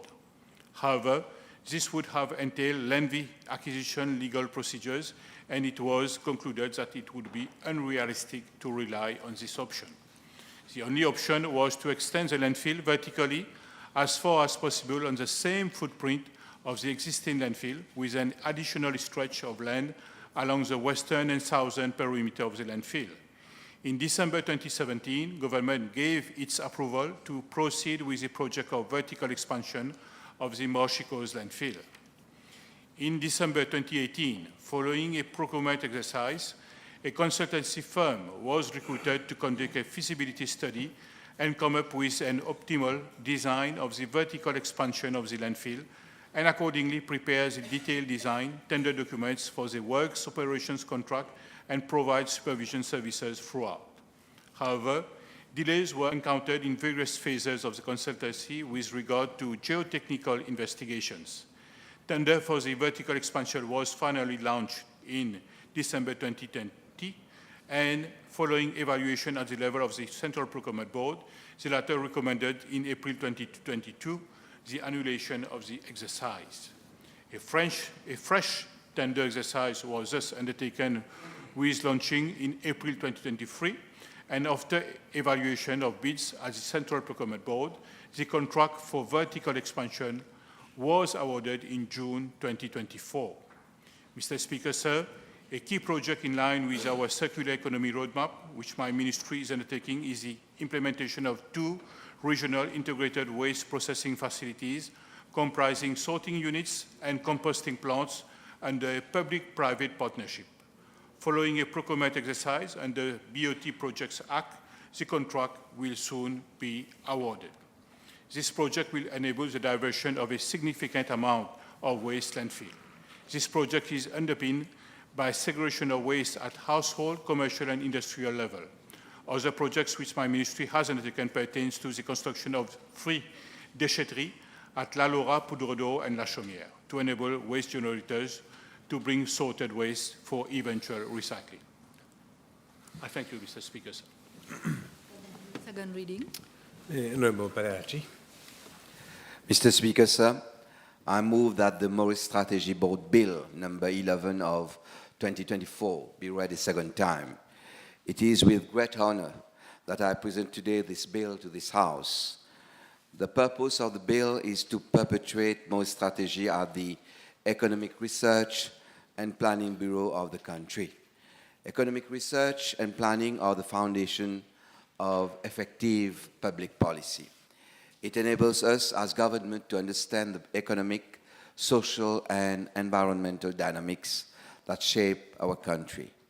Through in-depth research, Maurice Stratégie will identify the challenges and opportunities we face and develop strategies that maximize the benefits for our nation. The setting up of such entity will also provide Mauritius with the opportunity to learn from international best practice and adapt this knowledge and experiences to our specific context. Mr. Speaker, sir, strategic planning is key to anticipate future trends, define clear objectives, and mobilize the resources needed to achieve them. It allows to align public efforts with a common vision for our future and to measure our progress in a transparent and accountable way. In this context, the work conducted by Maurice Stratégie as a statutory body will focus on 3 fundamental pillars, which are economic growth, environmental sustainability, and social cohesion. To achieve these ambitious goals, we will need to rely on reliable data and rigorous analysis. This means strengthening our data collection capabilities, promoting interdisciplinary research, and fostering collaboration between the public, private, and academic sectors. Mr. Speaker, sir, with respect to the economic sphere, Maurice Stratégie's research will enable us to better understand the sectors driving growth and innovation. It will help the authorities to identify the most effective fiscal and monetary policies to stimulate investment, employment, and productivity. Strategic planning, meanwhile, will guide us in the allocation of budgetary resources, ensuring that every rupee spent generates maximum value for our economy and our people. On the environmental front, research conducted by Maurice Stratégie will be essential to assess the impact of our actions on our ecosystem and to develop sustainable solutions. Planning will enable us to set targets for reducing carbon emissions, managing natural resources, and preserving biodiversity in line with our 2030 objectives. Finally, in terms of social cohesion, Maurice Stratégie will be tasked to provide us with valuable insights into the needs and aspirations of our citizens, especially the most vulnerable ones. Mr. Speaker, sir, against this background, this bill provides and sets clear objectives and functions of Maurice Stratégie. As such, Maurice Stratégie will provide support to the government through the development of short-term to long-term plans, visions, and strategies. Undertake in-depth economic research and analysis to support policy choices, drive public debate, and provide recommendations to support collective choices on social, economic, and environmental issues, and evaluate government policies. Mr. Speaker, sir, this critical legislation will establish a robust framework and empower Maurice Stratégie with the necessary tools to operate efficiently and deliver exceptional results. This includes the authority to request relevant information, documents, research findings, and data from any public sector agency. Maurice Stratégie will therefore have comprehensive access to resources required to fulfill its mandate. Furthermore, to guarantee a unified approach across government agencies, the Maurice Stratégie Board is comprised primarily of specific positions within relevant agencies and not individuals. These appointments are based on expertise and not political affiliation, as our opponents have mistakenly suggested. This guarantees that Maurice Stratégie leverages the best minds available and safeguards the institution's longevity. Mr. Speaker, sir, in a significant move towards greater inclusivity, we are expanding the composition of the board of Maurice Stratégie in line with suggestions received during consultations with various stakeholders, including private sector associations and international development partners. This will ensure that the critical perspectives of the private sector and academia are directly represented at the decision-making table. It must be highlighted that a cornerstone of our government program for this mandate under the leadership of our Prime Minister is the establishment of an Economic Research and Planning Bureau. While the opposition talks about economic planning, they never mention it in their past electoral manifesto. This vital initiative will serve as a collaborative platform fostering a spirit of partnership between public and private sector entities. Through this combined effort, we aim to propel our nation's economic growth trajectory on a sustainable and inclusive path. Mr. Speaker, sir, in the current global climate, characterized by the lingering effects of the COVID-19 pandemic and ongoing geopolitical uncertainties, it is essential for Mauritius to foster long-term economic resilience. By implementing a comprehensive medium to long-term economic plan, we will strategically navigate these challenges and unlock transformative opportunities for our nation's prosperity. Last but not least, allow me to say a few words on the collaboration with international stakeholders. Here, allow me to express our sincere appreciation to the Agence Française de Développement, which is currently financing the services of a consultant from Expertise France to assist in the structuring of Maurice Stratégie, the construction and integration of the tools and methods required to carry out the missions of Maurice Stratégie, and the development of the annual work programs.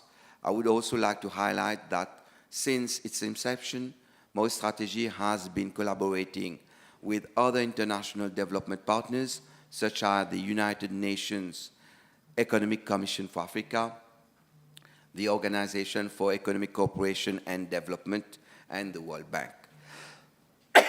Once again, and to conclude, the support and commitment of these international stakeholders clearly highlight how important Maurice Stratégie is already and will be even more in the coming years. To conclude, allow me to say that Maurice Stratégie is not a nice to have, but definitely a must have for the future of our nation, of our country, and of our people. On these words, I thank you for your attention. I suspend the sitting for half an hour.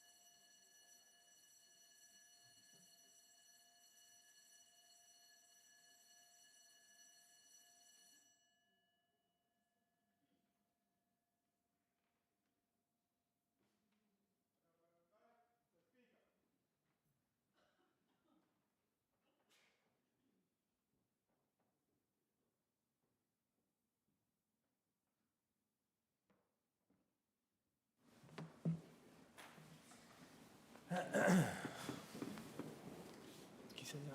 next. Yes, the Honourable Leader of Opposition. Thank you very much, Mr. Speaker. Mr. Speaker, the Mauritius Strategy Board was an annoyance under the aegis of the Economic Development Board. The Chief Executive Officer of the EDB was fed up and had told the Minister of Finance that his hand-picked team had no raison d'être. Now, a new public body will be created by converting Maurice Stratégie, a private company incorporated under the Economic Development Board, into a public body. And it will be placed directly under the aegis of the Ministry of Finance, Economic Planning and Development. As the Minister has stated, the Maurice Stratégie will continue to be engaged in in-depth research and analysis of economic policy issues. It is also entrusted with the responsibility for economic planning by supporting government in its long-term plans, vision, and strategies. Unfortunately, the proposed Maurice Stratégie as a public body will likely mean more waste of public resources. Why?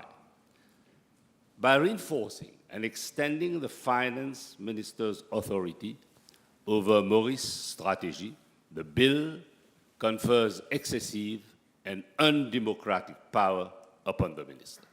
Specifically, Section 16(1) of Part 4 informally empowers the minister to act as a partisan appointee in the name of public interest.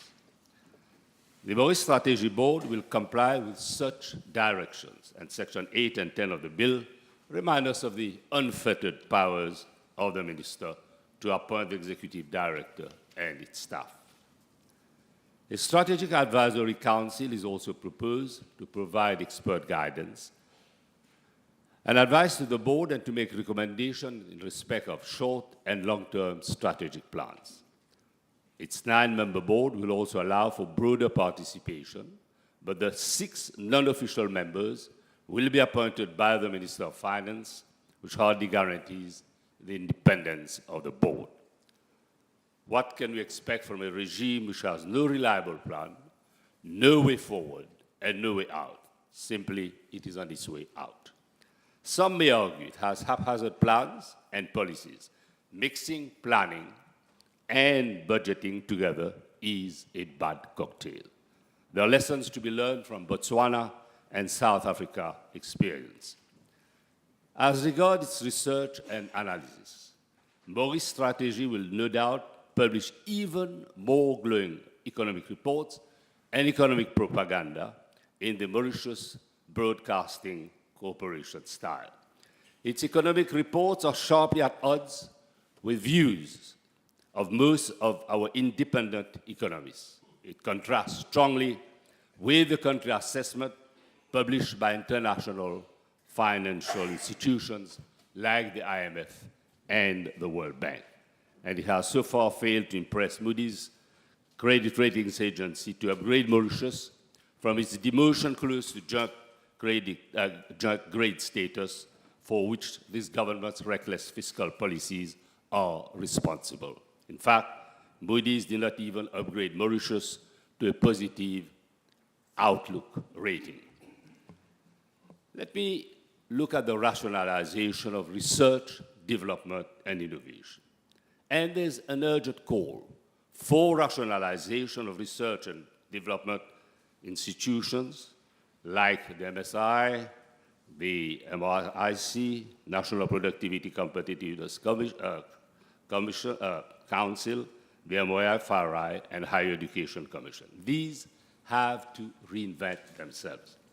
The country is lagging behind in innovation. Rather than creating institutions, there should have been more efficient use of resources by creating linkages and capitalizing on strengthening of institutions. There are cases where researchers are applying for funds for same program from different funding agencies. Where is ethics? The Mauritius Research Innovation Council has failed to submit its last 4 annual financial year reports. There has not been any consultation with senior staff. This is adding insult to injury, and we dare to talk of productivity, innovation, and leveling up. Mr. Speaker, on the added economic planning objective, Mauritius strategy is also bound to fail mainly for 2 reasons. First, because the evidence has shown that putting planning together with finance doesn't work. Planning requires long-term perspective, which is often eclipsed by short-term budgetary and other fiscal considerations. It requires the coordination and implementation of appropriate policies to guide the allocation of resources towards long-term development goals. Separating planning from budgeting gives more needed weight to longer-term considerations. Secondly, Maurice Stratégie as a research and planning bureau is inadequately structured and too weak to support proper and effective planning. Even the most well-conceived national development plan will deliver little development impact if insufficient attention is paid to implementation, coordination, monitoring, and evaluation. Implementing a national plan requires a focus on the alignment of sectoral policies, program, and project with overall strategic objectives of the plan. This requires the planning body to be adequately structured to ensure overall coordination, monitoring, and evaluation. It also conferred with the authority to ensure policy consistency across various ministries and government bodies. This is why, in South Africa, strategic planning was transferred from the Treasury to the Department of Planning, Monitoring and Evaluation under the President's Office. Botswana had similar National Strategy Office at the level of the President. There have been several attempts in Mauritius to review the planning and strategy process for improved development impact. Mr. Speaker, let us go back to the days when Mauritius shortly became independent. Government embarked on national planning soon after independence with proven results. The Labour-led government set up the Economic Planning Unit headed by Mr. Nijawan. It had a dream team comprising of Binik, Wongsu, Esther Anomanji, Inyas Tribun, Ratan Kushiram Lachman, just to mention a few. And the Ministry of Economic Planning defined policies with clarity and certainty, key performance indicators with measured output, outcome, and outlook. The Labour MMM government set up the National Policy Unit in 1995 under the PM's office, headed by Dr. Mitaban. But then what happened to the Ministry of Economic Planning and Finance? Following the global spread of ideas in favor of economic liberalization and the emergence of Washington Consensus, the role of economic planning became less important and a great emphasis was placed on strengthening the functioning of markets. As a result, the Ministry of Economic Planning in many developing countries were either dissolved or merged with finance ministries. Mauritius also merged the Economic Planning and Finance Ministry in 2003. However, the need for long-term strategic planning continued to be strongly felt, and in 2014, a strategic policy unit was set up under the Prime Minister's office to support national planning objectives. In 2015, the new government formulated the Vision 2030 blueprint and set up Vision 2030 high-powered committee to give strategic direction and oversight and facilitate collaboration for the elaboration and implementation of the blueprint. More recently, there has been a global shift in the assessment of the Washington Consensus and a resurging importance of national economic planning under the name of industrial policy. Among the reasons for renewed focus on planning is the obvious need to address market failure on climate issues. The environment must remain at the heart of our policy. Government needs to steer structural transformation towards sustainable energy production. Environment must be linked to three of the issues that matter most to a nation: security, prosperity, and society. The global trading system is being undermined by new geopolitical and national security issues. Mauritius, like many other countries, need to review their import dependence, especially for critical goods and services, including food and vaccine. While fully supporting markets to thrive as a facilitating role, government must also act as a shaper, mover, facilitator, and an enabler. A proposal for strategic policy and planning development in the Prime Minister's office was also put forward. The Strategic Policy and Planning Department would have been well structured to lead and implement a national strategy plan. But the proposal was abandoned in favor of entrusting strategic economic planning to the newly formed Economic Development Board in 2017. The EDB's planning remained almost totally unfulfilled, except for setting up Maurice Stratégie as an arm for government economic propaganda. This bill is seemingly trying to revive the planning function by converting Maurice Stratégie into a public body under the Ministry of Finance. So, Speaker, there does not seem to be any value added in the changes brought by the bill to Mauritius Stratégie private company. Its research output has not continued to boost the credibility of government's economic projection. Maybe government hopes by these changes to raise its profile and enhance its influence on the public and international view of economic performance. Putting Maurice Stratégie under the Prime Minister's office rather than a glorified public body under the thumbprint of the Minister of Finance would have better achieved this objective. In any case, the revived future for planning in Mauritius will remain non-existent, despite separating planning from budgeting gives more needed weight to longer-term consideration. So, Speaker, it is indeed ironic that the Ministry of Finance is seeking to enhance its planning role while it has failed miserably in ensuring a more efficient allocation of budgetary resources. Program-based budgeting was introduced by the Labour government precisely for this purpose in 2007-2008.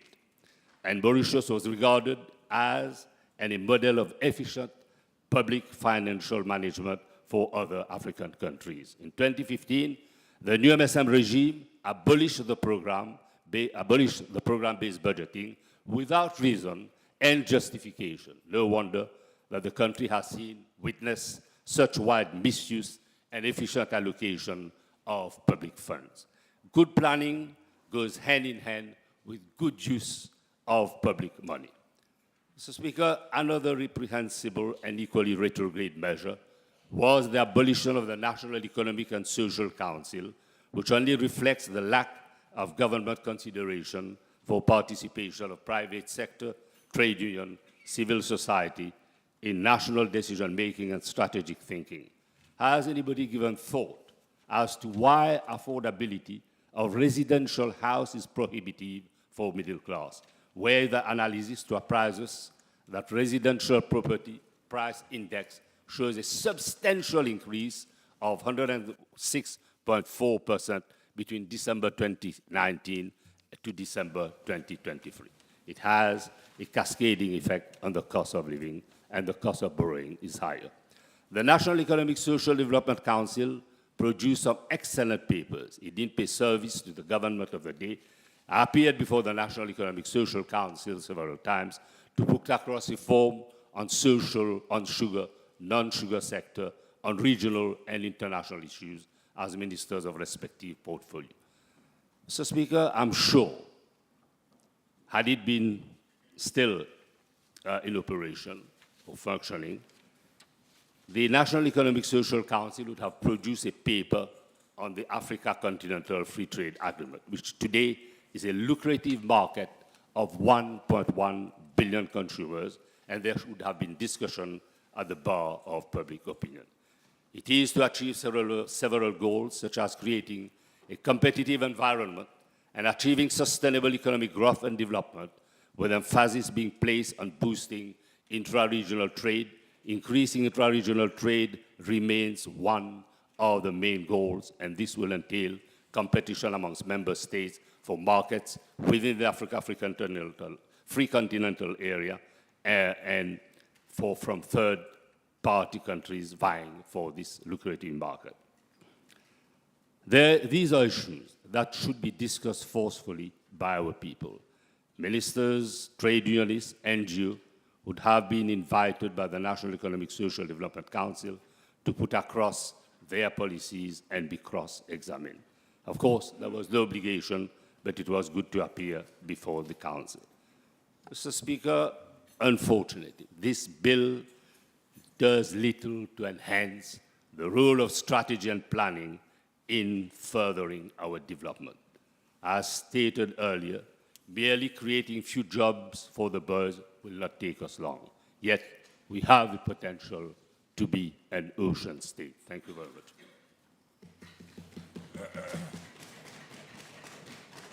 I will now ask the Deputy Speaker to take the chair.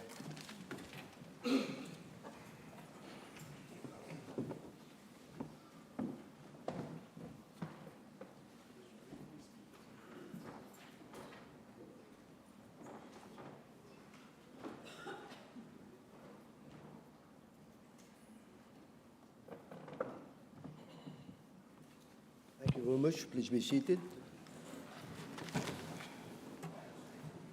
Honorable Denu. Thank you, Mr. Deputy Speaker, sir. Thank you for giving me the opportunity to voice out my opinion on the Mauritius Strategy Board Bill. Today, Mr. Deputy Speaker, sir, we stand at a pivotal moment in our nation's journey towards a more robust and forward-thinking economic future, whereby the establishment of the Maurice Strategy Board is crucial for several reasons. The introduction of this bill is not merely a legislative formality. It is a beacon of our government's commitment to strategic economic planning and development, a commitment that is essential for navigating the complexities of the modern world. The Maurice Strategy Board Bill represents a significant milestone for Mauritius in an era characterized by rapid global changes. The ability to anticipate shifts, adapt to emerging trends, and make informed decisions is vital. This bill serves as a keystone of a thriving nation, enabling us to identify growth opportunities, enhance our competitiveness, ensure sustainable growth, sustainable development, and mitigate risk. Mr. Deputy Speaker, sir, the establishment of the Maurice Strategy Board is a visionary step that will serve as the nerve point for economic planning and research in Mauritius. It will foster strategic vision, facilitate policy formulation, and promote active engagement among stakeholders. This institution will not only enhance our capacity to formulate and sound economic policies, but will also, Mr. Deputy Speaker, sir, ensure that these policies are reflective of the needs and aspirations of our citizens. In today's rapidly changing global economic landscape, it is crucial for Mauritius to position itself strategically. The introduction of the Maurice Strategy Board will equip our government with the necessary tools to navigate these challenges effectively. By fostering a data-driven approach to policy making, we will enhance our resilience against external shocks and ensure that our economic strategies are adaptable to the changing global condition. The Maurice Stratégie ability to evaluate government policies is particularly noteworthy. Through mechanisms such as conducting strategic studies, participating in policy evaluation, and driving public debate, the Maurice Strategy will play a pivotal role in ensuring that our policies are effective and responsive to the needs of our citizens. This evaluation process will not only enhance accountability, but will also foster a culture of continuous improvement within our government. Moreover, the bill mentioned of the establishment of the Strategic Advisory Council, which will provide expert advice and guidance to the board. The Council will consequently further strengthen the institution's capacity to deliver long-term strategic plan for Mauritius.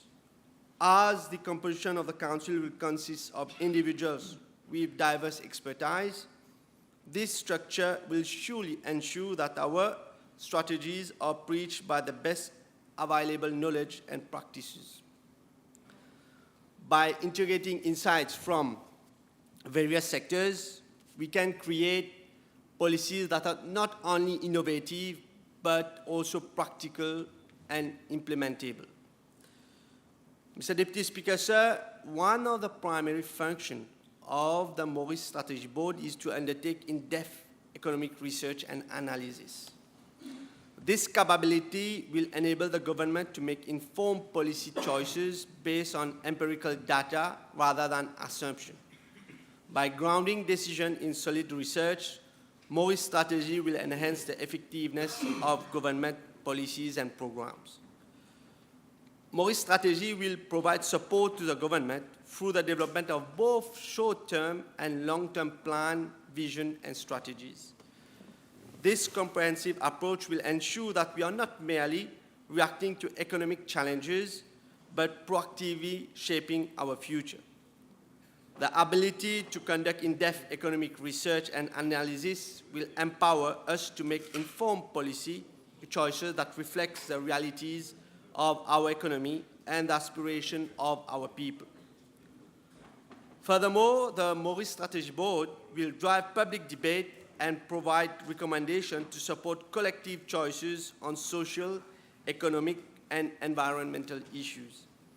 This engagement is crucial in a democratic society where the voices of our citizens must be heard and considered in the decision-making process. By fostering a culture of dialogue and collaboration, we can ensure that our policies are not only effective, but also widely supported. The Maurice Strategy Board will play a critical role in evaluating existing government policies. Through strategic studies and assessment, the board will identify areas for improvement and recommend adjustment to enhance policy effectiveness. This evaluation function is vital for ensuring that government initiatives remain relevant and responsive to the changing circumstances. The board will serve as a resource center for the identification, organization, and evaluation of public consultation and debates. This function will enhance transparency and accountability, allowing citizens to engage meaningfully with the policy-making process. It is our responsibility as elected representatives to ensure that the voices of our constituents are not only heard, but also integrated into the policies that govern their lives. As we look to the future, we must recognize that the challenges we face are not insurmountable. With the establishment of the Maurice Strategy Board, we are laying the groundwork for a sustainable and prosperous future for our nation. This institution will be instrumental in identifying and publicizing successful experiences from around the world that can enrich our own policy framework. By learning from the successes and failures of others, we can craft solutions that are tailored to the unique context of Mauritius. the Maurice Strategy Board will also play a critical role in ensuring that our economic development is sustainable. In an era where environment concerns are at the forefront of global discourse, it is imperative that our policies reflect a commitment to sustainability. The board will be tasked with evaluating the environmental impact of our policies and ensuring that the economic growth does not come at the expense of our natural resources. Mr. Deputy Speaker, sir, esteemed colleagues, the Maurice Strategy Board is not more than just a legislative document. It represents a testament to our dedication to a prosperous future for Mauritius.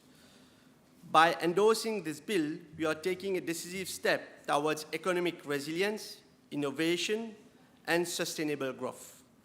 The Maurice Strategy Board bill is a transformative initiative that will empower our government to navigate the complexities of the modern world. It is a commitment to evidence-based policymaking, public engagement, and sustainable development. Before I end, Mr. Speaker, sir, I would like to thank my colleague, Honorable Dr. Ranganaden Padeachi, for bringing this important bill to the House, and we know how important it will be in the future for the development of our country, Mauritius. Mr. Speaker, Deputy Speaker, sir, together we can create a robust framework for economic planning that will lead to improved quality of life for all Mauritians. Let us take this significant step towards a brighter future for our nation. I therefore urge all members of this esteemed Assembly to support the Maurice Strategy Board bill. I thank you for your attention.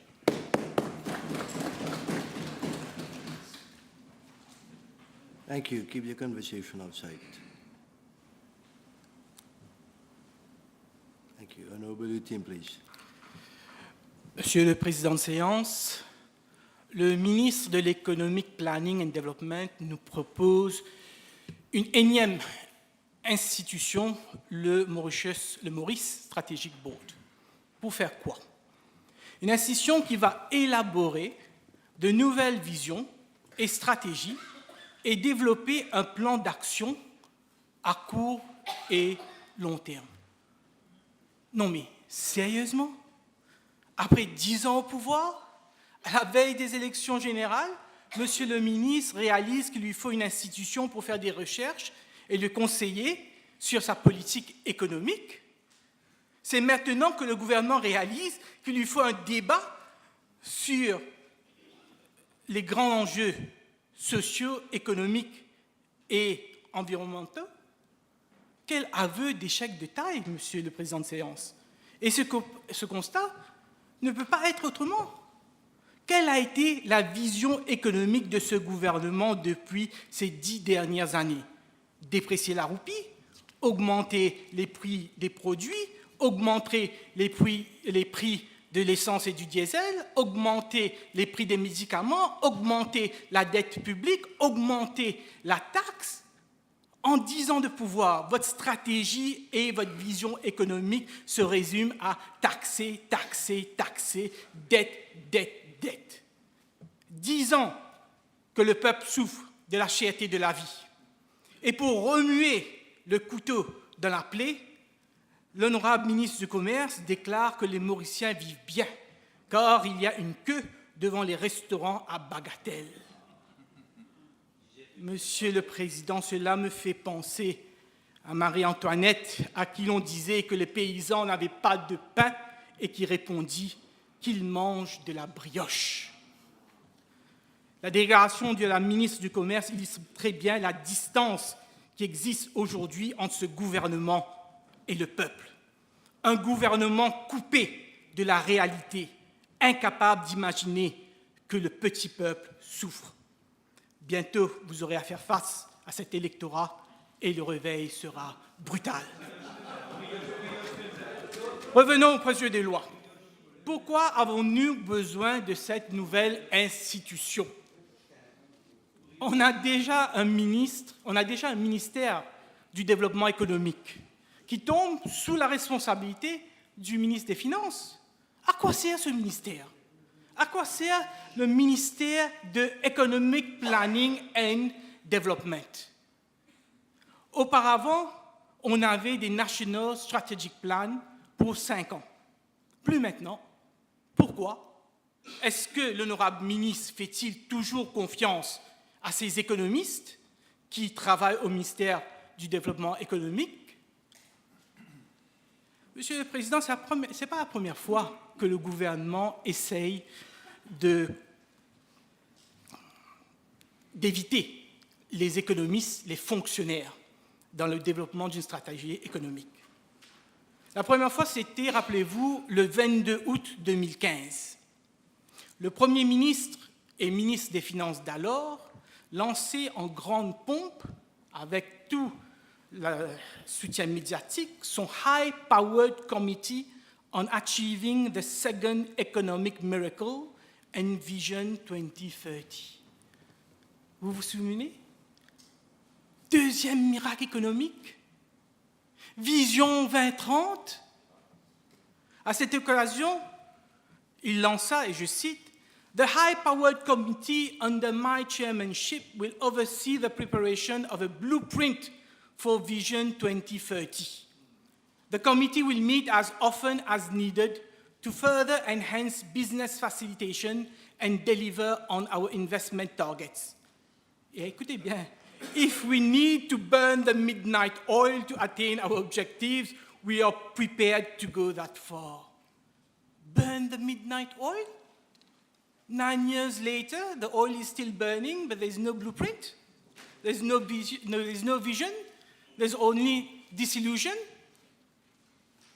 On n'entendit plus parler de ce fameux High-Powered Committee. 2 ans plus tard, juillet 2017, le gouvernement est venu de l'avant avec l'Economic Development Board. Quand on voit l'objet clause du Economic Development Board, premier objet, provide strong institutional support for strategic economic planning and ensure great coherence and effectiveness in economic policy foundation. Quand on voit l'objet clause à la section 4.1, the object of the Economic Development Board shall be to provide strong institutional support for strategic economic planning and ensure greater coherence and effectiveness in economic policy formulation. Exactement, presque mot pour mot, les mêmes objets de ce Maurice Stratégie Board. Donc, monsieur, la personne qui m'a précédé, il n'y a pas de beacon for economic development. Ce n'est pas un significant milestone. Ce n'est même pas un testament. Testament, j'espère qu'il voulait dire.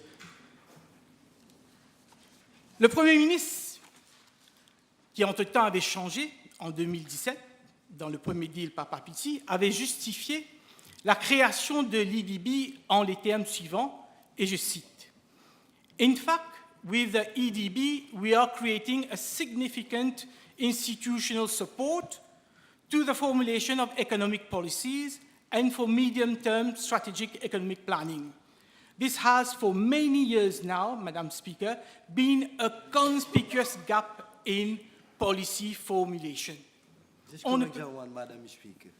No, I'm quoting from what the then Honourable Prime Minister was addressing Honourable Madame Anoumandi, who was the Deputy Speaker, who was the Madam Speaker then. On ne peut pas être plus clair. En 2017, l'Economic Development Board a été mis sur pied pour justement formuler les grandes orientations de la politique économique et pour développer une stratégie économique à moyen terme. Pourquoi? Pour citer le Premier ministre, because this has for many years now been a conspicuous gap in policy formulation. Parce que le Premier ministre réalisait déjà en 2017 qu'il y avait des lacunes de la formulation des politiques économiques du pays. Monsieur le Président de séance, j'avais intervenu sur ce projet de loi en 2017 et j'étais très sceptique quant à la justesse de confier l'élaboration de la politique économique du gouvernement entre les mains des nominés politiques. Et je n'ai pas eu tort. Le cluster de stratégie économique de l'IDB a été un fiasco total. Manque de personnel qualifié, manque de ressources, recrutement et promotion douteux, a recipe for disaster. Et c'est sans aucune pudeur et loin des projecteurs et du regard du Parlement que le IDB, l'année dernière, en mars 2023, immatriculait une société privée sous le nom Maurice Stratégie, une compagnie privée. Les objectifs de cette compagnie privée, comme énoncé à la clause 2 de la Constitution, est entre autres, je cite, « Conduct visioning exercises for Mauritius, including the preparation of short, medium and long-term plans. Undertake in-depth economic research and analysis to support policy choices. » Les mêmes objectifs que l'institution qu'on est en train de créer avec ce projet de loi. Même le nom est le même. Maurice Stratégie, compagnie privée. Maintenant, on fait Maurice Strategy Board, qui sera connu comme Maurice Stratégie. Pourquoi avoir créé une compagnie privée l'année dernière, alors que le Parlement avait donné la responsabilité à l'Economic Development Board de venir de l'avant avec une stratégie économique? Pourquoi venir avec une compagnie privée, comme déjà Economic Development Board avait les ressources nécessaires pour faire les recherches nécessaires pour conseiller le gouvernement? J'espère que l'honorable ministre des Finances va nous dire dans son summing up pourquoi l'IDB a créé cette compagnie privée. Moi, quant à moi, je me demande, est-ce qu'on a créé une compagnie privée pour plus d'opacité, pour ne pas avoir à répondre des questions parlementaires sur cette compagnie privée, comme dans le cas du Mauritius Investment Corporation, où le ministre de tutelle refuse systématiquement de répondre aux nombreuses PQ et PNQ des élus du peuple sur l'utilisation de l'argent par le Mauritius Investment Corporation? Est-ce qu'on a créé une compagnie privée pour que les règles du Public Procurement Act ne s'appliquent pas à cette compagnie privée, pour mieux dilapider les fonds publics, ou simplement pour caser les petits copains, copines du gouvernement et de ses acolytes? Ah, je crois que j'ai touché le point sensible. Mauritius Stratégie a été créé pour caser les proches du pouvoir et surtout pour permettre qu'ils ou elles touchent un salaire bien au-dessus de la grille salariale applicable aux employés de Economic Development Board. Parce que si vous êtes employé par Economic Development Board, vous avez un certain niveau de salaire. Parce qu'il y a différents clusters. Il y a le cluster de Enterprise Mauritius, Board of Investment, FSPA. Donc, on ne peut pas donner à un économiste un salaire plus élevé que les autres membres de l'IDB. Mais à travers une compagnie privée, certainement, on peut le faire. Et moi, selon mes renseignements, on l'a fait. On l'a fait. Il y a des gens qui ont été employés par cette compagnie Mauritius Stratégie avec des salaires très alléchants. Et aujourd'hui, à travers ce projet de loi, on va réglementer tous ces employés contractuels et les placer sur l'establishment pour qu'ils puissent toucher une pension. Donc aujourd'hui, Monsieur le Président, on est appelé à voter une loi pour que le ministre puisse caser ses protégés et leur payer le salaire qu'il voudra sans passer par l'Assemblée nationale. Les 6 membres de Strategic Advisory Council, les 2 postes sur le board sous la clause 6,3, l'executive director sous la clause 8 seront tous rémunérés selon le bon vouloir du ministre de tutelle. Donc, pas la peine de passer par le board de Maurice Stratégie, pas la peine d'aller voir Economic Development Board. Aujourd'hui, avec cette loi, l'honorable ministre contrôle au moins 9 6 personnes sur le Strategic Advisory Council, 2 sur le board et l'executive director. Donc, il peut choisir qui il veut et payer la somme qu'il veut. Et quelles qualifications devront ces personnes posséder? Rien. Rien, il n'y a rien, il n'y a aucune mention dans ce projet de loi quelles seront les qualifications requises pour occuper une de ces postes. Au moins, un projet de loi digne de ce nom aurait au moins prévu une qualification minimum, au moins un master, un doctorat en économie, 15 ans ou plus d'expérience au plus haut niveau. Mais aujourd'hui, la seule qualification requise, c'est fit and proper person of high integrity. Voilà, messieurs les députés, le projet de loi qu'on nous propose aujourd'hui à la veille des élections générales. Job for the boys, payer des deniers publics en toute opacité. Un sentiment de déjà-vu, certainement, parce que j'étais là en 2017 quand on avait voté l'Economic Development Board Act, et je suis sûr qu'on aura le même résultat. Avant de terminer, Monsieur le Président, je vais juste attirer l'attention de l'honorable ministre sur 2 points. Premièrement, je crois qu'il y a une erreur de frappe à la clause 6.3, section 6, sous-section 3. The members referred to in subsection 2, G and H shall be appointed by the minister. Je pense que ça doit être, au lieu de 2G et 2H, plutôt 2H et 2I, c'est-à-dire les représentants de l'académie et du secteur privé. Et finalement, clause 19, je crois que l'honorable ministre des Finances n'a pas bien lu ce qui est prévu à la clause 19. Je le lis. Any person, je dis bien any person, or public sector agency who has any information relating to research and planning shall, on request, provide such information to the executive director. Quand on dit any person, mais c'est grave. On ne parle pas de public sector agency. Public sector agency, j'ai aucun problème, moi. Mais quand vous dites que any person who has any information relating to research, donc moi, je suis au secteur privé, j'ai fait des recherches privées, je dois communiquer toute information que j'ai à l'executive director. Et si je ne le fais pas, sous la section 21.2, je peux faire face à une amende allant jusqu'à 500 000 roupies et un terme de prison de 5 ans. Donc moi, je pense qu'à la section 19, on devra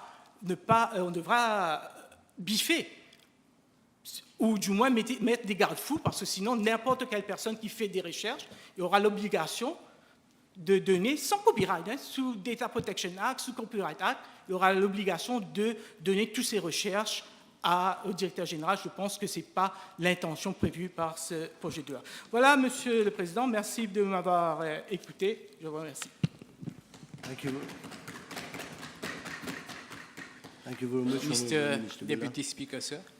We are in presence of a very interesting bill before this House, and it is my pleasure, of course, to say a few words in support of this important piece of legislation. In a dynamic and ever-changing global environment, the Mauritian economy continues to grow, to strengthen, and to expand. Over the years, we have built a resilient economy, as opposed to a monocrop economy a few decades ago. The country has transformed into a competitive, well-diversified, and broad-based one, with several pillars, such as tourism, manufacturing, financial services, ICT. From 400 USD in 1968, when we obtained our independence, the per capita income has constantly been growing to surpass the 10,000 USD. The country has revisited its ecosystem in order to enhance its ease of doing business. Our ranking over the past years speaks for itself. On the strength of our reputation, as well as our economic, social, but more importantly on our political stability, we have preferential market access to nearly 70% of the world's population through the following: China Free Trade Agreement, Comprehensive Economic Cooperation Partnership Agreement, SECPA with India, Common Market for Eastern and Southern Africa, COMESA, Southern African Development Community, SADC, Africa Continental Free Trade Area, AFCFTA, European Union Economic Partnership Agreement, EU EPAs, ESA, UK Economic Partnership Agreement, Generalized System of Preferences, GSP, Indian Ocean Commission. Yet, we still face challenges for sure. For instance, food security, Mr. Deputy Speaker, sir. The world's population is growing rapidly, and it is estimated that by year 2050, 9.3 billion people will be living on this planet, and they will all need access to sufficient, nutritious food. FAO, the Food and Agriculture Organization, is of view that natural resources are being depleted too much, and we cannot feed that many people using the same methods used to grow food today.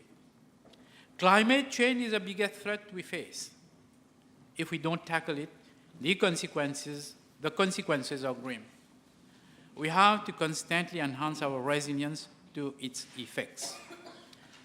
Another looming challenge is that, according to the World Economic Forum, 60% of the workforce will need reskilling in the next 5 years. As we move deeper into the digital age, there is an increasing importance of talent, skills, and human creativity in the global economy, especially in the context of the fourth industrial revolution, characterized by the rise of AI, robotics, and other advanced technologies. Geopolitical conflicts and tensions are fueling a surge of economic fragmentation and protectionism around the world. The global economy is being affected both directly and indirectly through financial, trade, and commodity price channels. The global drug problem presents a multifaceted challenge that touches the lives of millions worldwide. The impact of drug trafficking and organized crime is far-reaching and complex. We have to amplify our efforts and scale up interventions and international cooperation to resist and combat drug-related international organized crime. All the aforementioned challenges, Mr. Deputy Speaker, sir, compel us to revisit our economic architecture so that it responds to the ever-changing business, trade, and social exigencies. As the saying goes, and I quote, "The only constant in life is change," unquote. Mr. Deputy Speaker, sir, when the world's business and political leaders gathered in January 2018 at the annual Economic Forum in Davos, the mood was jubilant. Christine Lagarde, then the managing director of the International Monetary Fund, IMF, declared, and I quote, "The global economy is in a very sweet spot," unquote.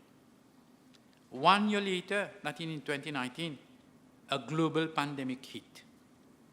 A lot has happened between then and now. War erupted in Europe and the Middle East. Tensions between major economies boiled, and global growth momentum slowed down. It has suddenly seemed as if almost everything we thought we knew about the world economy was wrong. Globalization is clearly evolving in an unpredictable way. Globalization hastened climate change and deepened inequalities. Nobody predicted that the planet would be hit by a pandemic of the scale that we have known 4 years ago.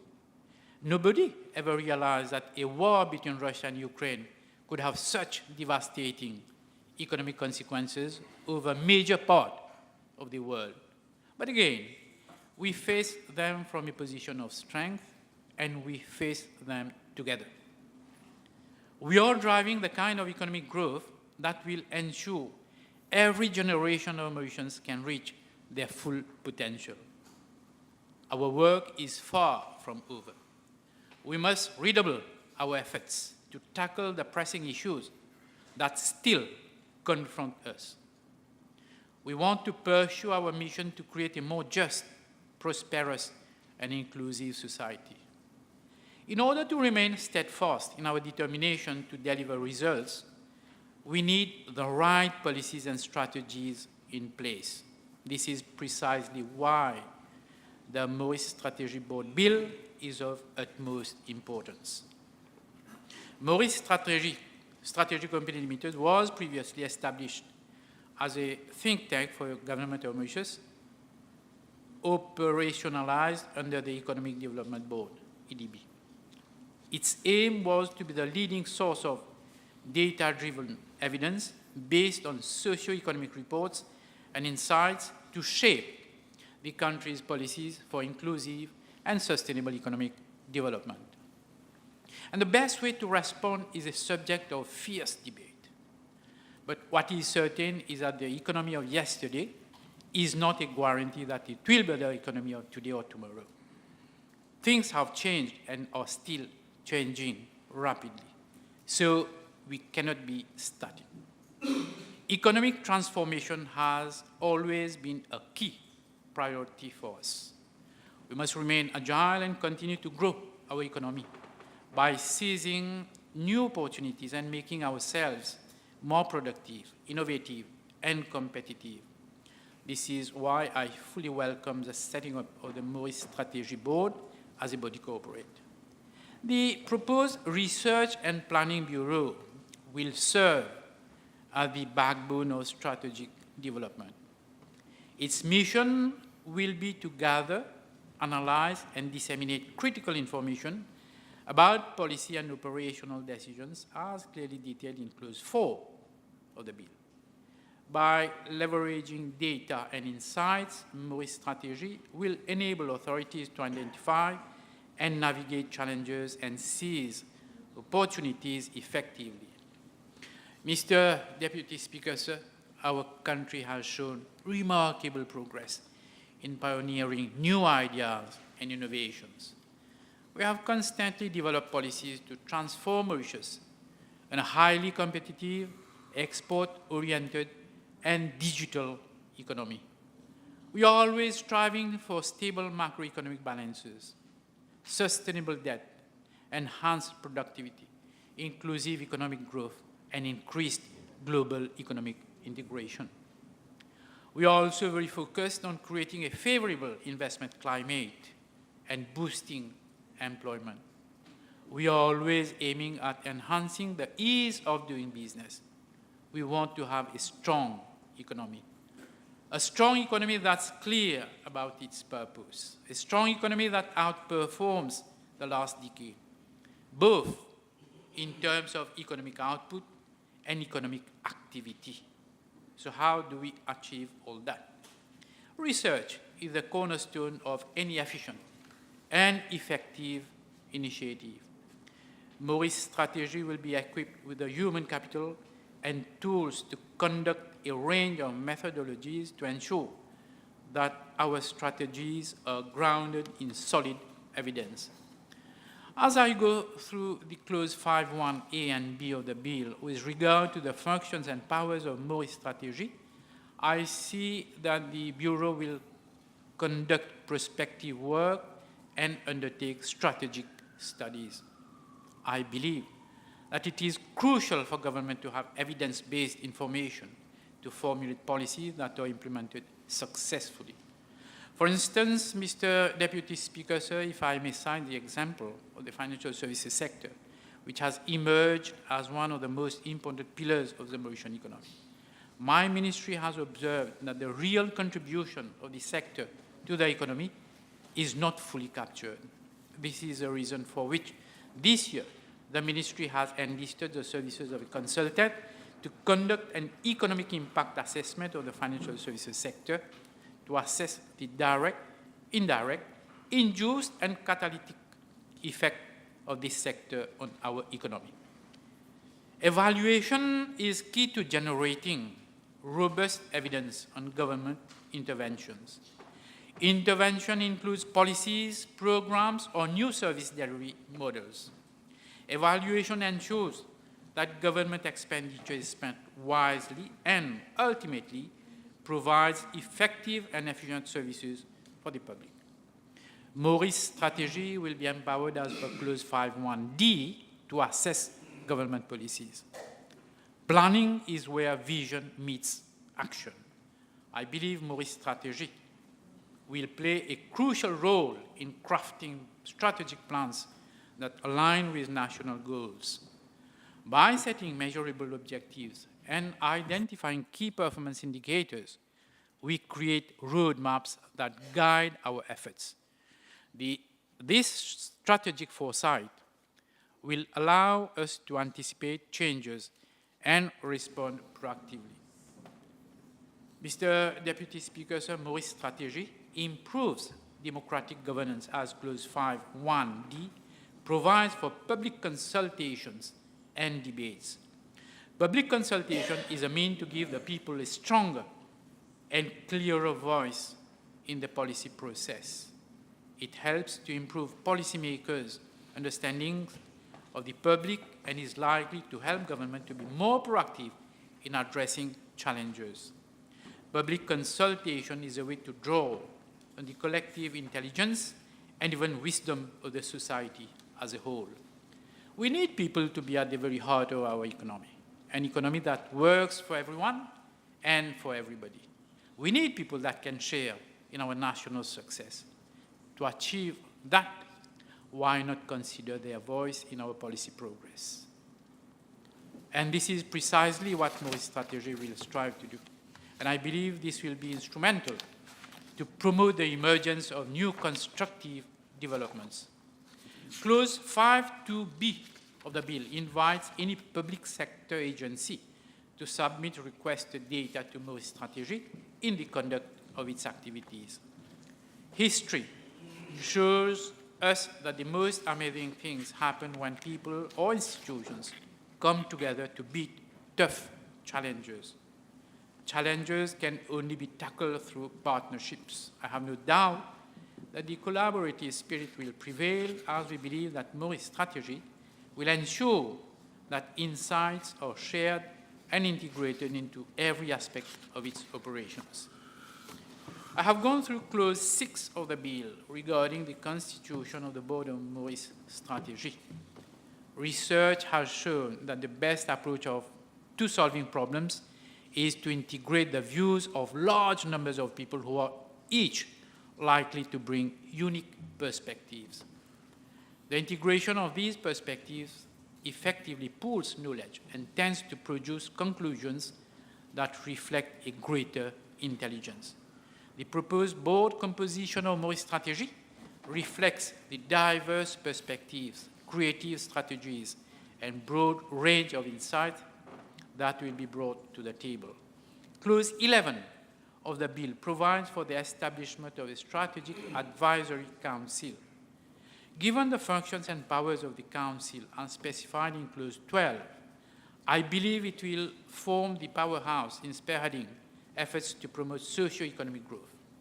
Clause 11.4 lays emphasis on the appointment of members who are fit and proper persons of high integrity.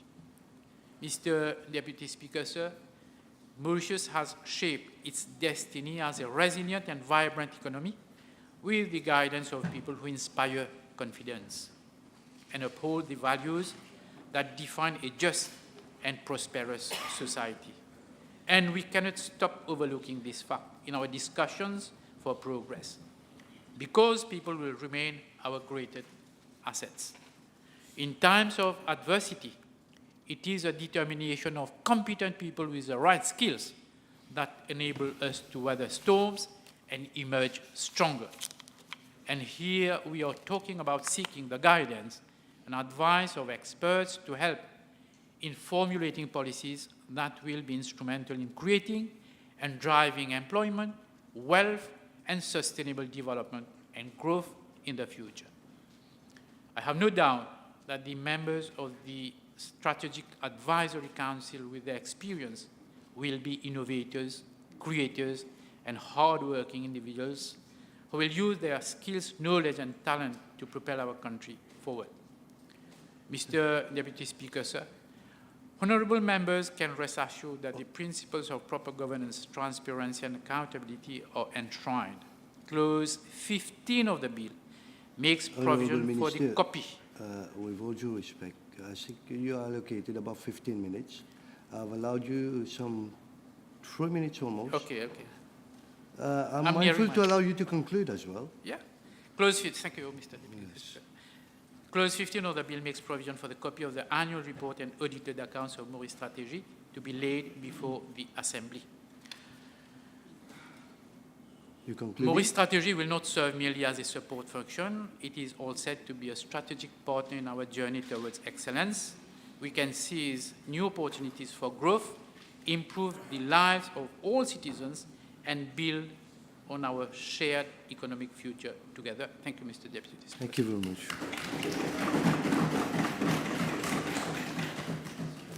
I suspend for some 10 minutes.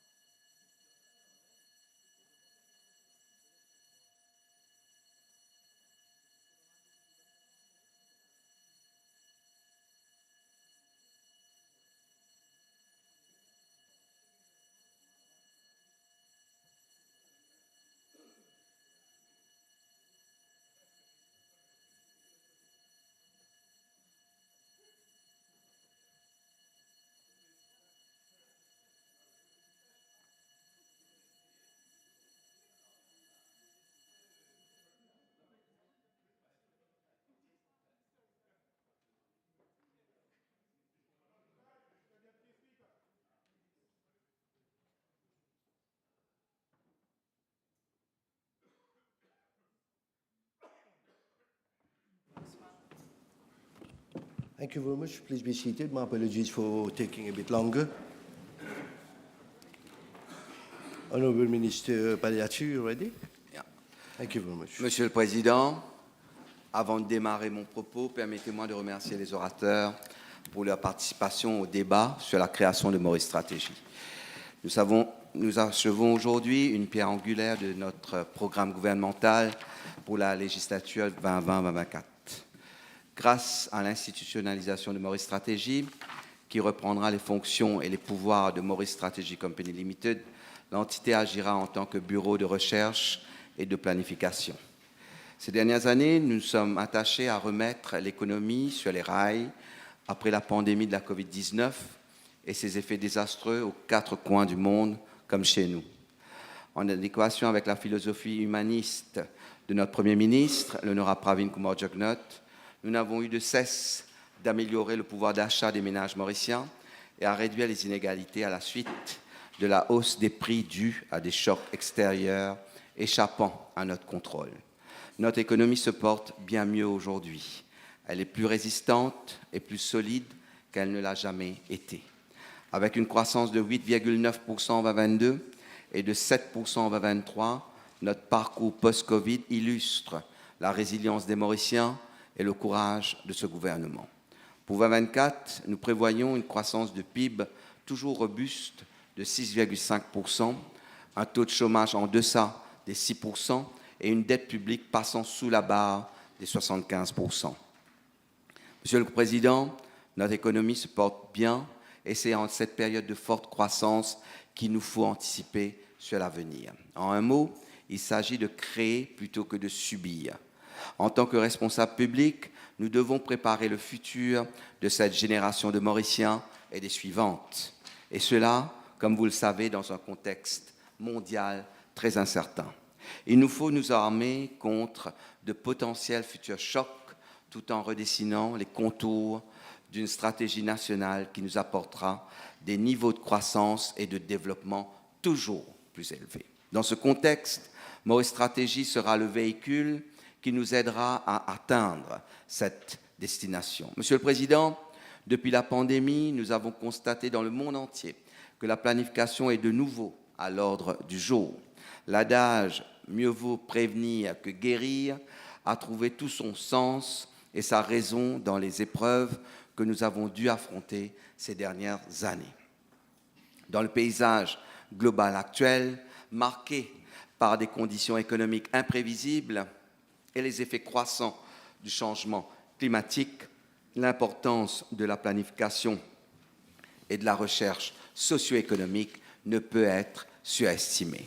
C'est particulièrement vrai pour les petits États insulaires en développement comme Maurice, où les vulnérabilités sont amplifiées et où la résilience est essentielle au progrès et à la croissance. Grâce à la création de Maurice Stratégie comme organe statutaire, la planification et l'élaboration de politiques fondées sur les données et des faits nous permettront d'allouer stratégiquement les ressources, d'anticiper les défis et de saisir les opportunités en veillant à ce que notre trajectoire de développement soit à la fois durable et inclusive. Nous ne devons pas nous tromper, car les choix d'aujourd'hui formenteront notre situation de demain. Et dans cette réalité en perpétuelle évolution, plusieurs défis de taille nous attendent. Monsieur le Président, comme dans beaucoup de pays qui allient croissance économique et progrès social, l'espérance de vie augmente. Signe de notre cheminement vers une économie développée, ce phénomène s'accompagne du vieillissement de notre population. Cette tendance aura bien entendu des implications au long terme sur la formulation de nos politiques publiques qu'il nous faut calibrer sur cette nouvelle donne. Je pense notamment aux services de santé ou encore aux politiques de l'emploi. Il nous faut dès maintenant plancher sur ces questions structurelles pour s'assurer que notre croissance économique maintienne son momentum. Monsieur le Président, un autre grand défi sur lequel Maurice Stratégie sera attendu est celui des infrastructures. Afin d'améliorer encore davantage notre efficacité économique, nous devons disposer d'infrastructures adéquates, notamment en ce qui concerne les réseaux de transport, d'énergie et de communication. Il est impératif de trouver des solutions à la taille limitée de notre marché et élargir nos horizons économiques pour réaliser des économies d'échelle. Cela rendra la production locale plus compétitive et augmentera notre indépendance à l'égard des importations. Monsieur le Président, ces deux exemples montrent bien en quoi la planification de long terme doit faire partie intégrante de la formulation de notre stratégie économique. Il est évident que nous avons besoin de politiques fondées sur des recherches rigoureuses et des données précises pour répondre aux besoins réels de notre société et obtenir des résultats tangibles. Pour les petits États insulaires en développement, où les ressources sont limitées, la marge d'erreur est mince. Ne prenons pas ici à Maurice le risque des décisions mal informées. Bien au contraire, nous devons prendre des décisions éclairées qui concilient les besoins immédiats et les objectifs à long terme en favorisant la stabilité économique et l'équité sociale. En plus de leur indéniable intérêt économique, ces approches fondées sur des données améliorent également la transparence, augmentent la confiance des opérateurs et garantissent l'efficacité des interventions publiques. À cet égard, Maurice Stratégie sera l'épine dorsale de notre stratégie socio-économique.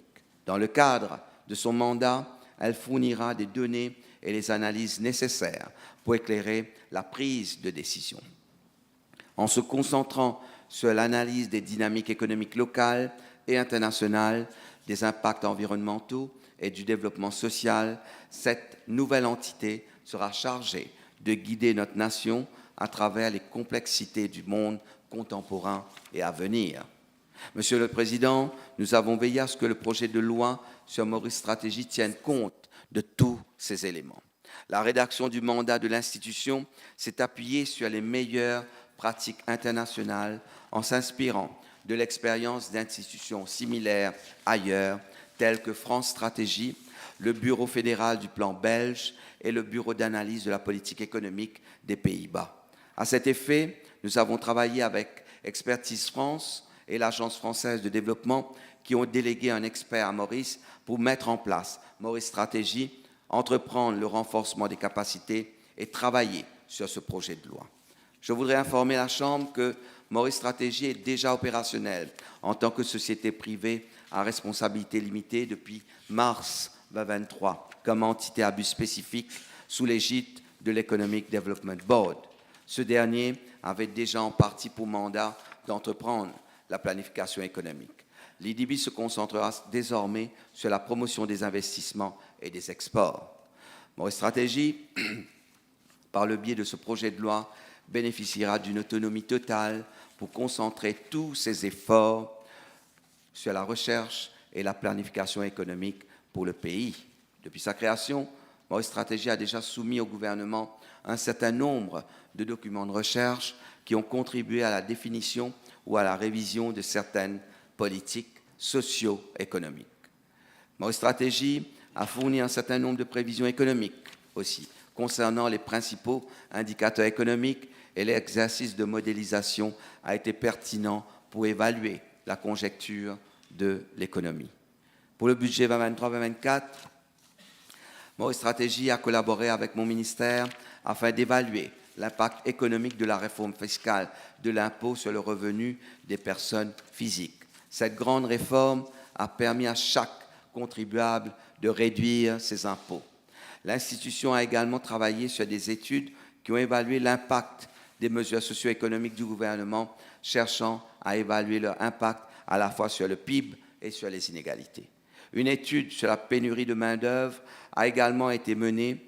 Elle avait pour objet d'analyser le nombre de postes actuellement vacants dans l'économie et estimer l'impact de ce manque à gagner sur notre PIB. Cette étude a jeté les bases de la constitution d'un comité de pilotage présidé par le secrétaire aux Affaires intérieures. Ce dernier a d'ailleurs formulé un certain nombre de recommandations qui ont été prises en considération. Maurice Stratégie a également soumis un rapport sur le potentiel de production de l'économie mauricienne et a identifié des leviers pour améliorer la performance à long terme de l'économie. Maurice Stratégie mène également des enquêtes trimestrielles sur le sentiment économique auprès du secteur privé afin d'évaluer le niveau de confiance des entreprises dans l'économie locale, dans tous les secteurs d'activité économique. Ce faisant, ces différents rapports constituent un pertinent support pour le gouvernement afin d'identifier les défis et les opportunités en temps réel et de prendre les mesures appropriées. Ils sont encore renforcés par les réunions régulières tenues par le comité mixte public-privé et organisées par Maurice Stratégie et IDB. Monsieur le Président, depuis sa création, Maurice Stratégie a travaillé avec un certain nombre d'institutions internationales. Il s'agit notamment de la Banque mondiale, de l'OCDE, des Nations unies, du PNUD, l'UNECA, l'AFD et de l'Organisation internationale du travail. Ces différentes coopérations ont permis d'améliorer les capacités internes de recherche des équipes de Maurice Stratégie et développer de nouveaux modèles adaptés aux exigences du paysage mauricien.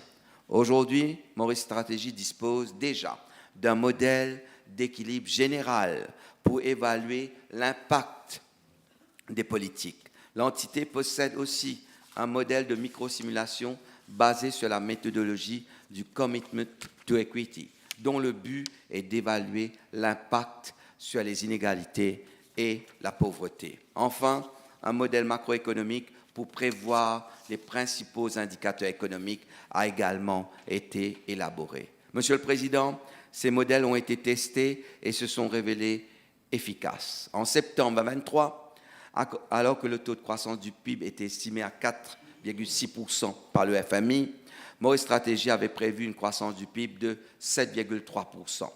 Les chiffres définitifs de l'année 2023 s'établissent à 7,1%.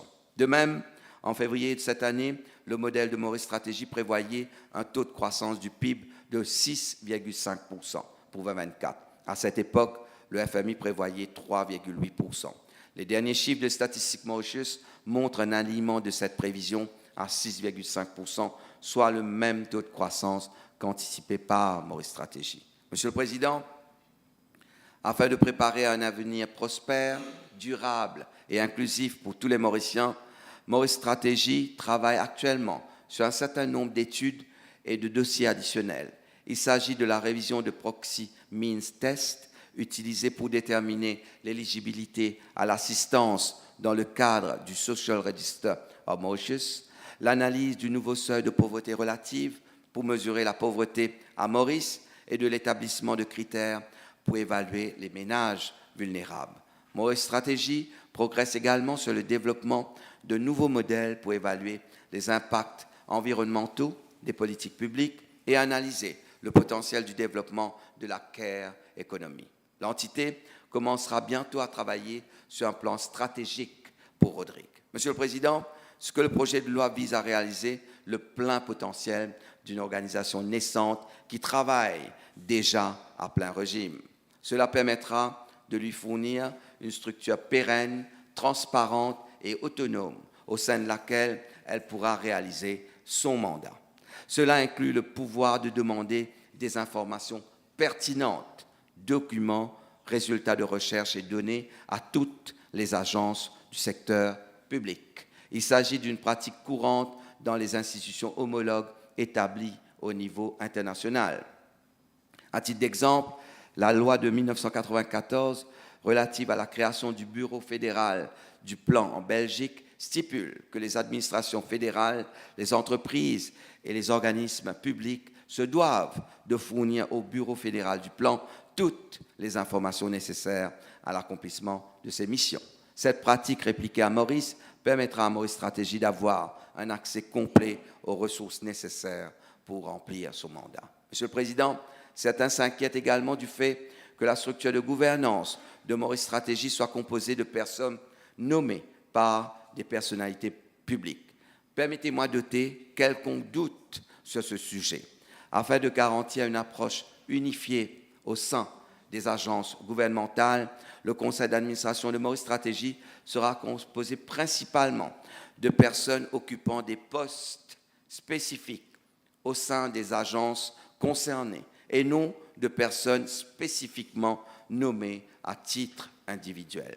Ces nominations sont basées sur l'expertise de chaque poste visé. Monsieur le Président, dans le cadre d'une démarche significative en faveur d'une plus grande représentativité, nous élargissons la composition du conseil d'administration de Maurice Stratégie. Et cela conformément aux suggestions reçues lors des consultations avec diverses parties prenantes, y compris les associations du secteur privé et les partenaires internationaux du développement. Cela permettra que les perspectives critiques du secteur privé et du monde universitaire soient directement représentées à la table des discussions de Maurice Stratégie. Monsieur le Président, en tant qu'entreprise privée, Maurice Stratégie Company Limited ne bénéficiait pas de l'ensemble des protections juridiques nécessaires à son travail. La transformation de Maurice Stratégie en un organisme statutaire viendra apporter une réponse pragmatique à cet important aspect.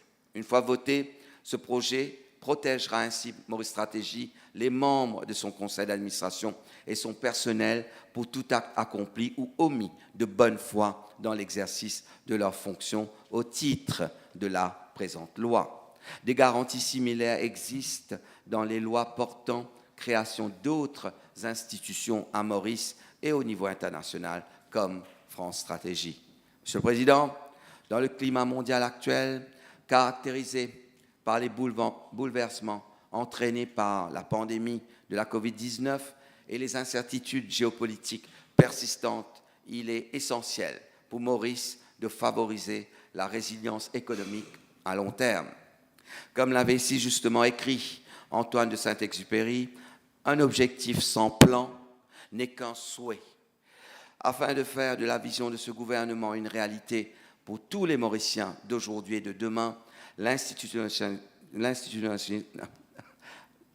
de Maurice Stratégie est clé. Et, Monsieur le Président, un moment clé, tout comme l'a été le vote du projet de loi de finances 2024 la semaine dernière dans cette auguste assemblée et auquel l'opposition ne s'est même pas donné la peine d'assister.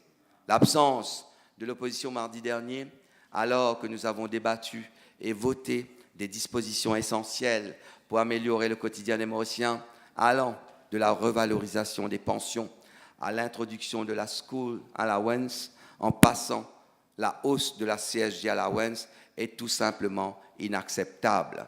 Comment peut-on faire fi d'une telle tradition démocratique et montrer si peu de décorum pour les institutions de ce pays? Ce matin encore, j'ai observé sans surprise que certains des membres de l'opposition ne sont pas levés à l'entrée du président de la Chambre, dans l'Assemblée, ni même les insignes parlementaires. Quel manque de respect, Monsieur le Président. L'honorable leader de l'opposition nous parle de planification économique en regardant 50 ans en arrière. Nous, de ce côté de la Chambre, le faisons en regardant 50 ans devant nous. Au lieu de ce retour en arrière proposé par l'opposition, nous créons l'accélération du développement en le planifiant dans le futur. Et l'honorable Boutim, qui n'est qu'arrogance. Et j'aimerais lui dire que là où l'ignorance crie avec arrogance, le silence enseigne avec élégance. Monsieur le député, cela fait 20 ans que vous êtes dans l'opposition. Posez-vous la bonne question. Pourquoi l'arrogance, très cher député? Monsieur le Président, plus que jamais, Maurice a besoin de choix éclairés afin d'être mieux préparé à relever stratégiquement les défis à venir et à ouvrir des perspectives de transformation pour répondre aux attentes et aux aspirations de chaque citoyen. Ce projet de loi contribuera au changement de paradigme amorcé par le gouvernement de l'honorable Pravin Kumar Jugnauth dans l'élaboration des politiques. Ensemble, s'appuyant sur des faits et des chiffres, nous définirons les contours économiques, sociaux et environnementaux de Maurice pour les décennies à venir, avec vigueur, volonté et enthousiasme. Je vous remercie de votre attention. I now commend the bill to the House, and I will move for an amendment at committee stage to clause 6 in subclause 3 by deleting the word subsection to J and H and replacing by the words subsection to H and I. Seconded. The question is that the Mauritius Strategy Board Bill number 11 of 2024 be read a second time. Those in favor say aye. Those against say no. The ayes have it. Public Bills Committee stage.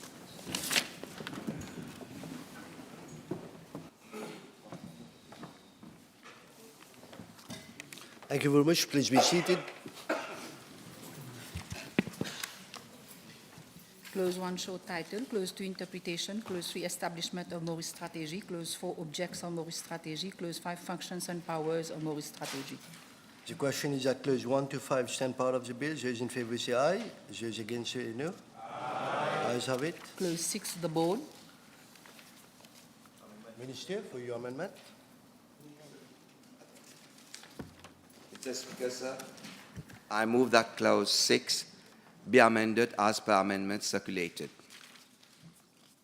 The question is that clause 6 be amended as per amendment circulated. Those in favor say aye. Those against say no. The ayes have it.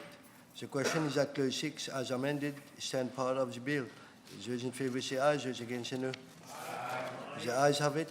Clause 7, meetings of board. Clause 8, executive director. Clause 9, delegation of powers. Clause 10, staff of Maurice Stratégie. Clause 11, strategic advisory council. Clause 12, functions and powers of the strategic advisory council. Clause 13, general fund. Clause 14, estimate of income and expenditure. Clause 15, annual report. Clause 16, powers of minister. Clause 17, protection from liability. Clause 18, execution of deed, contract or check. Clause 19, access to public and other records. Clause 20, confidentiality. Clause 21, offences.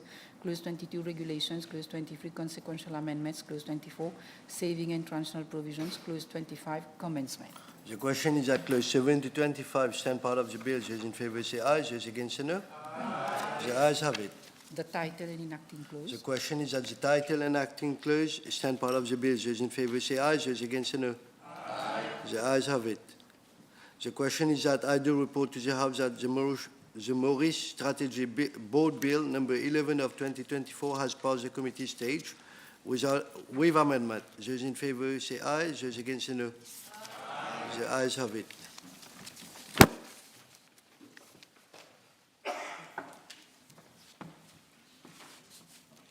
Thank you very much. Please be seated. Honourable members, I have to report to the House that the Maurice Strategy Board Bill number 2021, number 11 of 2024 has passed the committee stage with amendment. It's third reading.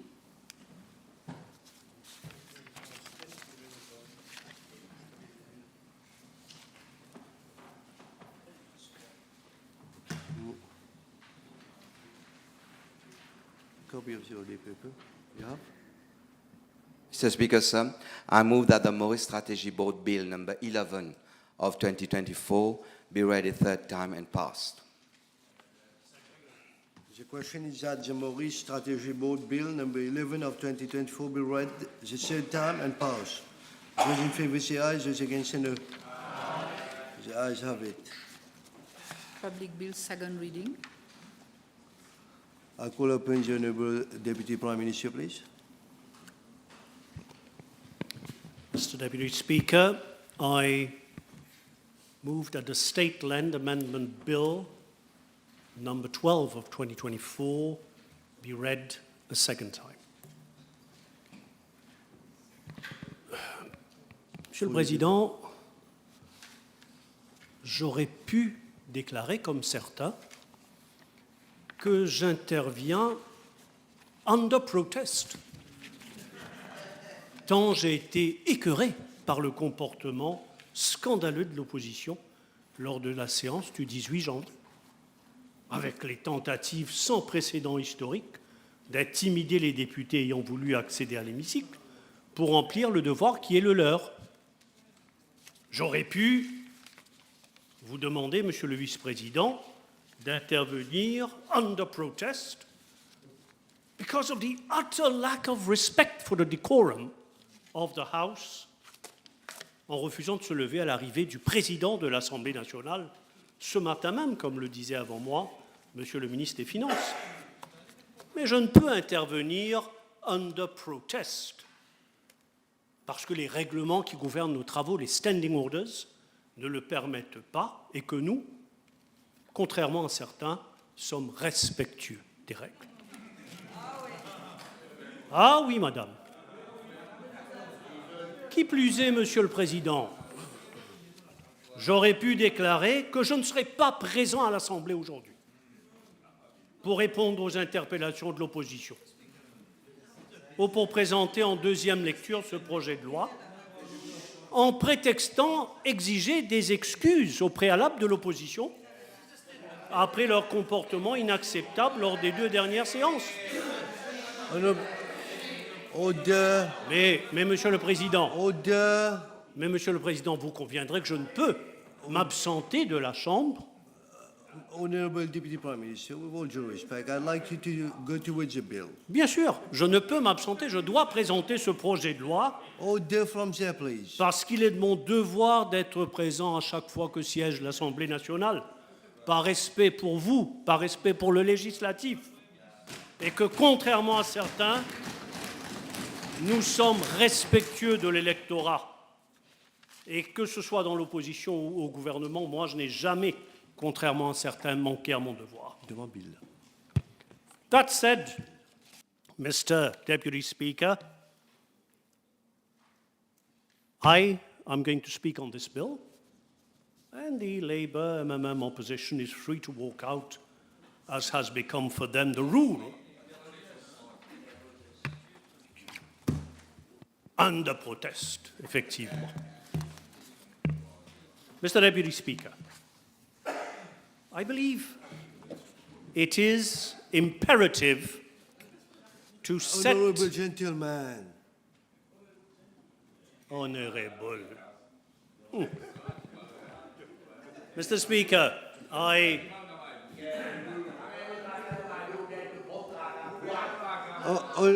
Toussaint.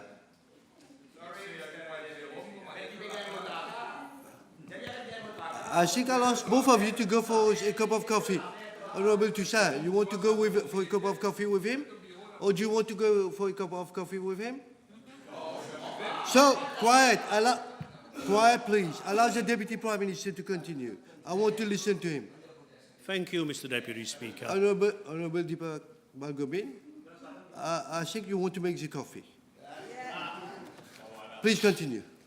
Thank you, Mr. Deputy Speaker. So, allow me to set the context, to explain the rationale for this amendment to the State Land Act, and to dispel any misunderstanding after what I read this Sunday.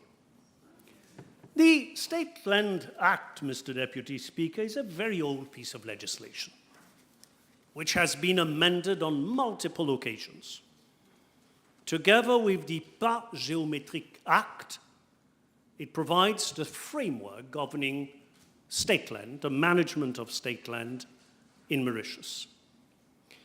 At the very outset, I think it is apposite to note that out of the total land surface of the island of Mauritius, state land represents only 20%, corresponding to 88,000 arpents, the rest being private freehold land. Of that 20%, which is state land, 70% is under the control of what is now the Ministry of Agro-Industry. 70% over multiple land features, including forest reserves and forests. So the state land administered by the Ministry of Housing and Lands represents 30% of all the state land of the country. That is approximately 26,000 arpents. The use of such land is governed by zoning principles. The zoning principles date back to the 1980s. Before that, there was no zoning, and have been revised in the 1990s. And these zoning principles classify the state land, which Housing and Lands administers, as either within the settlement areas, settlement boundaries, that is residential, or not, or outside the settlement boundaries. Such land, as is administered by the Ministry of Housing and Lands, is vested in different ministries, as and when required for infrastructural developments and various economic and social projects. Additionally, the Ministry of Housing and Lands has historically offered land on lease, either for industrial purposes or for residential purposes. Industrial purposes would include hotels, industrial plants, commercial developments, and at this point in time, there are 920 sites which are leased for industrial purposes, and about 12,800 residential sites, which are called building site leases, which are leased, and these 12,800 include approximately 1,600 campement site leases, that figure being dynamic. This is the background. Now, to explain this amendment, I would like to distinguish between state land that can be sold to occupiers and state land that cannot be sold to occupiers. Let me begin by the state land that cannot be sold. We have three situations. Pas géométrique, this is the first situation. Railway tracks, second. And third, defense land.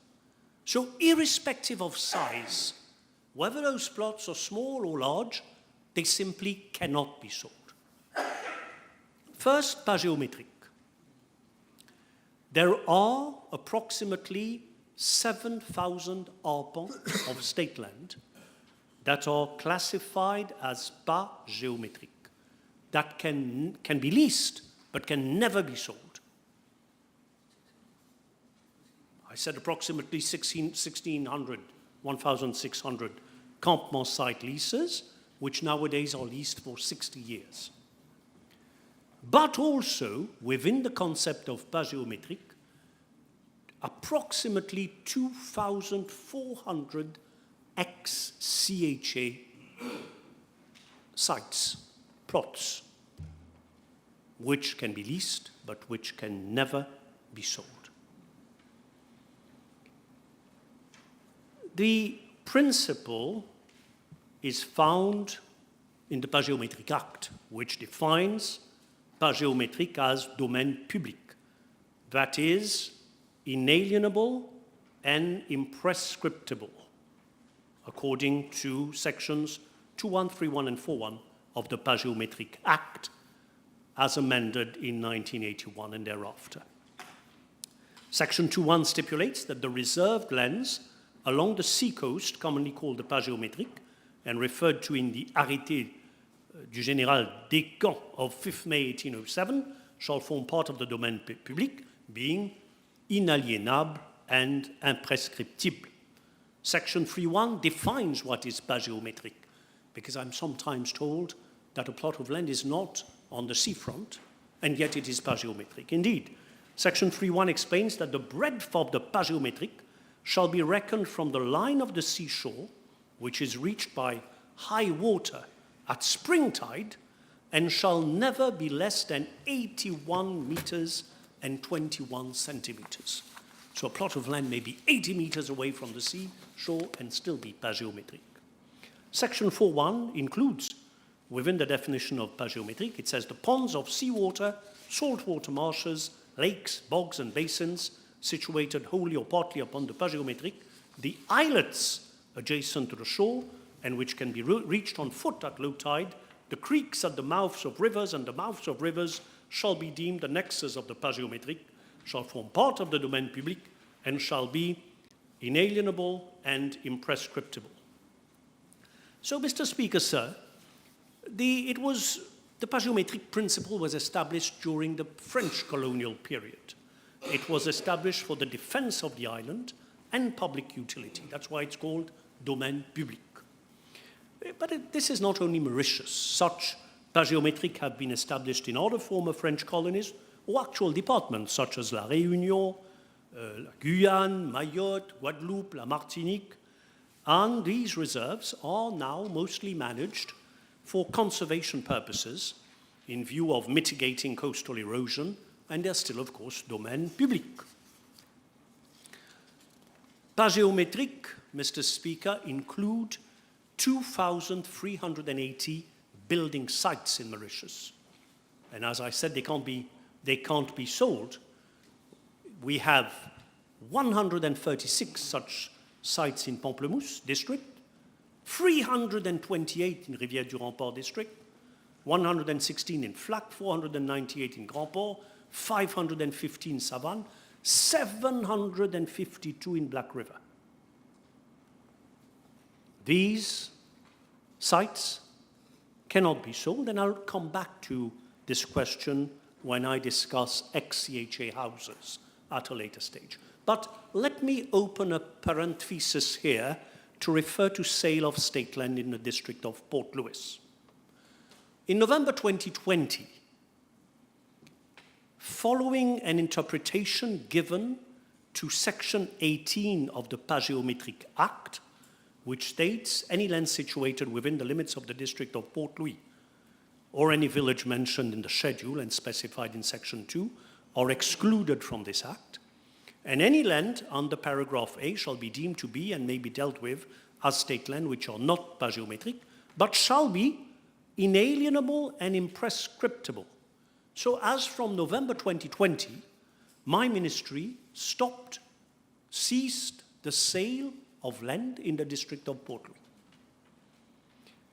There was a lot of coming and going between the State Law Office and my ministry. Finally, definitive advice was delivered earlier this year, and of which I apprised the House, I believe, in answer to a question from one of the honourable members from Port Louis. In February of this year, it was settled that as there had been no pas géométrique defined in the district of Port Louis, the section would not apply, and building sites can be sold to lessees. Therefore, before 2020, 595 sale of state land had already been finalized, and following the advice of the State Law Office, around 1,300 applications are now being processed. I'll close the parenthesis there. So, first category, first situation, state land that cannot be sold, pas géométrique. Second, railway tracks. Now, this is a matter of policy. As a matter of policy, building sites found on former railway tracks are not sold, and there cannot be any permanent structures on that land. There is a body that is called the Urban Transport Secretariat, which oversees all development on and along all ex-railway tracks and ensure that these tracks are preserved for future extension of the light rail network. Because, of course, it makes sense, as we know, for the metro as it expands to follow the old railway tracks. This situation concerns some 39 plots in Sébastopol, Midlands, Rivière des Anguilles, and Bois Pignolé. The third category of state land that cannot be sold is called War Department land, which we call defense land. For instance, the SMF, former SMF quarters in Vacqua, so approximately 200 arpents, presently managed by the Prime Minister's office. So these are the three situations where state land cannot be sold. What about state land that can be sold? After independence and until 2007, when the then government brought amendments to the State Lands Act, as a state land could not be sold. Then the then government introduced Section 5.3 of the State Lands Act. Today we're amending Section 5.5.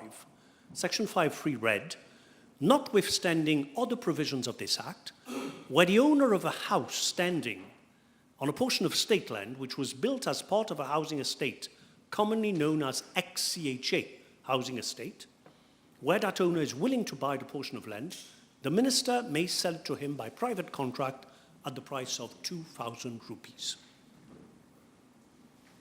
This section empowered my ministry to sell land on which stood an ex-CHA house to the occupier, irrespective of size. Generally, we assume that a plot of land whereupon lies an ex-CHA house is around 2.5 perches. And it is very exceptionally more than 10 perches or 15 perches, and therefore, this was the general rule. Now, ex-CHA, we know, refers to houses which were built in the early 1960s after the devastation wrought by cyclones Alix and Carol. The Central Housing Authority was then set up, and it built 19,442 low-cost houses. What a feat, we tend to forget that. And these houses were allocated to those families that had lost their homes due to Alix and Carol. Part of those houses, 300, 100 approximately, were financed by the European Development Community, EDC, hence the appellation La Case EDC.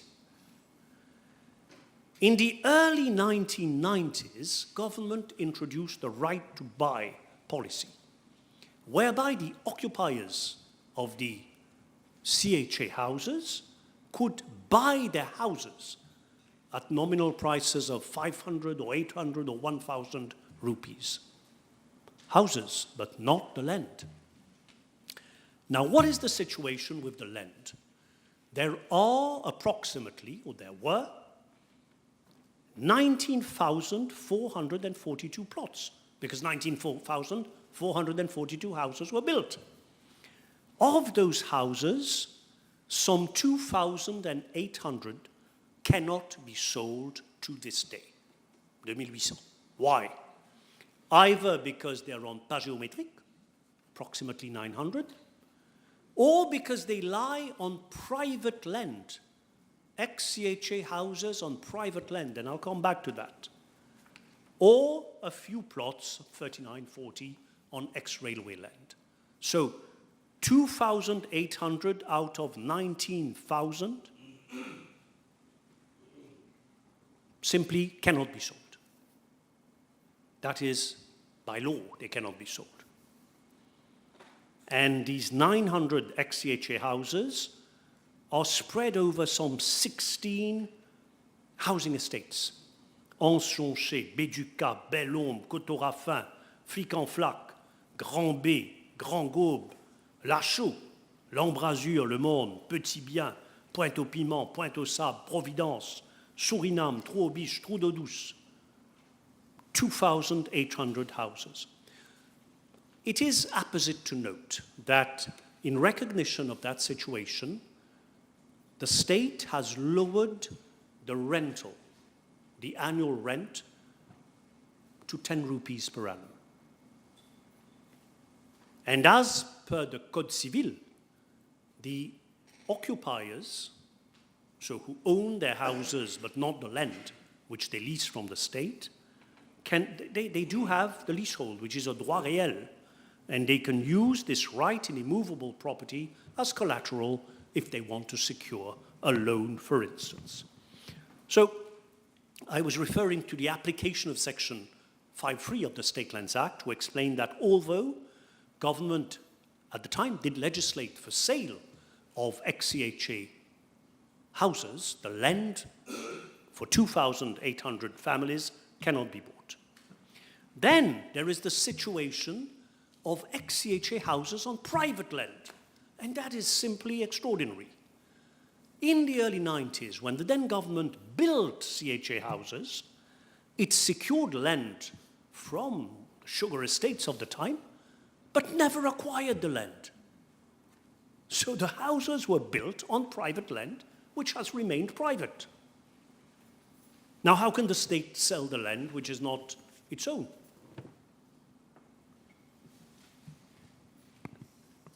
"1,900 houses were built on land belonging to private owners over 31 sites. 31 sites all over the place, all over the island.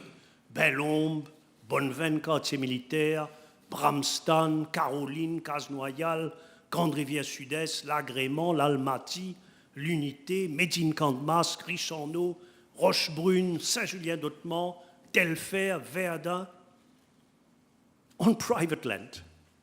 Fortunately, Mr. Deputy Speaker, government has been able to finalize the acquisition of 20 out of the 31 sites. And some 1,100 of the 1,900 can now be sold. So I'm happy to say that the process is ongoing to sell that land. As regards the 11, no, maybe I should say that some 500 letters of intent have already been issued, whereas others, in other cases, the occupiers now need to apply for the land. It's an ongoing process, and the latest negotiations that have been fruitful relate to Constance, for instance. Constance, where the state has now acquired the land, at Cité Argy, at Quatre Coco, and we can now go ahead and sell that land. But also with respect to Terragri, the land at Piton, which is also now state land. Negotiations are ongoing to finalize the acquisition of the 11 remaining sites, that is Bois Chéri, Candiable, Consona, Cité Sainte-Claire, Goodlands, La Sourdine, Montagne Blanche, Olivia, Plaine-Magnan, Sébastopol, and Tamarin. And it is our hope that in the near future, that land will be acquired by the state so that it can be sold to the occupiers. So that is ex-CHA land that cannot be sold, either because it's on pas géométrique or because it's on private land. Now, the ex-CHA land that can be sold is governed by Section 5.3 of the State Lands Act. There are, all in all, 17,700 plots. I'm giving approximate figures rounded up to the nearest thousand. Of the 17,700, some 16,000 applications have been received, including 700 that cannot be sold. More than 14,000 letters of intent have been issued, and nearly 12,000 deeds of sale finalized. So at this point in time, I can safely state 2/3 of the ex-CHA land that can be sold has been sold, in the sense that to the extent that deeds of sale have been finalized. Then there is Section 5.4 of the State Lands Act. Now this is quite particular. It states, notwithstanding subsections 1 and 2, the minister may, subject to the approval of cabinet by private contract, sell any portion of land, including any building thereon, forming part of the 1,000 arpents of land to be transferred to government out of the 2,000 arpents of land to be transferred by the Mauritius Sugar Producers Association in connection with the government MSPA deal signed on 22 April 2008. So this was the 2,000 arpents deal. So where, within that 2,000, 1,000 was to go for transfer for government for housing, and that land can be sold. Again, there is no restriction as to size. Under 5.3, there is no restriction as to size, ex-CHA. Under 5.4, 2,000 arpendile, there is no restriction as to size. Irrespective of the size, the state is authorized, is empowered to sell the land. But this is quite exceptional, and there's only been one case in Koirati where around 100 plots of land were sold to the occupiers. So now I come to Section 5.5.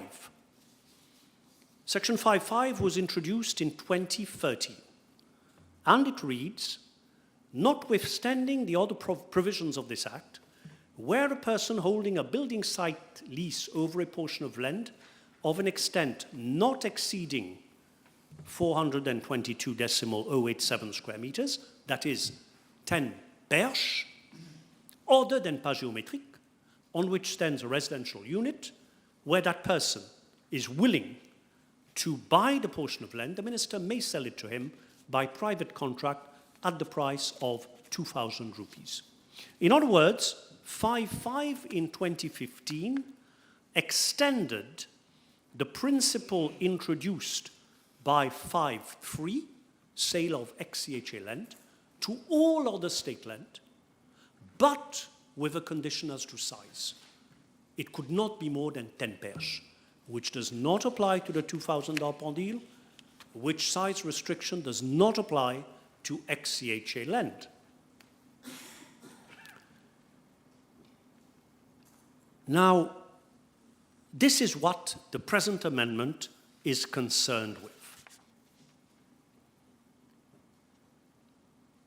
Of that land that can be sold, which is not ex-CHA, there are about 10,000 sites. 9,000 sites have been applied for. 7,800 have been approved for sale, and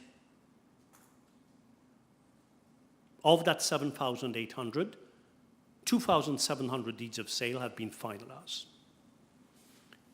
The problem is, what of the land which is more than 10 perches that can be leased but cannot be sold? This is what the present amendment seeks to address. This defines the ambit of what we're trying to do. Why was a cutoff point of 10 perches chosen? At the Ministry of Housing, there's no institutional memory that can explain why that was, save that the practice in those days, nowadays the state no longer grants building site leases because the NHDC and the NSLD build social housing, and there isn't much state land, appropriate state land left. But up until 2013, when this amendment was introduced, the general rule was that when the state gave a building site lease for residential purposes, it would not exceed 10 perches. So our presumption is that is the rationale why the idea of 10 perches was introduced in the law. But today, that creates an injustice. And the amendment is being proposed in a spirit of equity and fairness.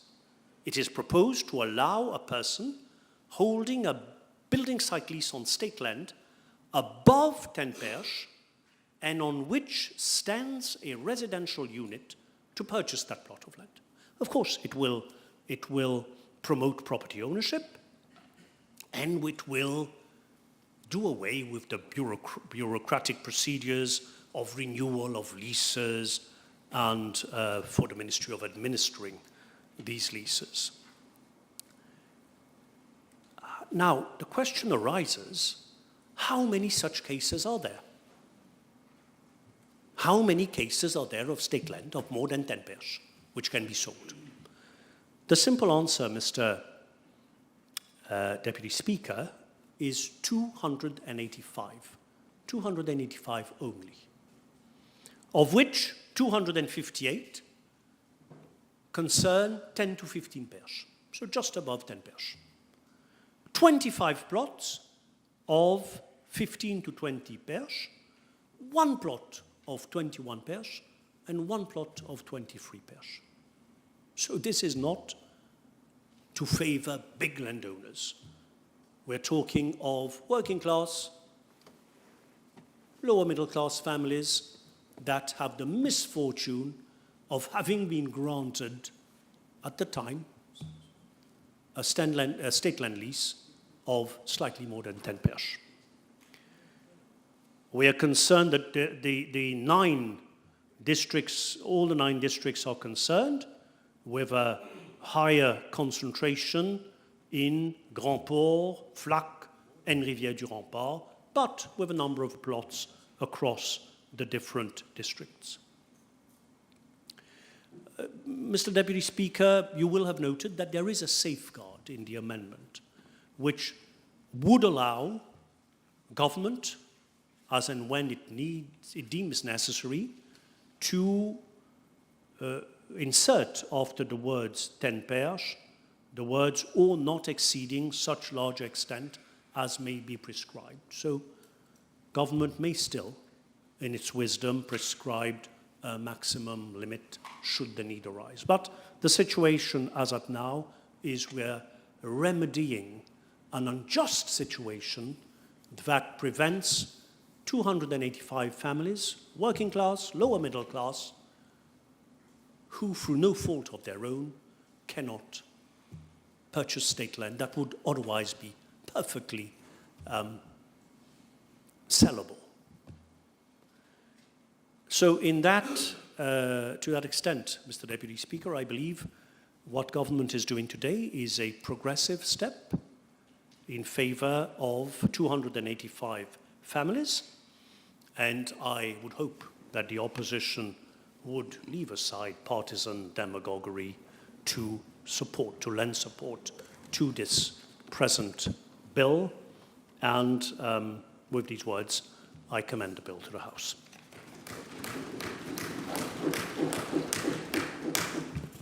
Thank you very much. Honorable Adila Miamia. Yes, thank you, Mr. Deputy Speaker, sir. Avant de commencer mon discours, Monsieur le Président de séance, au départ du discours de l'honorable ministre Bigadou, on s'est croyé dans un mini-forum de son parti politique qui a pour symbole un petit oiseau. Et on comprend facilement l'agitation de l'oisillon qui a peur d'être bouffé par le coq. Donc, Monsieur le Président, je comprends cette agitation et il a ses supporters parmi. Donc, now let's come to the bill, to serious thing, Mr. Speaker. So tonight, I shall address the House in relation to the proposed amendments to the State Lands Act, which aim to increase the extent of state land that a person may purchase when they hold a building site lease over that portion of land and there is a residential unit on that land. At first glance, this bill appears to offer a straightforward benefit, facilitating the ability of lessees to convert their leased land into freehold, thereby providing a sense of permanence and security to the homeowners. However, Mr. Deputy Speaker, as members of the opposition, it is our duty to critically evaluate such proposals and consider the broader implications on our society, economy, and environment. Increasing the extent of land that can be purchased might stimulate certain economic activities such as construction and real estate development. However, it is crucial to ensure that this does not lead to speculative buying, driving up property prices and making it even more difficult for young people and first-time buyers to enter the housing market. We must protect our citizens from the negative effect of land speculation and ensure that housing remains affordable for all. We also need to consider the environmental impact of Mauritius as a small island with limited land resources. Any policy that affects land use must be carefully scrutinized for its environmental impact. Uncontrolled expansion of residential areas can lead to the loss of valuable agricultural land, increased pressure on our already strained infrastructure, and adverse effects on our natural habitats. We must ensure that any amendments to the state lands are aligned with our commitment to sustainable development and environmental protection. Moreover, Mr. Deputy Speaker, transparency and fairness are paramount. The process by which land is converted from leasehold to freehold must be transparent and fair and free from corruption or favoritism. We must establish clear criteria and robust oversight mechanism to prevent abuse and ensure that the benefits from this policy are equitable. Mr. Deputy Speaker, the amendment to Section 5, which proposes to insert the phrase "or not exceeding such large extent as may be prescribed" after the words 10 perches, raises some issues. By introducing this vague and open-ended clause, we risk creating loopholes and inconsistencies in the application of the law. Who will determine what is the largest extent should be? What criteria will be used to make this decision? Although the Honourable Minister has given the information that it relates to 225 families with land around more or less 20 perches, but the extent of the land that it can be increased is not in the bill, actually. It says more than 20 perches. Without clear guidelines and transparency, this amendment could lead in the future to arbitrary and potential unfair allocation of lands.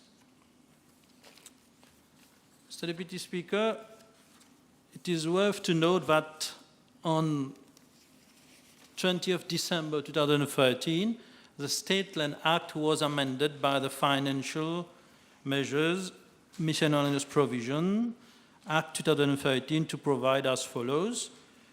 Notwithstanding the provision of this Act where a person holding a building site lease over a portion of state land of an extent not exceeding 10 perches other than par geometric on which a residential unit stands is willing to buy the portion of land, the minister may sell it to him by private contract at the price of 2,000 rupees. Mr. Deputy Speaker, as per advice of the SLO dated 20th March 2014, state land which are par geometric cannot be the subject matter of sale as per Section 5.5 of the State Land Act as amended by the Economic and Financial Measures Miscellaneous Provision Act of 2013. But I would like to give some information to the House on par geometric, and of course the Honourable Minister also commented on that and he could clarify during his summing up. The House should note that 22 declared villages were removed from the first schedule of the Par Geometric Act to allow the lessees the possibility of purchasing state land. But these villages are situated on par geometric.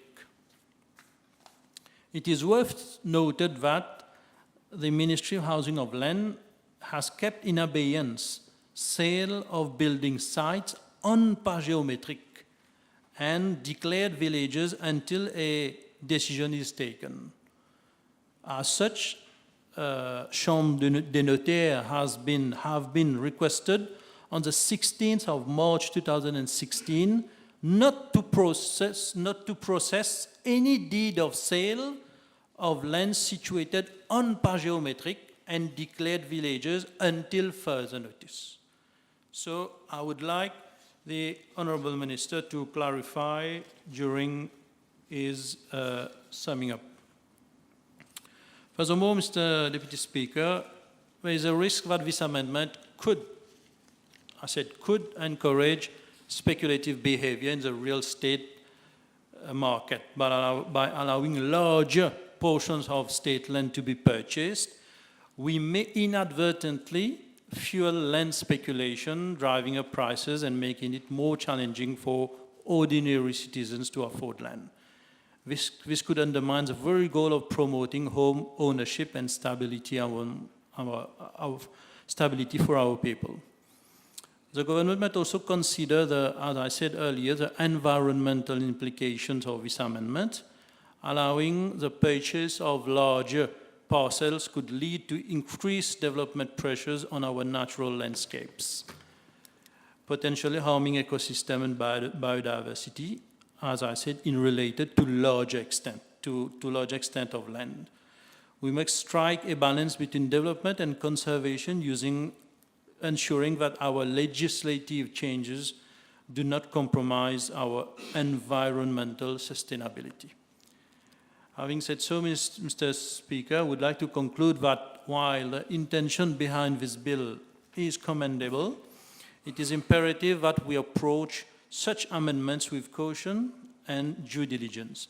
We must ensure that changes to the State Lands Act are transparent, equitable, and in the best interest of all citizens. Thank you, Mr. Speaker. Thank you very much. I just want to draw your attention to one word. You said ordinary citizen. I think all citizens are the same. But that's fine. Maybe I was wrong in hearing it. Yeah, but everybody, all citizens of this country enjoy equal rights. Yeah. Next one, Honorable François. Thank you, Mr. Deputy Speaker, sir. The object of this State Lands Amendment Bill number 12 of 2024, as per the explanatory memorandum, is to amend the State Lands Act with a view to increasing the extent of portion of state land a person may buy, where that person holds a building site lease over the portion of land and there is a residential unit on that portion of land. This bill provides that Section 5 of the Principal Act is amended in subsection 5 by inserting after the words "10 purchase" the words "or not exceeding such large extent as may be prescribed." Mr. Speaker, sir, after having listened very carefully to the Honourable DPM, and I thank him for the clear-cut explanations. So my brief intervention on this bill is to seek further clarification from the Honourable Steve Obigadou on a different perspective, as I'm seeking clarification as to the modality of this amendment application to our Republic, and specifically to apprise the population of its non-applicability to ROREGs. Mr. Speaker, sir, land issues in ROREGs has always been of high political, economic, social, and cultural concerns. Let me remind the House that land law's interpretation in our Republic is a mixed and overlap of Napoleonic Code and English common law. It's worth reminding the House that Section 54 of the Mauritius National Assembly Act 2001 allows any land or other property which was formerly under the jurisdiction of the government of Mauritius, post-autonomy of ROREGs, under the State Lands Act is transferred to the Mauritius Regional Assembly. In ROREGs, the state is the major landowner of the total land size of 110 square kilometers of the island. The legal status of land falls mainly under two types of land tenure. State land, where 90% of it of domain public, inclusive of past geometric, and only 10% of land private land freehold. This is the difference as compared to Mauritius with only 20% state land and 80% freehold land. Mr. Speaker, sir, allow me to correlate the bearing of this present amendment that all state land is imprescriptible and inalienable under our land laws. One will note that state land, commonly known as government land, is being allocated by leasehold system for residential use, commercial, industrial, or agricultural use, as rightly pointed out by the Honorable DPM. And this embodied a few conditions that safeguard the interests of a state. It also provides the lessee secure leasehold rights through pledging to contract loans, housing loans, and carry out secure developments on the land lease. In Rodrigues, the duration of a residential lease of extent 422 meters square is 60 years, and in return, the person pays an annuity to the Regional Assembly, varying from 100 rupees to 1,000 rupees on average per year, depending on the revenue of the beneficiary. Mr. Speaker, sir, let me specify that state land in Rodrigues remain the property of the ROI. But any property on the land belongs to the beneficiary of a lease. And here, I have to say, extremely important, that the state, as a protector, and for security of tenure, once the 60-year term of a lease has passed, the lease is usually renewed if the person is still alive. Otherwise, the lease is transferred to the name of child or spouse or a close family. State land is one of the most valuable patrimony for the people of Rodrigues. Mr. Speaker, sir, I recall that at a particular point in time in Rodrigues, there were certain political pressures for the conversion of land rights of state-owned lands into private ownership. A fair proportion of the population who understood the danger ahead for the people of Rodrigues were very anxious about this political proposal. And as a graduate surveyor, I'm a surveyor by profession and as a graduate surveyor, I was one of the rare persons who vigorously challenged and was dead against this unwarranted political proposal. Mr. Speaker, sir, in 2010, I put 2 parliamentary questions in this House, in particularly PQ number 1B/294 and number 1B/495 to the Dr. Honorable Kassenali, then Minister for Housing and Lands, with regards to state lands in Rodrigues. In PQ 1B/495, I asked the Honorable Minister, and I quote, whether he will state if the Ministry has recently held discussions with the RRA on a program for the conversion of the tenants for life into owners with proprietary rights on the houses and the lands on which the latter stand, and if so, where matters stand, unquote. Mr. Speaker, sir, surprisingly, the Honorable Minister then replied that during a courtesy call in my office on 15 June and 22nd of July 2010, Mr. François Bregancourt, Commissioner, and Mr. Johnson Rousty, the Chief Commissioner of the Maurice Regional Assembly, respectively, raised the issue with me and requested assistance from my ministry, unquote. I further then asked the Honorable Minister whether he is aware of what we call dilapidation et braderie de notre patrimoine, la terre Rodriguez. Yes, our state lands in Rodrigues. At that time, 2010. He replied then, I'm fully aware of the value of our patrimony, whether it is in Rodrigues or Mauritius, and so on. But he cannot interfere in the jurisdiction of the administration of state lands in Rodrigues. That was fair enough.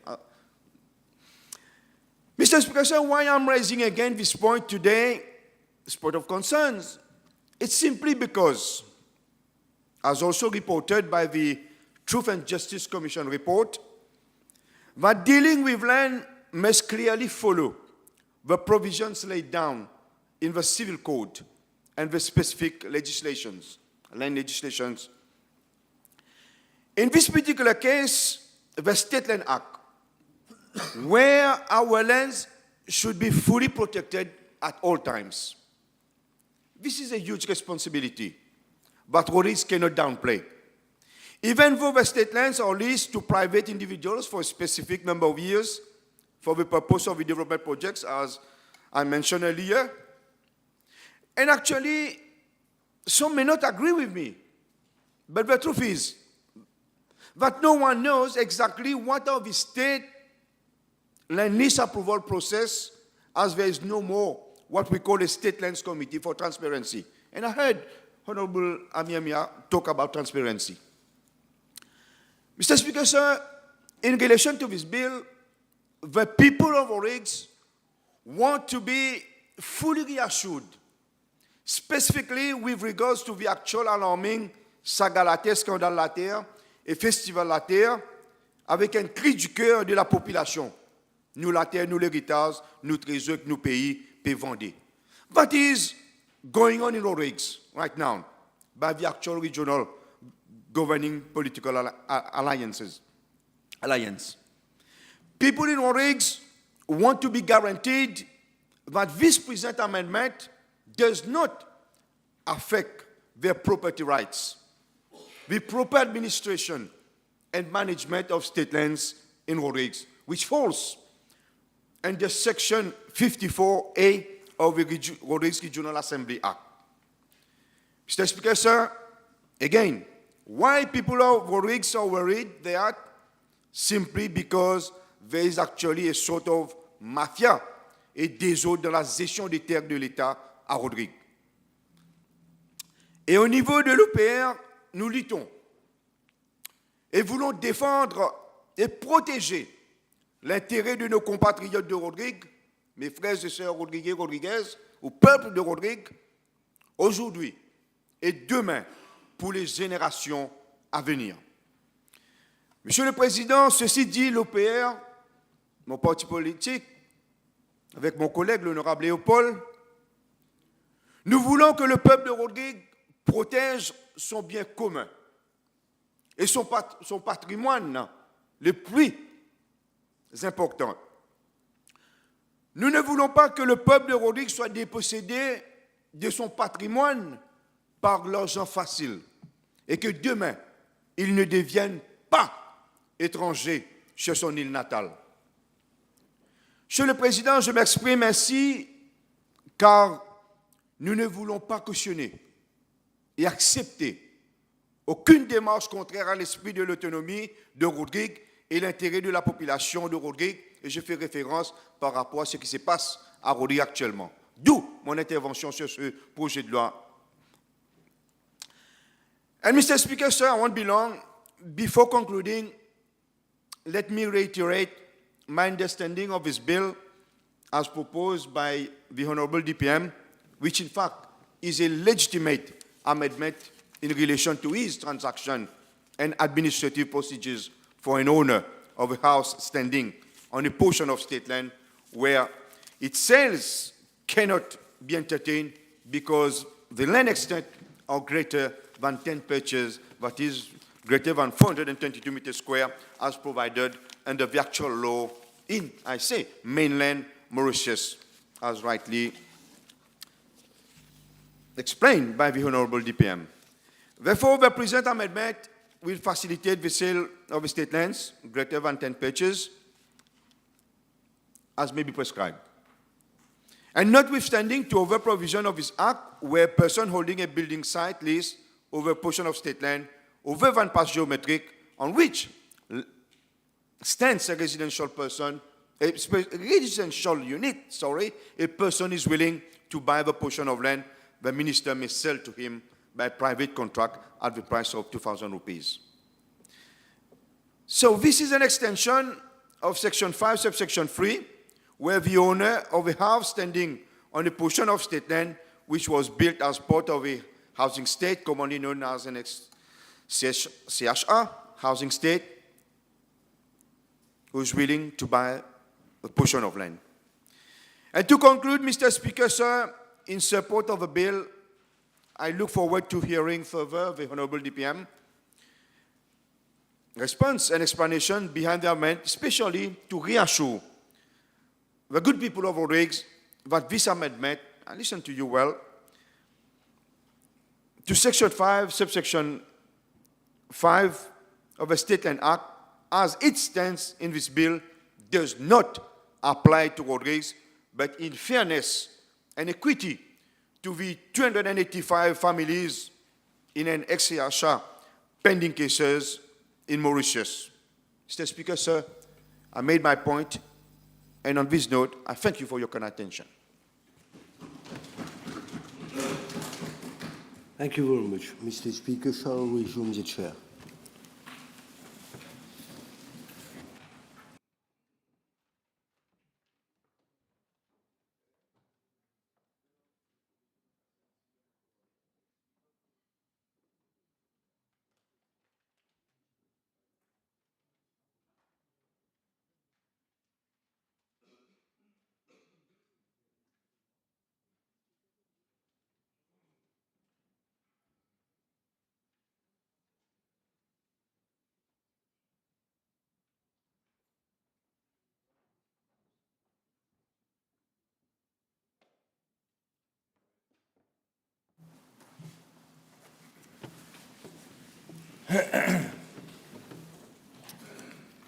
Thank you. Honorable Lakshidi. Oh, sorry, Honorable Mohammed. I read Mohammed. Mr. Speaker, sir, thank you for giving me the opportunity to speak on the State Lands Amendment Bill. I shall be very brief, 10 minutes at most, because the bill itself is very short. Although it is customary for one to comment on the speech of his predecessor, I think I cannot possibly comment on the speech of the Honorable Francisco François. It's very pertinent to Rodrigues, so I shall leave it to the Honorable Deputy Prime Minister to address his concerns about the Rodrigues case, which he has laid very well, I must say. Mr. Speaker, sir, I was the officer in charge of the housing unit of the Ministry of Housing and Lands between 2005 and 2008. During that period of time, I have either been involved or witnessed very first ever first-timers in terms of projects, interesting projects at the Ministry of Housing and Lands, including the present one, which I'm going to elaborate later. The first one is the Lavims project, which I had in the past, in April 2022, during my intervention on the Town Planners Council bill, explained in detail how it was fast-tracked by a ministerial committee chaired by Dr. Navin Chandra Ramgoolam, then Prime Minister, after a presentation and explanatory session I had made to that particular committee. Today, the parcel identification number, PIN, that is part of the Lavims process, I remember very clearly I explained to the committee what is the meaning of parcel identification number, is an indispensable tool for the sale of land in Mauritius, including state land, under the Section 5 of this Act. So I believe no land transaction can be done today without a parcel identification number. The second project I witnessed is the granting of 2,000 acres of land in April 2008 for social housing and for agricultural diversification after discussions with the Mauritius Sugar Producers Association, MSPA, without any conditions in the context of empowerment. The Honorable Minister of Housing, DPM, Honorable Obigadu, has referred it to the 2000 OPPO deal in his speech earlier. We had, you know, when we had, okay, well, I'll explain later. These huge parcel of lands have since become state land and shall be subsequently sold as per the same Act and current bill, as he explained, in as much as it is these very lands that the current government is using inter alia for the construction of social housing and over those plots of land, over and above plots of land that have been bought. So without these 800 acres out of land, out of the 2,000 acres that were meant for social housing and agricultural diversification, the 8,000 social housing units project would have never been possible. This is a fact, and it is undeniable. On average, 22 to 25,000 units can be constructed on an acre, on an acre of land, after catering for roads, drains, and green spaces, and spaces for leisure. So, if we had constructed social housing units without tender process on these lands, like the NSLD has done, we could have constructed 18,000 units also. I think this must go on record. The third project I had participated in concerns this very particular bill before us today. It is the historical amendment of the State Act on 27th of March 2007, so as to permit the sale by private contract of those portions of land on which ex-CHA housing estates have been built, that has brought us to the bill before us today. It is, as a matter of fact, this is the most fabulous instance of democratization of access to land in the whole history of Mauritius, when the Labour Party decided to amend Section 5 of the Principal Statesland Act by adding a subsection to the following section, which I'm going to quote. Notwithstanding the other provisions of this act, where the owner of a house standing on a portion of land which was built as part of a housing estate, commonly known as an ex-CHA housing estate, is willing to buy the portion of land, the minister may sell it to him by private contract at the price of 2,000 rupees.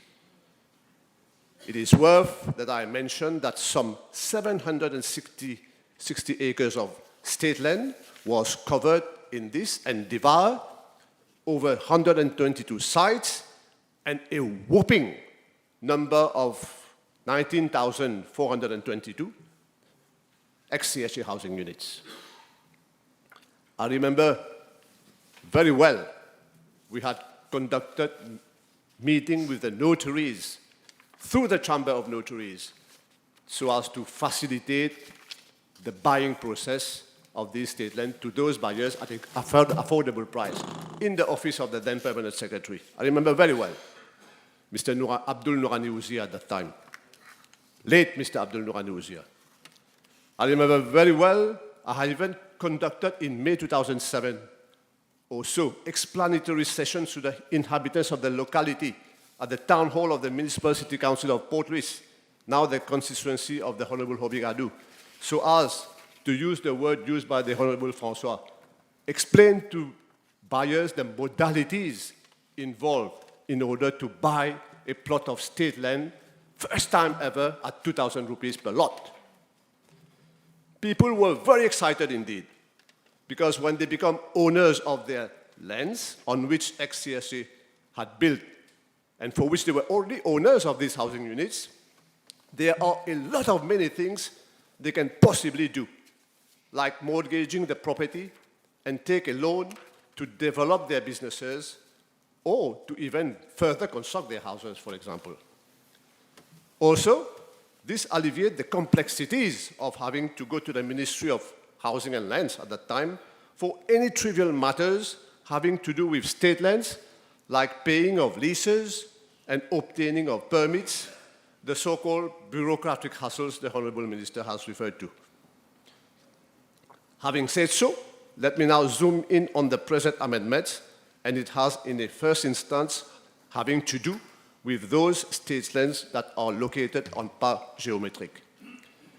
In 2013, being avant-gardist, the Labour Party had further amended Section 5, again, in order to allow the selling of some, this time, 9,500 building site leases and all the Annex DC housing units that were landed properties, of course not the flats, on the then nearly 14,000 housing units that were already available at the material time in 2013. In so doing, every care was taken to avoid confusion by the addition of the following subsection 5, which I'm going to read now. Notwithstanding the other provisions of this Act, where a person holding a building site lease over a portion of state land of an extent not exceeding 10 pairs, other than paleometric, on which stands a residential unit, is willing to buy the portion of land, the minister may sell it to him by private contract at the price of 2,000 rupees. Very avant-gardist. So, since these are in the Principal Act, the question of whether the price of 2,000 rupees is being maintained and the issue of pagiometric de facto does not arise. Now, like I said, I'm going to be quite short. It would appear that the Honourable Minister Honourable Obigadu, has understood better than his predecessor, the Honourable Mahenjogu, the concept of pagiometric, during whose ministership Portruis was thought to be a pagiometric. The SLO has fortunately statuated. But applicants from Portruis has had to wait for a long 5 years for them to be able to buy their plots of land. I've raised this question in Parliament before. I've even asked questions to the Committee of Supply, I remember very well, in 2022. I hope their applications will now be processed expeditiously so that once and for all, they can become owners of their plot of lands. I'm done. Thank you. Honourable Lakshmi. Thank you, Mr. Speaker, sir. Mr. Speaker, sir, before I come to the bill, allow me to first of all congratulate you for your appointment as the Speaker of this August Assembly. And on the other hand, Mr. Speaker, sir, as an elected member of this House and a citizen of this country, allow me to convey my deepest apology to you and this House for the disgraceful behavior of the members of the other side of the House on the day you were legitimately appointed as the Speaker of this House. Acts like those, Mr. Speaker, sir, by members who are supposed to be honorable members, really is a disgrace to our country. And the people of Mauritius and those outside have followed what went on that day, and I'm sure the population has taken note. Now, Mr. Speaker, sir, let me come to this proposed amendment, for which I would like to first of all convey my thanks to the Honourable Deputy Prime Minister for this amendment, which is going to bring justice to those about 300 Mauritians who are concerned with this amendment. And I would also like to thank my friends on the other side of the House who are here listening to me under protest. Mr. Speaker, sir, our societies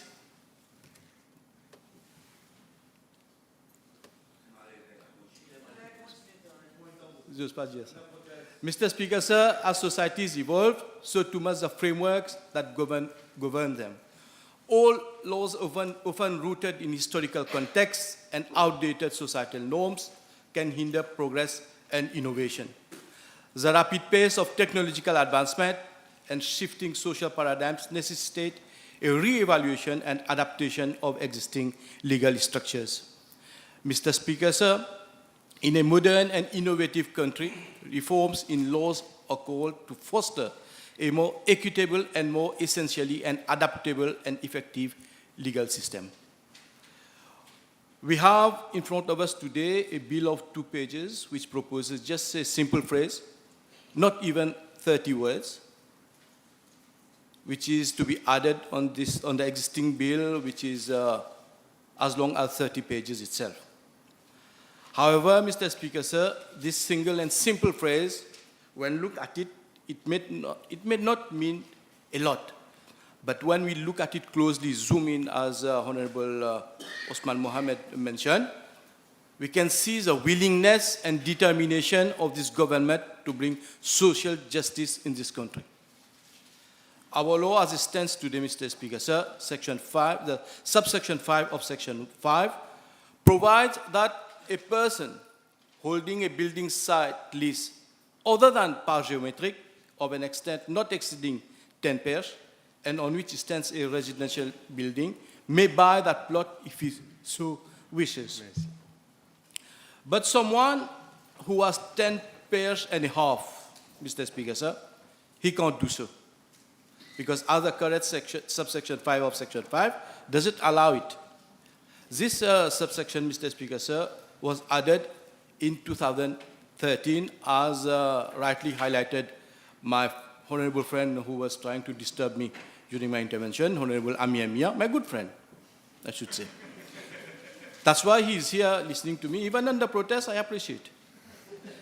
And we know 2013, the Labour Party was in power.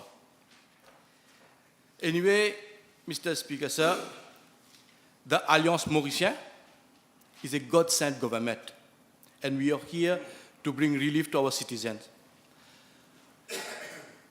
For whatsoever reason, this subsection 5 was added in 2013, which limited the sale to 10 pairs.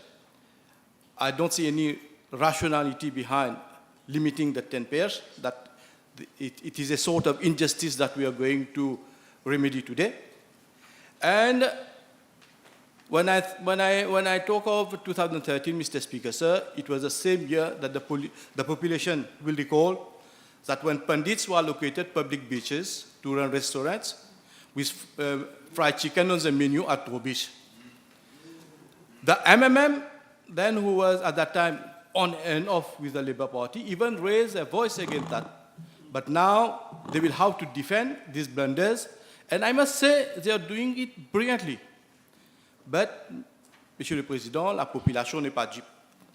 And let me quote what was said in this August Assembly on Thursday, 21st November 2013, and I quote from the Hansard, what Honorable Amir Mia said in the same house on that day. And I quote, Monsieur le Président, la plage de Trobiche est aujourd'hui devenue l'acteur de toute convoitise. Après la déviation de la route côtière pour l'agrandissement de l'hôtel de Trobiche, aujourd'hui le poste du National Coast Guard est menacé d'être délocalisé de cette plage pour permettre à un promoteur proche du pouvoir d'y installer son commerce de bateaux de plaisance et une cafétéria. Cela, Monsieur le Président, après que l'État ait alloué 248 mètres carrés au Pandit Suryadev Sankar, dont la famille projette d'ouvrir un restaurant. End of quote. I hope my honorable friend remember what he said himself. You've made your noise. Mr. Speaker, sir, those were the days when MMM was pretending to be by the side of the vulnerables. In fact, Mr. Speaker, sir, the issue of amending the State Lands Act to allow Mauritians to buy state land which they were occupying was raised in this House a day before the intervention of Honorable Amir Mia on the 20th of November 2013 by the then leader of the opposition in a PNQ, Honorable Paul Béranger. And the then Minister of Land and Housing replied that amendments will be brought through the Finance Bill and the measures will be effective as from January 2014.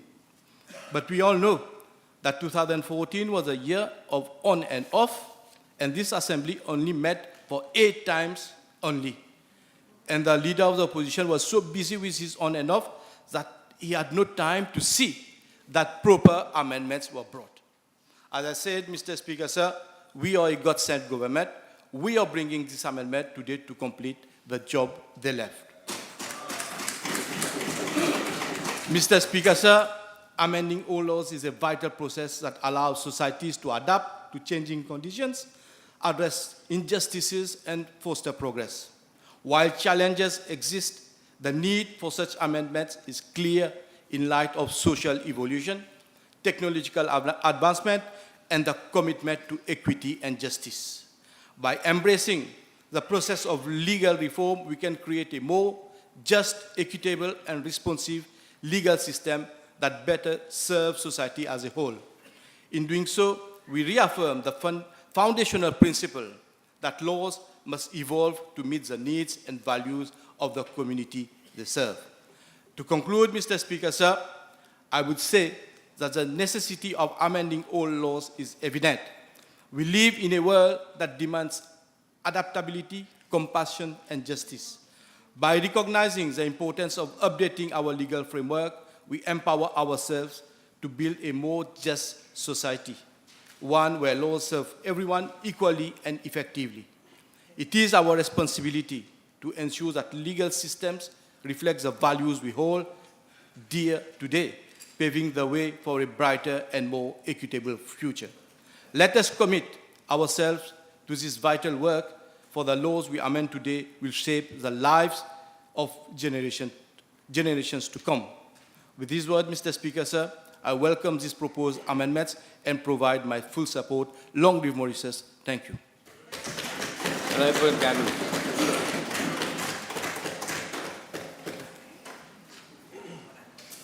Thank you. Thank you, Mr. Speaker, sir. I shall be very brief, just as the other members before me have been. Mr. Speaker, sir, I shall firstly congratulate the Deputy Prime Minister for bringing this bill before the House. Mr. Speaker, sir, land and access to property have always been issues which have been dominant in the shaping of the history of the world and many countries.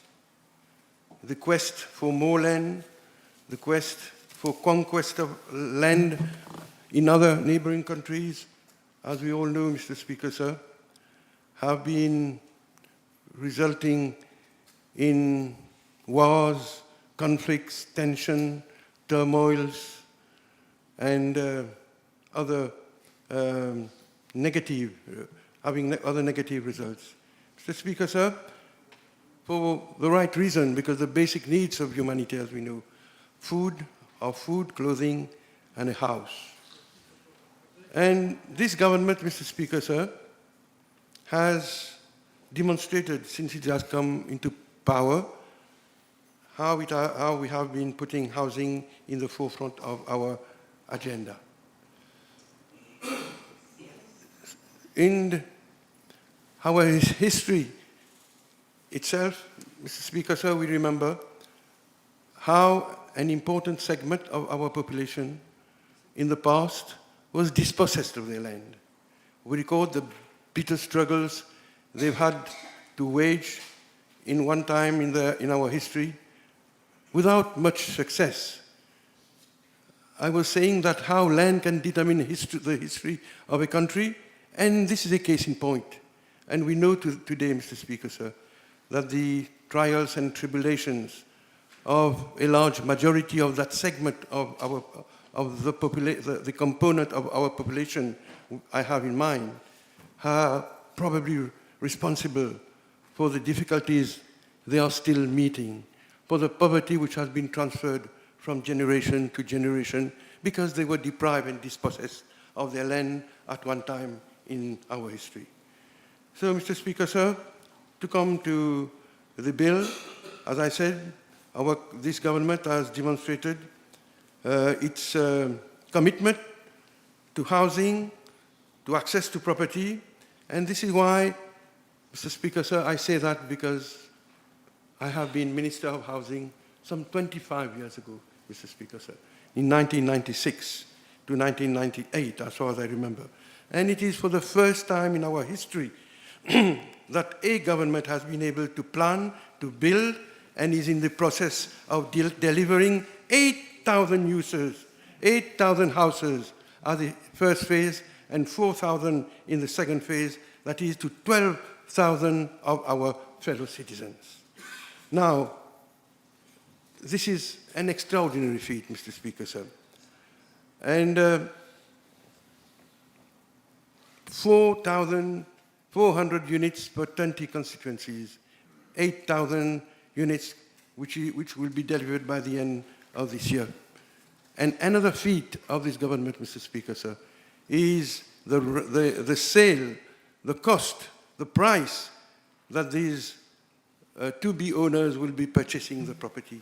I think it has already been announced that thanks to the heavy subsidy that this government, the Minister of Finance, the Minister of Housing, the Prime Minister have agreed upon, Mr. Speaker, sir, these 8,000 to-be owners will pay approximately only 1/3 of the price of these residential units, Mr. Speaker, sir.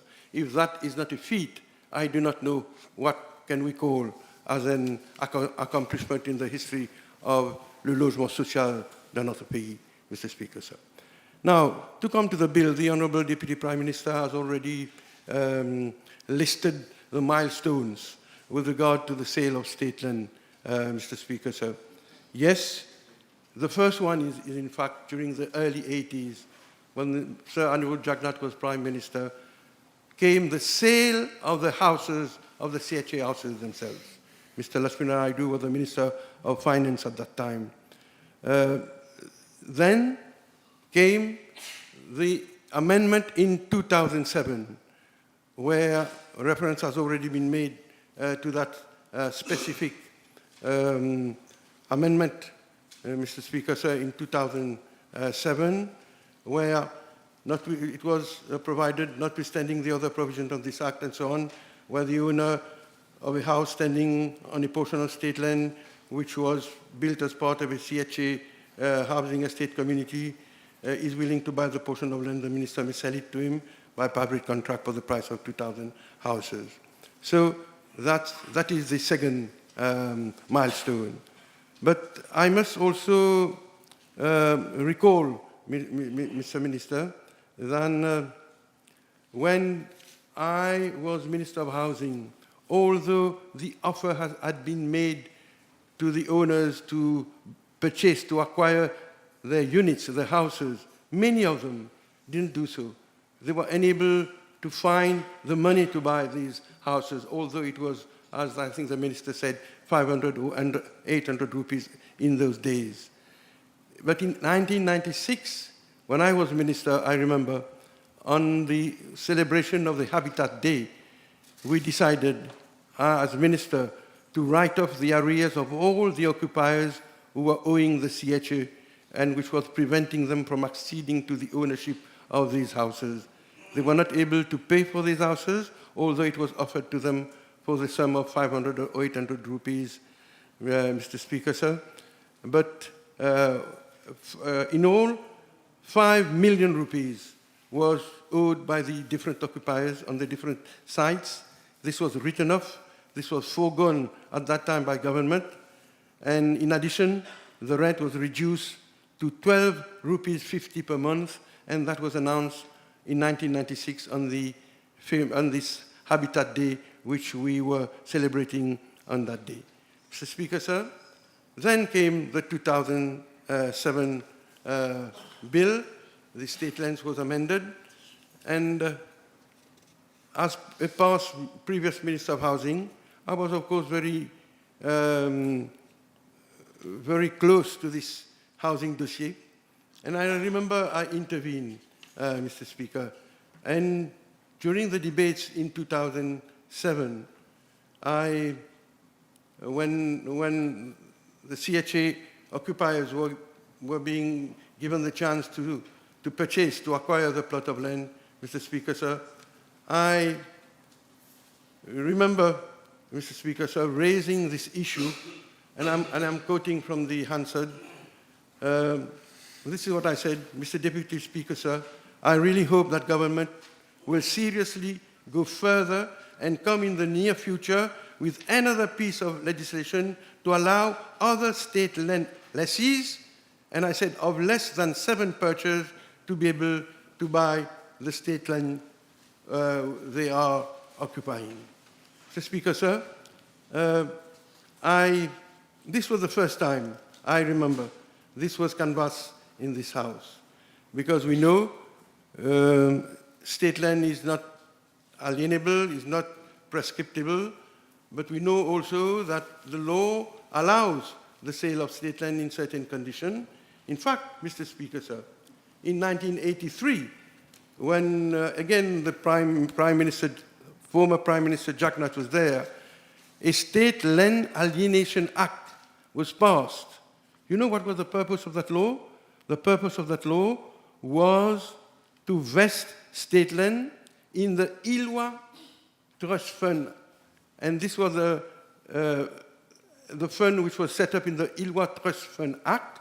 But in 1983, the State Land Alienation Act was passed, and as a result of which, state land was vested in the fund, and the fund then sold different plots of land, small plots of land, to the Ilwa community in our country. So to come back, Mr. Speaker, to the 2007 Act, as I said, during those days, Mr. Speaker, so during those debates, I tried to impress upon the government then, the Labour government then, that occupiers of other state land on which there was a residential unit should be given the chance, Mr. Speaker, sir, to acquire their property. And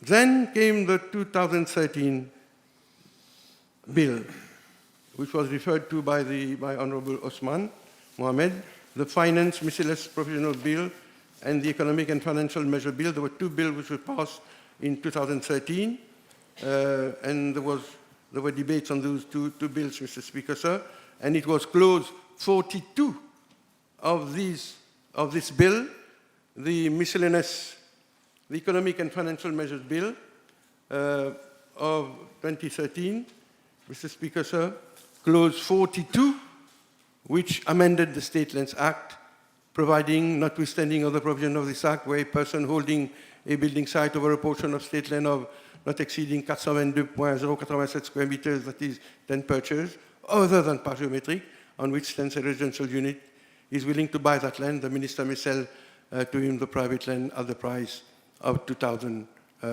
rupees. Mr. Speaker, sir, then, and during the debates at that time, Mr. Speaker, sir, again, this is what I said. I am sorry I have to quote myself, but since as a previous Minister of Housing, Mr. Minister, I had always thought that it would be a good thing, un grand pas en avant, if the state would be making it possible for any occupier of state land to be given the possibility to acquire that plot of land. And of course, it was up to the state to decide upon what was to be the extent. And in that case, as we saw, the government decided it should be 422 mètres carrés, c'est-à-dire 10 PH. And this is what I said, Mr. Speaker, sir. I am very happy about this measure. In fact, government is translating the measures announced in the bill today. I was the first member in this House since 2005 to have proposed, and I'm very happy that the Minister has taken this suggestion on board, Mr. Speaker, sir. Je rends hommage à la vérité, not only in 2005, but also in 2007, 2008, 2012. I have all the questions with me. In 2012, I went even to say that the sale of building sites less than 10 purchase. Mr. Speaker, sir, I have with me a PQ in 2008, B289, Mr. Egan, who first member of Savannah Black River, asked the Minister of Housing and Land whether in regard to state land, he will state if he will consider, 2008, Monsieur le Président, if he will consider the advisability of selling the building sites thereof of an extent of less than 10 pairs to the occupiers, therefore. But I must say that the Minister was very sympathetic to this question, and he says this government will spare no effort and so on. Ça, c'était en 2008, Mr. Speaker, sir. And then, as we can see, the law came in 2013. So, Mr. Speaker, sir, what are the advantages? Why has the Minister proposed this bill to the House, Mr. Speaker, sir? For many reasons.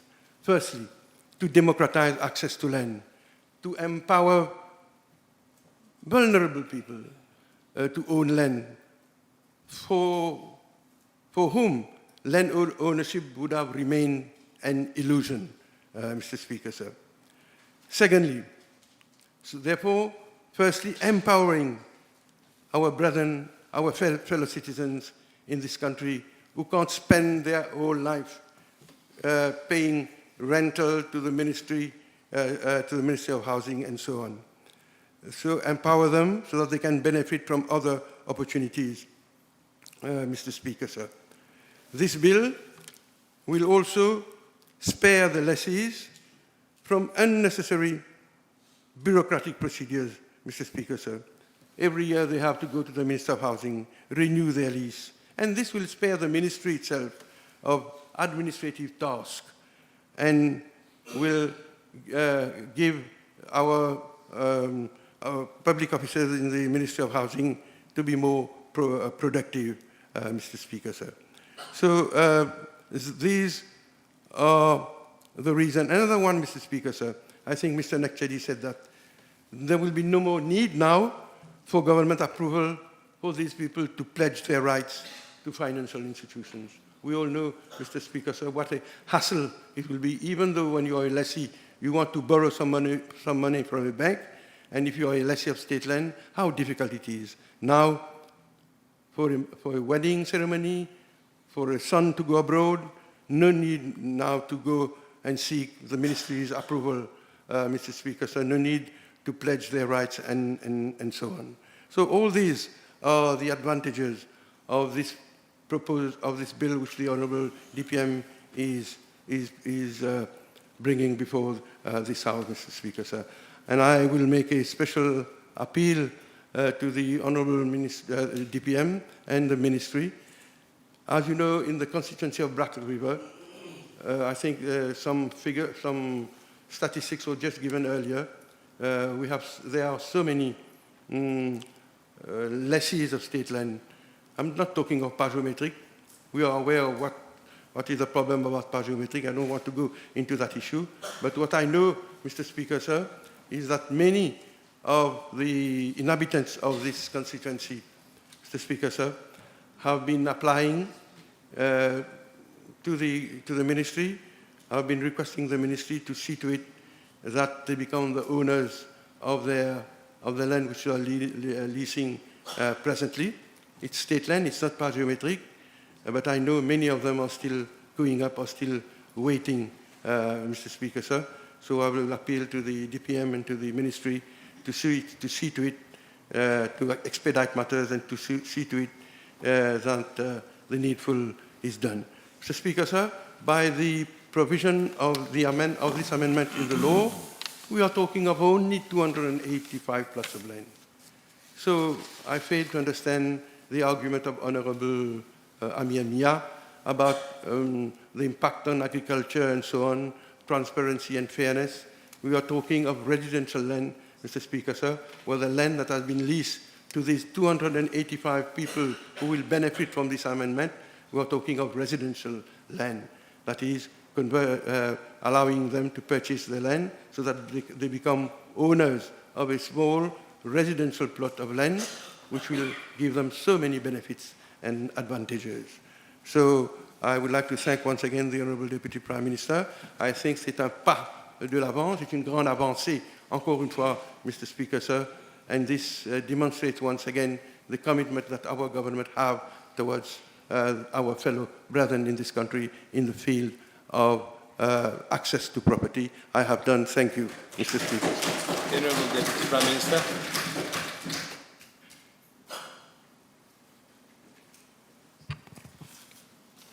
Thank you, Mr. Deputy Speaker.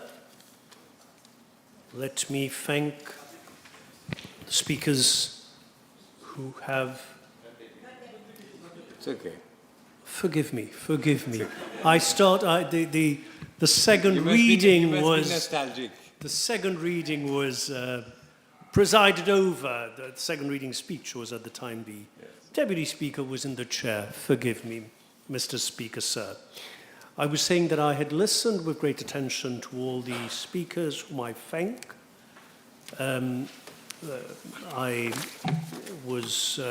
paid a lot of attention to the interventions of members. For instance, on this side of the House, Honourable Nokchedi underlying the progressive dimension of this measure, and Honourable Ganou, who gave us the historical account, starting from the right to buy CHA houses under Saniro Jagnat, and then the different amendments to the State Land Act as from 2007.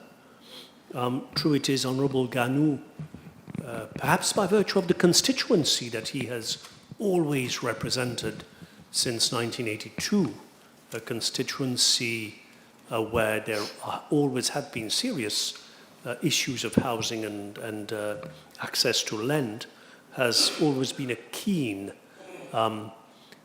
participant in debates on housing and land issues, and indeed had a very commendable passage at the Ministry of Housing. He was therefore, his intervention, his speech was very instructive. Although I was tempted, I was listening to Honourable Ganou, and of course I wish to assure him that the hard-working officers of my ministry will continue to work to expedite matters concerning lease applications from his constituents. But he did mention at one point of time the unprecedented fact that NSLD beneficiaries will be paying 1/3 of the cost of the houses. But in fact, my honourable friend, Minister Ganou, might be interested to know that according to our latest calculations, the all-inclusive cost per unit of an NSLD flat,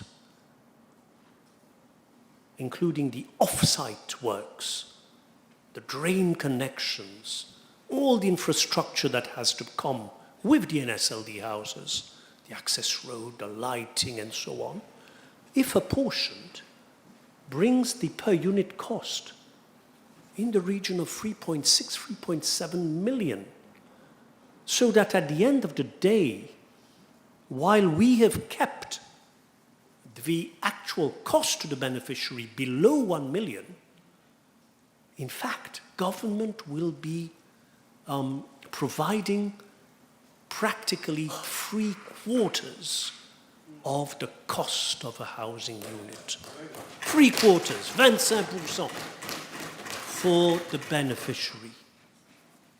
That is the solidarity and the concern and the care this government feels and acts upon towards the most vulnerable and the poorest sections of our people. Mr. Deputy Speaker, unprecedented historically.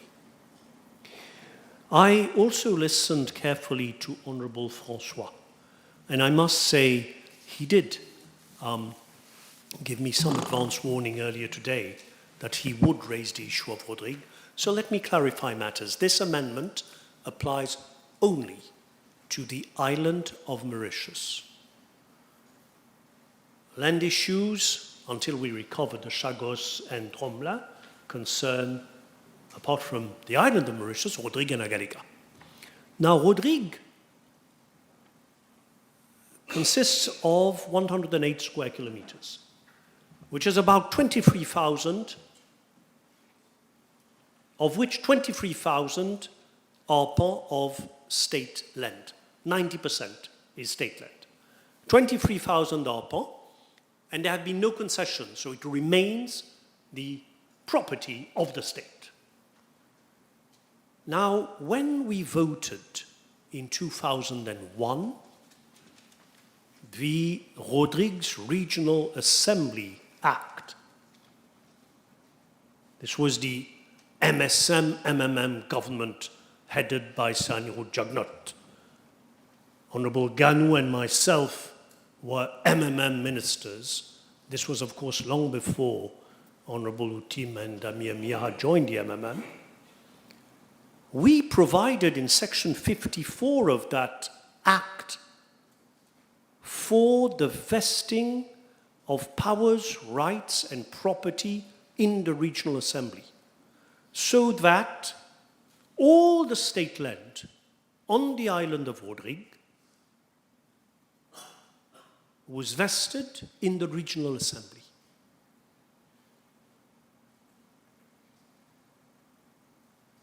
Everything was transferred to the regional assembly. And this, Mr. Speaker, testifies to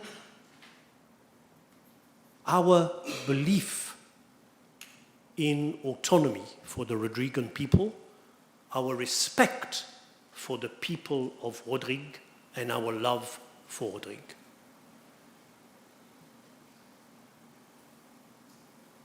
Never before and never since has there been such a gesture from Mauritius to Rodrigue.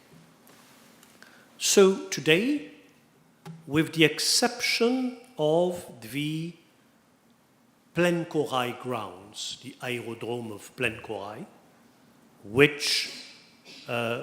for which responsibility lies in the government, central government of Mauritius, all the state land of Rodrigue is entrusted to the Regional Assembly. So this amendment to the State Lands Act concerns only the island of Mauritius and does not, I confirm, relate to state land on the island of Rodrigue. Likewise, the island of Agaliga, about which there's been so much hype. You know, I'm referring to the allegations of a military base, and I note that only a few days ago, Honorable Béranger made a public statement to say there is no base on the island of Agaliga. Agaliga, it's 6,000 arpents, managed by the Outer Island Development Corporation. Just to clarify matters, all the land is state land. No sale of state land on Agaliga is permitted. My ministry has granted 59 building site leases on the island of Agaliga to Agalean families. My ministry has vested 6 plots of land to different ministries for the upgrading of 2 primary schools, a refugee center, a prayer room for those of Muslim faith, the operation of a new runway at Village 25, a new jetty at Village La Fourche, and 2 religious leases to the Roman Catholic Diocese of Port Louis for the erection of churches, and 1 industrial lease to the MBC for use as a station and installation of a solar hybrid system. So this bill, pas de chalet, non plus. This bill concerns the island of Mauritius and only the island of Mauritius. Honorable Osman Mohammed came as close as he could to supporting the amendment. In fact, he did not say much about the bill, but chose to speak of the achievements of the Labour Party and his own achievements. And I do not need to comment, just one factual correction. He mentioned how the NSLD construction of 8,000 housing units would not have been possible without the 2,000 arpent deal. In fact, of the 38 sites on which houses are being built by the NSLD, only 9 relate to the 2,000 arpent deal. It was very useful to have those 9 sites, but it's only 9 out of 38. In fact, we've had a lot of problems, as you are well aware of, to obtain land which is buildable, where we can construct houses, which is why, in addition to COVID-19, it took so much time to get started. But thankfully, that is now resolved. Honorable Osman Mohammed did not have much to say about the amendment. And I will not respond to the issues of the achievements of the Labour Party. In fact, I think Honorable Adil Amia did so. because I listened carefully to what he had to say. He mentioned concern concerning about agricultural land. But this is not agricultural. These are industrial site leases where already stand houses. So it has no relevance at all to land for agricultural purposes. And he also spoke of land to be sold. These are occupiers, long-time occupiers, 285 families, long-term occupiers of state land. They've bought their houses, and if they were to sell these houses, they would have to buy another house. So I do not really see where the issue of speculation could arise.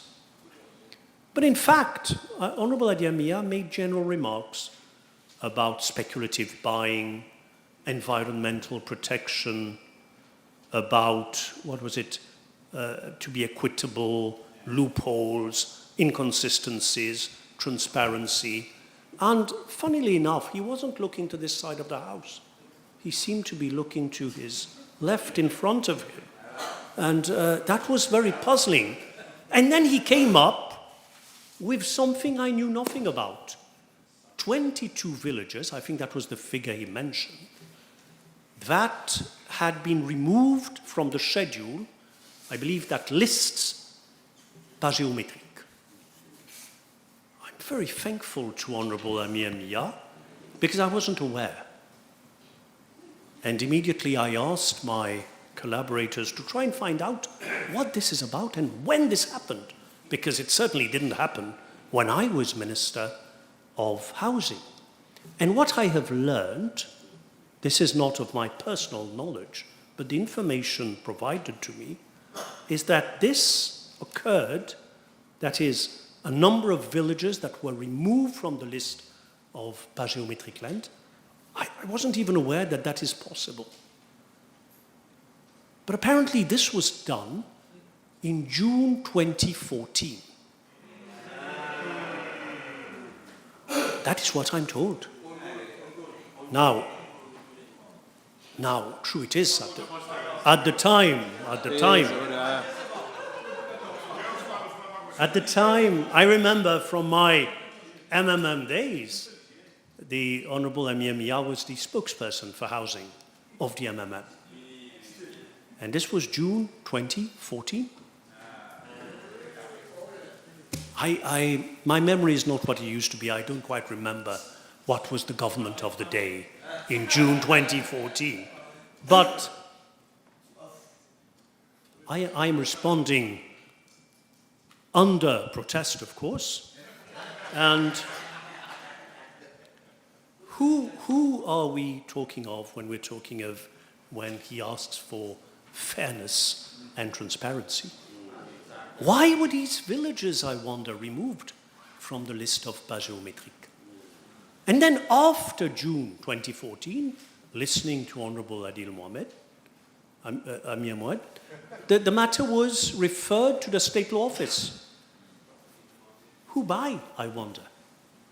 Because it was after June 2014. And apparently, the State Law Office advised that you can't do this. You cannot remove 22 villages from the schedule governing the Pas Géométrique Act. So, if one talks of transparency, free from corruption, loopholes, inconsistencies, I wonder what Honorable Adil Amir Mia is getting at. Very, very intriguing indeed, Mr. Speaker. But anyway, be that as it is, I'm sure under protest they will thrash it out at their end of the House. And let me end by thanking all those who've intervened, thanking the Leader of the Opposition for coming back under protest, of course, to listen to the summing up, and thanking all the officers who have reflected upon, measured the implications, and prepared and proposed the amendment to the House offices of my ministry and the State Law Office. With these words, Mr. Speaker, I commend once again the bill to the House. This motion needs to be seconded. Okay. So the question is that the State Lands Amendment Bill number 12 of 2024 be read a second time. Those in favour say aye, those against say no. Public Bills Committee stage.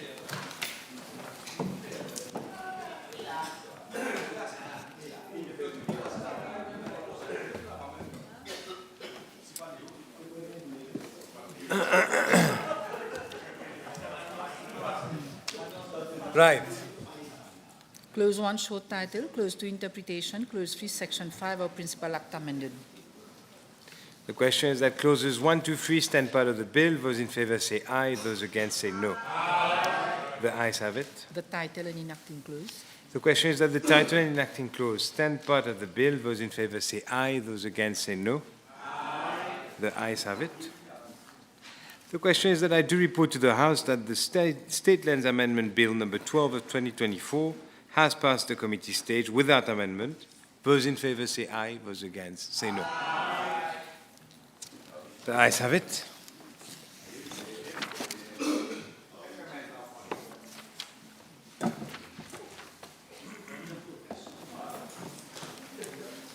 Honourable members, I have to report to the House that the State Lands Amendment Bill number 12 of 2024 has passed the committee stage without amendment. Move that the State Lands Amendment Bill number 12 of 2024 be read a third time and passed. The question is that the State Lands Amendment Bill number 12 of 2024 be read the third time and passed. Those in favour say aye, those against say no. Aye. The ayes have it. Mr. Speaker, I move the adjournment of the Assembly to Friday 2nd at 4 p.m. The question is that the House be adjourned to Friday 2nd, August 2024 at 4 p.m. Those in favour say aye, those against say no. Aye. The ayes have it. The ayes stands adjourned.